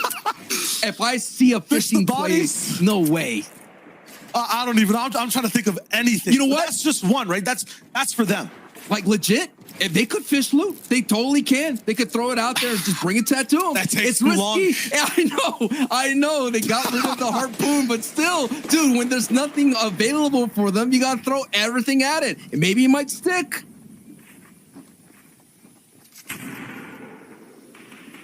For Kuriachi here right now too, not going to be funny fishy plays they need to make. They need to get serious. For me, their goal, 9th zone. Stay alive till there. Their game plan in terms of how they move, how they stay together, will get them eliminations. They'll get lots of points making it to that point of the game, but they need to make it to the 9th zone with all 3 alive. That is their goal. Looking at right behind them, Pink, Neb, Stompy, very similar. Any team that's kind of in the top 3 right now need to survive all the way towards the very end. They need to make a big lead coming to that last game, or things can still be up to chance. You do not want to do that if you are looking to win FNCS. As we saw last season, when it was all close by, every team had a chance. That game got very scary. Chances are what you may have to take to get into the last dance to be able to win the championship. Kirachi just storming right, so fundamentally sound throughout the entire weekend. And this is it. Revsguard gets a knock on surprise here. So that has been a trio that slipped out of the top 3. It's just showing you how difficult it can be. And they've been slipping out of the top 10. A lot of early falls, but still, just keep focusing on the renaissance of this Russian trio. We need some old names in the EU region, especially Kirachi here. When you have a fan now, and I mentioned old names, it's Aqua getting pressured by 7 Tor. Taste and Reason trying to clamp down on it too, because they need loot. They're operating as a duo. Need to be just bolstered all the way up towards the top with items, with mobility, with refreshes of materials. Aqua once again inside the 4th, 5th zone. Mistakes happening. One trio member going down. This time it's the leader. Unfortunately, that might hinder their performances in this game. Lots of views to be taken right now and are installed on their walls. Aqua taken out. No way. I am so shocked right there. We saw Aqua on the back foot, but you kind of talked about it. 90 below here. Reason, Vino, and Tayson. Reason and Tayson operating as a duo. They're going to kind of delay this glide here. They're going to see if they could catch someone trying to push it through, and they might catch another strong duo. The barrel stuff is through. They catch Vidil. Actually, that was Vidil getting pressure from the other side. Vidil, Noah Riley have been knocked and eliminated. They are gone. The Reason and Tayson pressure caused so much of a ruckus. And it's all action on all sides. Pink down as well. Stompy taken away in the feed. So lots of different teams all the way towards the top are toppling now. Pink, Nebs, and Stompy eliminated by Mappy and Exterios. Oh, it's happening again, Shio. The top three tend to go down when we're getting closer and closer to the final frames. It's happened in the qualifiers. It's happened in the semifinals. There is one team that's an outlier on your screen. Kiriachi, Toos, and Stormy Right. Turtling, hidden, passive. They do not want to have any say in any fight right now. Let the action come to them. Bring the party to us, they say. They're waiting for the zone, and yes, it does clamp on them, and now they make a rise straight towards the top. They're looking for height. They're looking for control in this game. Will this be a fatal error? Because remember, Sancho, before, they win games from just letting height do their thing first. They might be overstepping here. They got to be careful. Right. Last time they had height, it was back there in the log jam. They stayed there for a long time, and they were trying to hold on to it. Before you know it, so many people started gliding over. It has happened time and time again, and this would be the worst time to happen to them. So they might be playing better, just letting everybody walk over them, because it's all about placements for them. You keep going, you still vibing, you keep surviving, and you will be on top of the board going into game 12. I like it though. So what they basically ended up doing is keeping the same theme, but turning the game plan on their head. So what they do usually is that people walk over them, like Stalter just said, let people go around. This time they let everyone go under, undisturbed. They put so much space in between them. Look at this. Aware, Floki, Ari, and Siberia, they all have to deal with each other. Teak, he has an opening to just shoot at Mr. Savage. No one's going to be looking up top on height. The Siptos is going down too, so this is very good for Kiriachi and company to just steal away this entire lead. These guys are masterminds, just staying hidden at the best point in the whole server. Also, in the shadows, in the low ground, it is Cammy Teak who have yet to get a victory royale. They're in the top three. If they could get a victory royale that's been escaping them, they've been getting the consistent placements, but that would be a big time momentum going into game 12. And now that the momentum's not on their side and you hear Storm Surge, it's a looming, it's a coming. And right now they're in the first moving. They're on the front side here. This duo is definitely going to have to find a refresher. They're going to need it right now because their light is slowly dwindling. Gonna be in fourth place. Only two teammates have to make the move. They have a little bit of zone position so they can take their time. Just dealing with Storm Surge right now. They need to get some damage down. 13 people need to go before that 7th zone closes in. Nothing. First target. Rifle save it. But yeah, nada. No shots. Where will they look? Down below. It's fully built. Up above, if they edit, they might get shot. This is a troubling puzzle, but it might be Janice who has a solution for it. Doesn't matter. We tune in to the bigger picture. Kiriachi up top. Look at it. They're looking for complete control. Tayson flies by. They have height.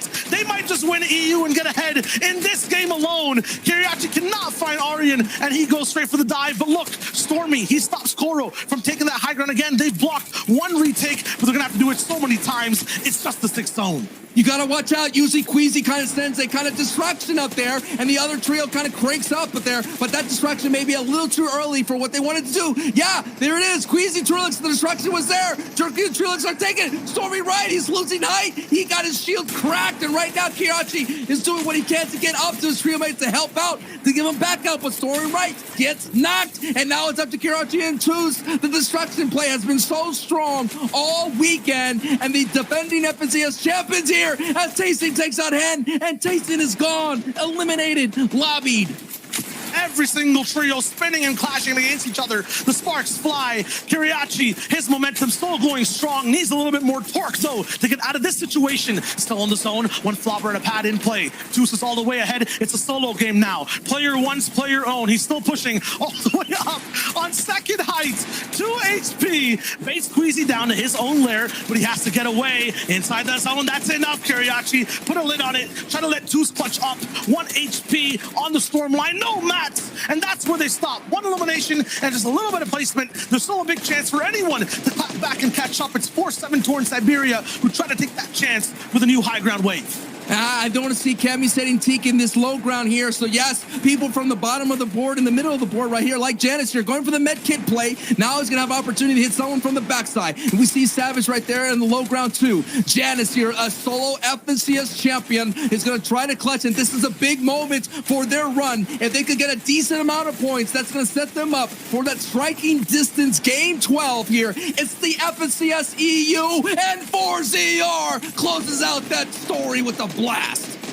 4ZR with Alex next squeeze is 8th place, 2 away from where Janice just was. Future Sapphic default though, they're not done. They fell down to 10th place and they want to come back all the way towards the top 5. Trippern taking out the trio. Now Fractured, Needlecrats, and Hottie will have to operate alone. That's where things get kind of tricky inside that 9th zone. We'll see what they do. Have that SMG to use. It's purple. It'll do a lot of damage. The first pump shot will not be that big of a hit though. Up against Savage's walls. Tricky fight, blocks one shot, goes for another, but no! Silence before he can speak. Needlecrats gets taken down.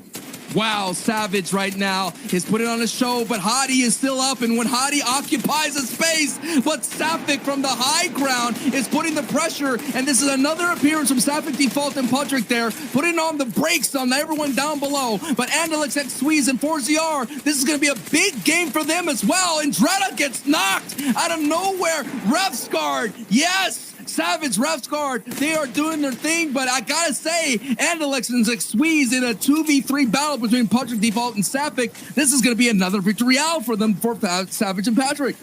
Every time they have height, they don't lose. X-Squeeze and Alex. This is a battle to see who's going to be higher in top 5. He has a backside entrance to the zone. Lands a few shots on the Sapphic. Not enough to actually get things going. And Alex, he's taking lots of Storm 2. X-Squeeze down. 1v2. We've seen Andalex do it before.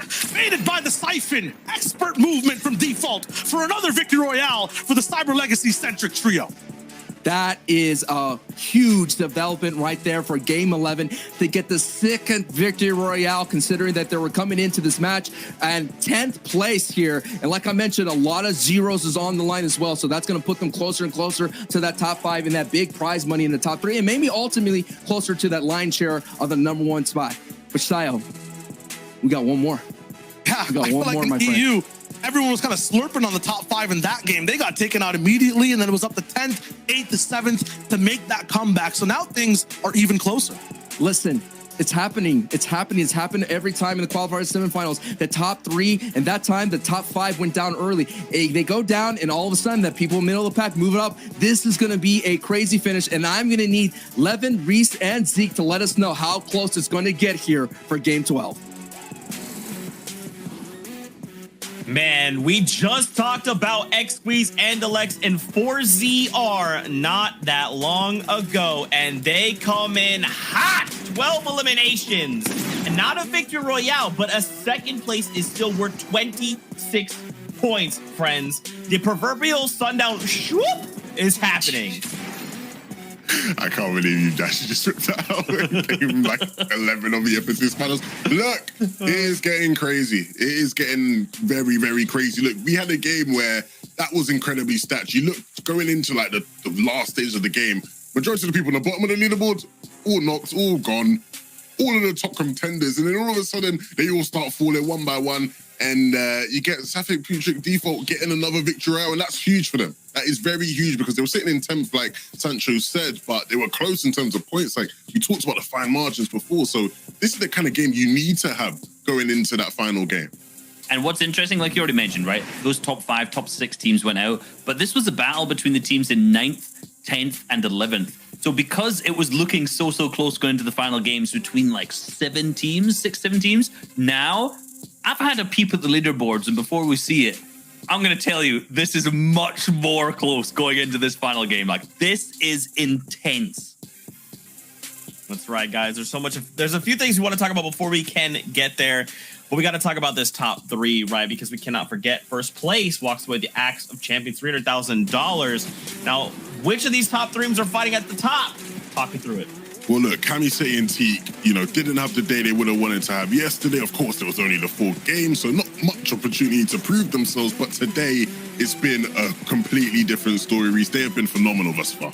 Yeah, they've been so good. They've been the second highest points so far out of anyone on this day, which is crazy. But Stompy, Nebs, and Pig, we saw obviously the crazy clutch. I'm so glad we actually get to rewatch this right here in this package from Stompy to pick up the victory in the first or second game of today as well. They've been on fire. Same with yesterday. Obviously, they were one of our leaders, top 3, and they're still in the running now too.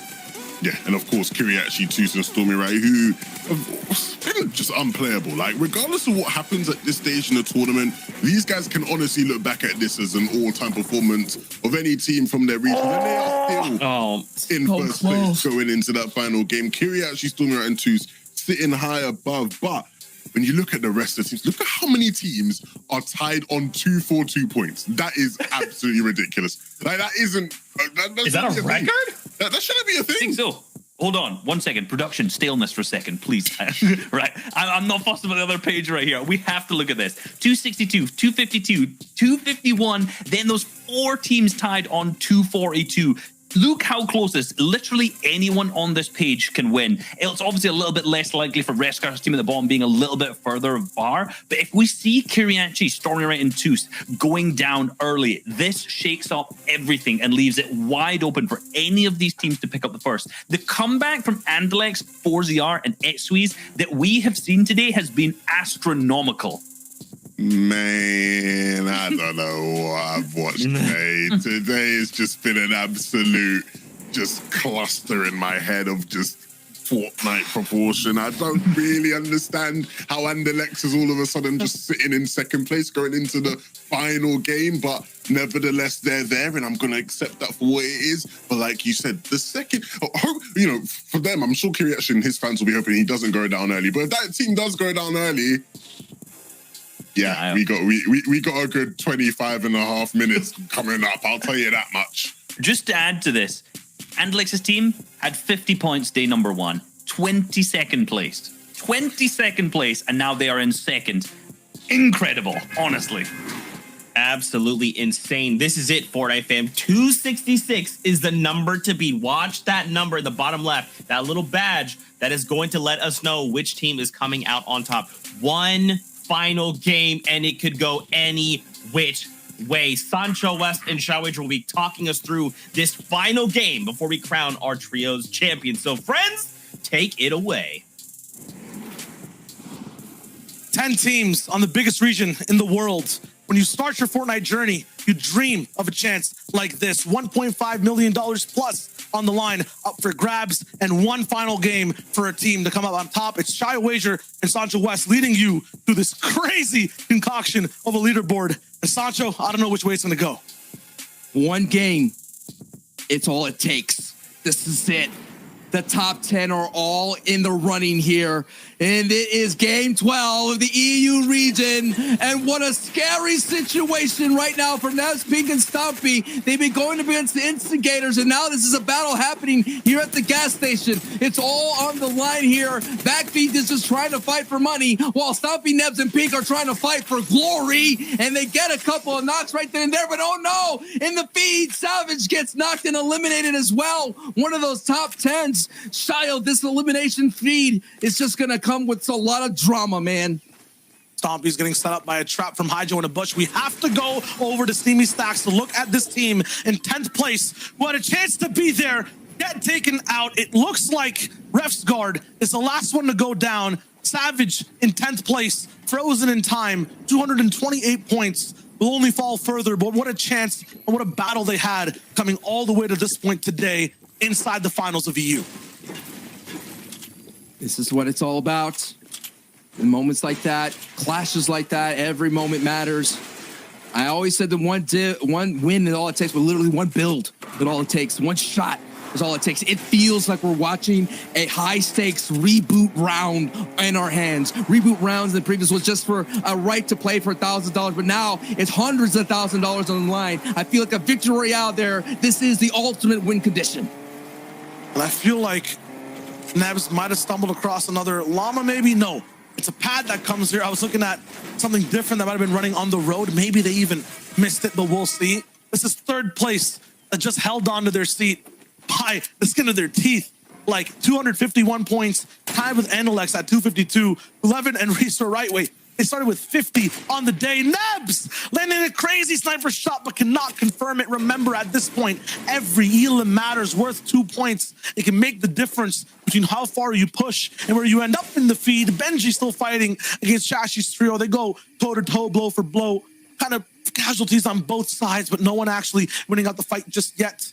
Lots of trios to tune in with all around the map. Here's Andalex's landing over at Misty Meadows, question marks all throughout the entire prep for this broadcast. Will the Septos or Fastroki kind of influence the way they play this game? Looks like Benji Fishy is down for the count in this final game. Shadow and Joe might follow very soon, but there's still time for a little bit of a clutch. 4-0XPs and Andalex, though, they have had the run of their lives in day 2 of this FNCS. And they did it before, but it was Andalix who did it last season. He was on the bottom of the board, but he only stopped at the top 10. But now with the new trio mates, I got to say, I haven't seen a new trio literally form in the qualifiers be able to make it this far. It just shows you how great this decorated trio can be. And Andalix right now, we already kept talking about the 4-time attempt for tasting this, but Andalix right here could get his second FNCS championship.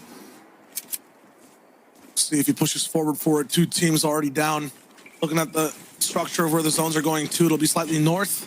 We've seen multiple teams at very tricky times, and High Ground just went out all the way towards these northern zones. That's trouble for Andalex and Sweets 4-0, who we've seen today. It's going to operate off of low. That's trouble for a lot of teams, because that means you're going to have to fight all the way till the 9th zone and put everything on the line. You can't just hide and pass by, play super consistent. This is where you go all out. Patrick, Sapphic, and Default have been making appearances at in-game, solving their rotations. They're not hiding right now because now they have all eyes on them, considering that they just got a victory royale, and it looks like Shadow is going to be eliminated there. So Benji's trio now is on the ropes. You're seeing Red Rush is going all through. Yeah, and this trio is kind of the introduction to the 4-way tie we have on the board right now, all just etched in at 242 points. And yeah, the other trios are Hottie, Janice's, and Cammy's trio, all right there. And Floki, the Clement Deceptos are right behind him with 237. Vino Tayson and Reason at 235, of course, 10th place. Unfortunately, the fan favorite, Savage, eliminated out there in Stamey Stacks and early engagement.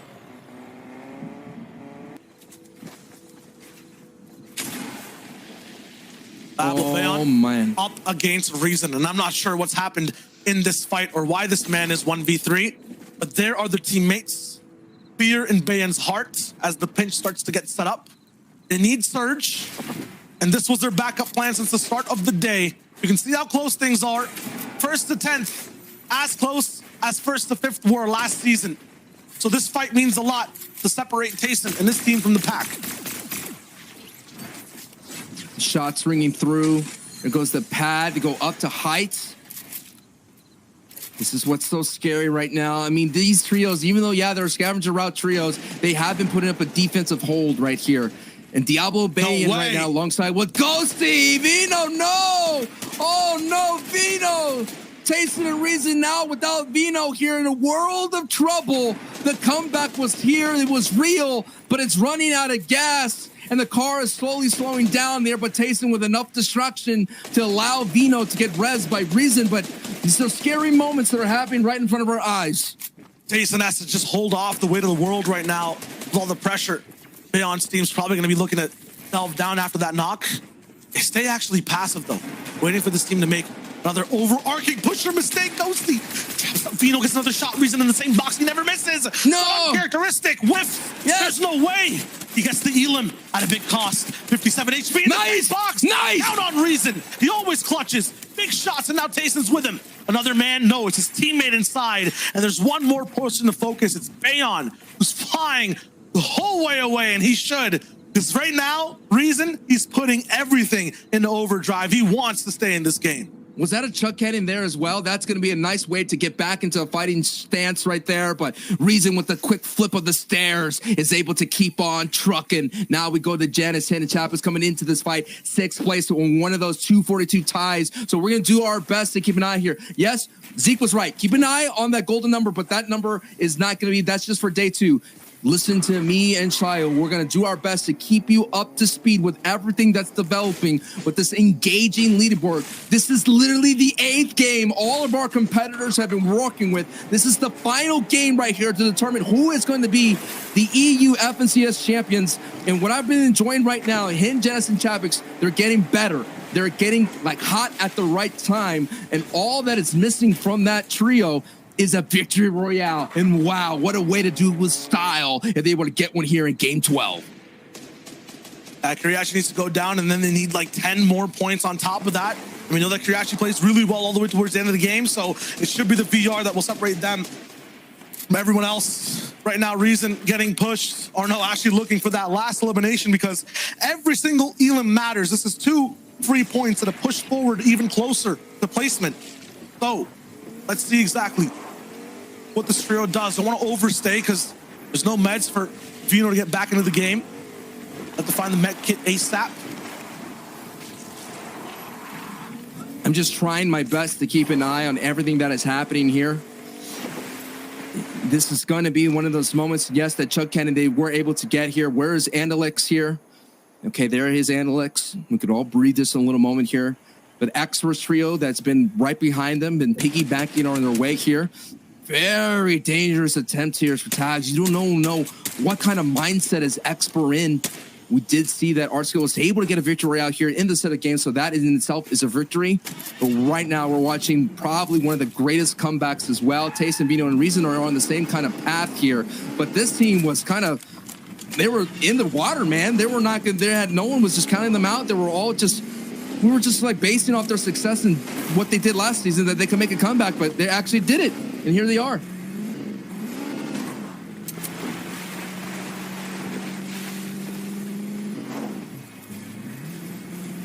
For the points they have and the way they've played so far, Kuriachi's team has a 20% chance, basically, of just taking away the entire title with the lead, with the consistency we've seen.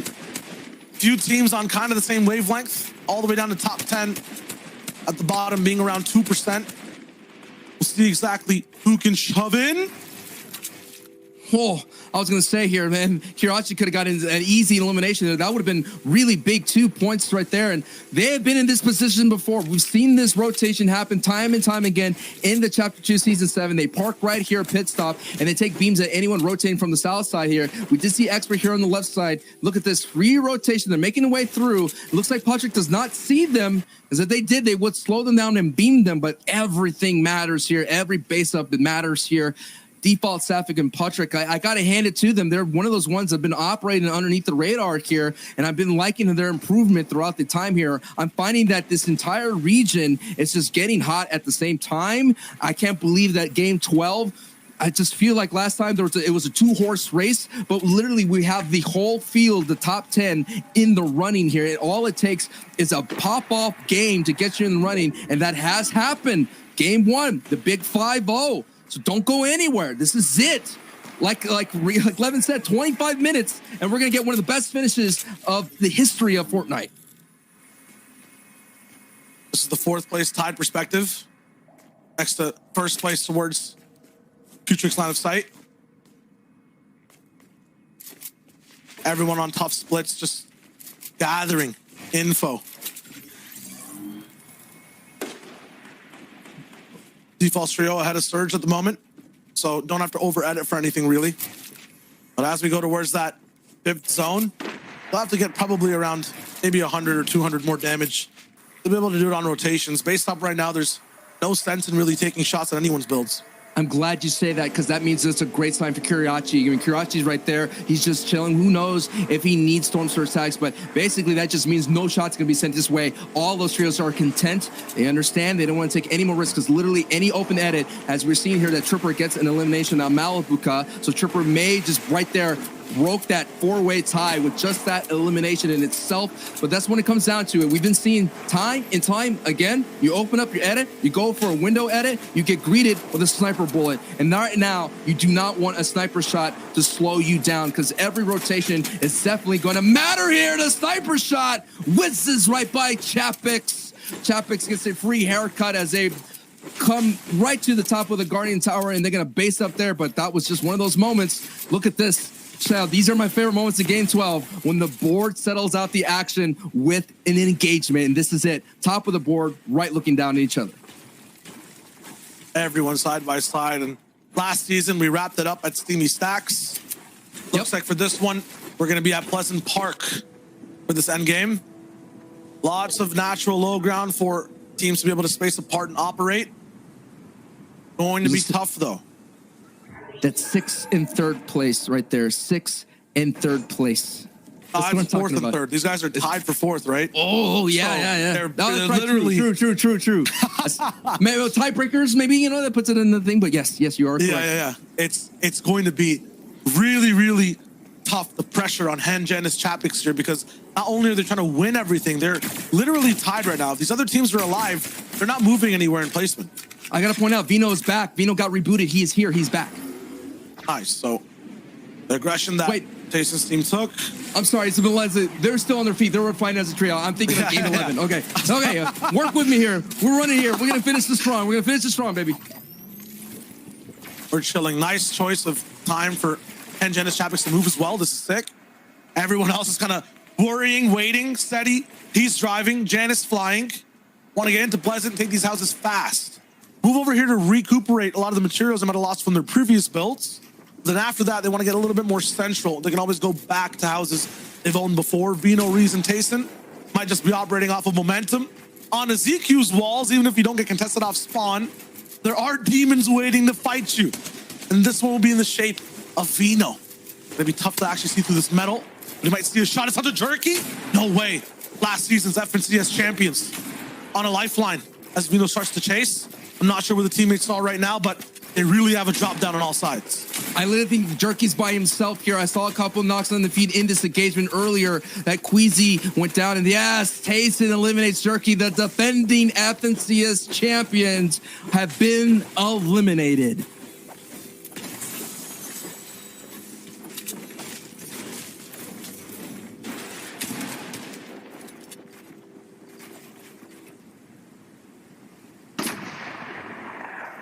Letting the gravity of the situation set in. FNCS champions defending gone and out. They had a lot of opportunities to get into the running. They had a lot of high ground retakes. They showed what they can do. It's just too many trios nipping at the heels, bringing them down. So now we will be able to crown a new trio here. It may be something where we get a repeat champion, but a new trio will win the AXA Champions in the lion's share of $1 million. It's game 12 of an 8-game set that we've had all day today, and now you're looking at the eyes of someone that could do it. Stompy, Nebs, and Pig, I told you! You open up the wall, you try to take a shot through the window, and all of a sudden, a sniper shot comes through, and the body shot makes Stompy have to retreat back again. But if anyone else wants to be aggressive here, that's how close it could get. A couple of meters higher, and that's a headshot, and that trio is going to have to dip into a lot more than just a couple of pots and minis. Swan trio, the green one still waiting all the way, and Storm is trying to hold everyone here back, and Sean's house is on fire. He goes down. no. As a result, Hengen is Gotta get out. Get out. Their feet also going to feel the heat. They got to get out as fast as possible. Andy taken out from the pressure of the whole lobby. Pink is looking this way, having a say in what goes down inside this 5-way fight. And this just looks so bad. He needs to get out of here. Fire on all sides. It's dark. Nowhere to move. And it's hard to come by. But they get to survive with minimal damage. And look out, Tayson gets a knock on Elder right there. So the ties have been broken at that 242. 4 teams were at that tie there. But as Tayson is coming out the rear here to make an appearance and maybe could get a say if he could come back and be that 4-time FNCS champion. Definite possibility, but they'll have to break the tie first and then take the entire win. It's looking like whoever's going to win the FNCS today might just be the Victory Royale winner from this game. This is going to be like a reboot type beat for the whole lobby, but at the same time, such a lead has already been put down for Kiriachi, Stormright 2, for Andalex, 4-0 Squeeze. They're kind of a little bit ahead of the pack, and they might just be able to have one good, consistent game, a top 3 finish, to stay ahead of everyone in the lead. I'm looking at the bottom of the mini map right there. Kirachi just had another trio glide in. If we could take a peek at what's happening with Kirachi, he's on the bottom side of the safe zone. And if that's going to happen here, there's too many people near him that could cause him to fall out of that first spot. If he goes down here, that's what's going to open up the door for everybody to come through. I'm really worried for them because I don't think that they're in, and there's a lot of arrows surrounding them. We got to get eyes on Kirachi. XW's 4CR and Alex, 207 points on the day. Overall to start this game, 252. They're about 14 behind everyone overall. Amplify's moved in. Default looking for a high ground position. Ghosty pushing the limit. Stormy, Kiriachi, and Tusler just fine on vacation on the shoreline. Great. Ahead of everyone right now by 14 points. 266 to start the game. They're looking to hold on to the lead. So smart. They were normally there and they just rotated a little bit more to the right. So what a great smart rotation into the safe zone. Gave me a mini heart attack here to see the first place, but now we're back on board with the second place team. That you can take a look here, the half in and half out. They get a little bit of a mini pool that they navigate through. There's a lot of trios there, but hey, Storm Surge just got 9 players have to go down here. Toos picks up some eliminations here, but as Squeeze, Andelix, and 4ZR are way below that storm line, and this is a fight going up against Tripper and Eelcrast. The top of the board are colliding and crashing here at the Storm Surge stage. 6 players need to go down. They have not dealt enough damage to the server. As a result, is punishing them with lightning strikes. No rubberized boots, nothing to really ground themselves with at all. They're just gonna drink big pots and minis the whole way through. Their chug splash cannon is out of ammunition. They've got no heals. They take to the skies. Don't they know that lightning strikes even harder in the air next to the clouds? They go straight for a trio, but shields are starting to crack. This might be the end of XW's 4ZR and Alex desperately going towards the box. This might just be free eliminations for the Centric CL combination. They actually pad away. They want nothing to do with this, and they go for a last desperate chance of a few minis and bigs, but Aqua actually lands on them up top looking for free eliminations. Oh, no. Toos is down. Tayson's taking him out. Noah Riley pounces on X-Squeeze and actually works that build fight crazily. Yes, they take out everyone. Aqua fully eliminates them, and one person went down to Surge. That is a huge jump up for the team that is so close in 11th place. Andalex is solo. Andalex right here, the champion pedigree of the FNCS. No, man, this is going to be really tough to do because you're going to have to slow down the momentum that everybody else is there. And you see Aqua to height, you see Tayson being in a reason there. They're moving on through. So if he could clutch this, it would have to be on the backside of eliminations. He's going to have to carry this all through. But wow, second place is in shambles. And oh, no, the deal seals the deal right there. And the fate for the comeback is done. The fairy tale ending is not going to happen here. Kiriachi now with Stormy right. They're going to have to do all that they can to hold on because that bottom of that top 10 board is a coming here, Shio. One Elam up, they have a little bit of an advantage, but yes, as a duo, they'll look to finish out this game. Saw patterns of it happen at the 8th zone last season. But this time, Kiriachi will have to hold on to everything. I think they've broken that 270 point threshold overall. 154 at the bottom left there is just them for the day.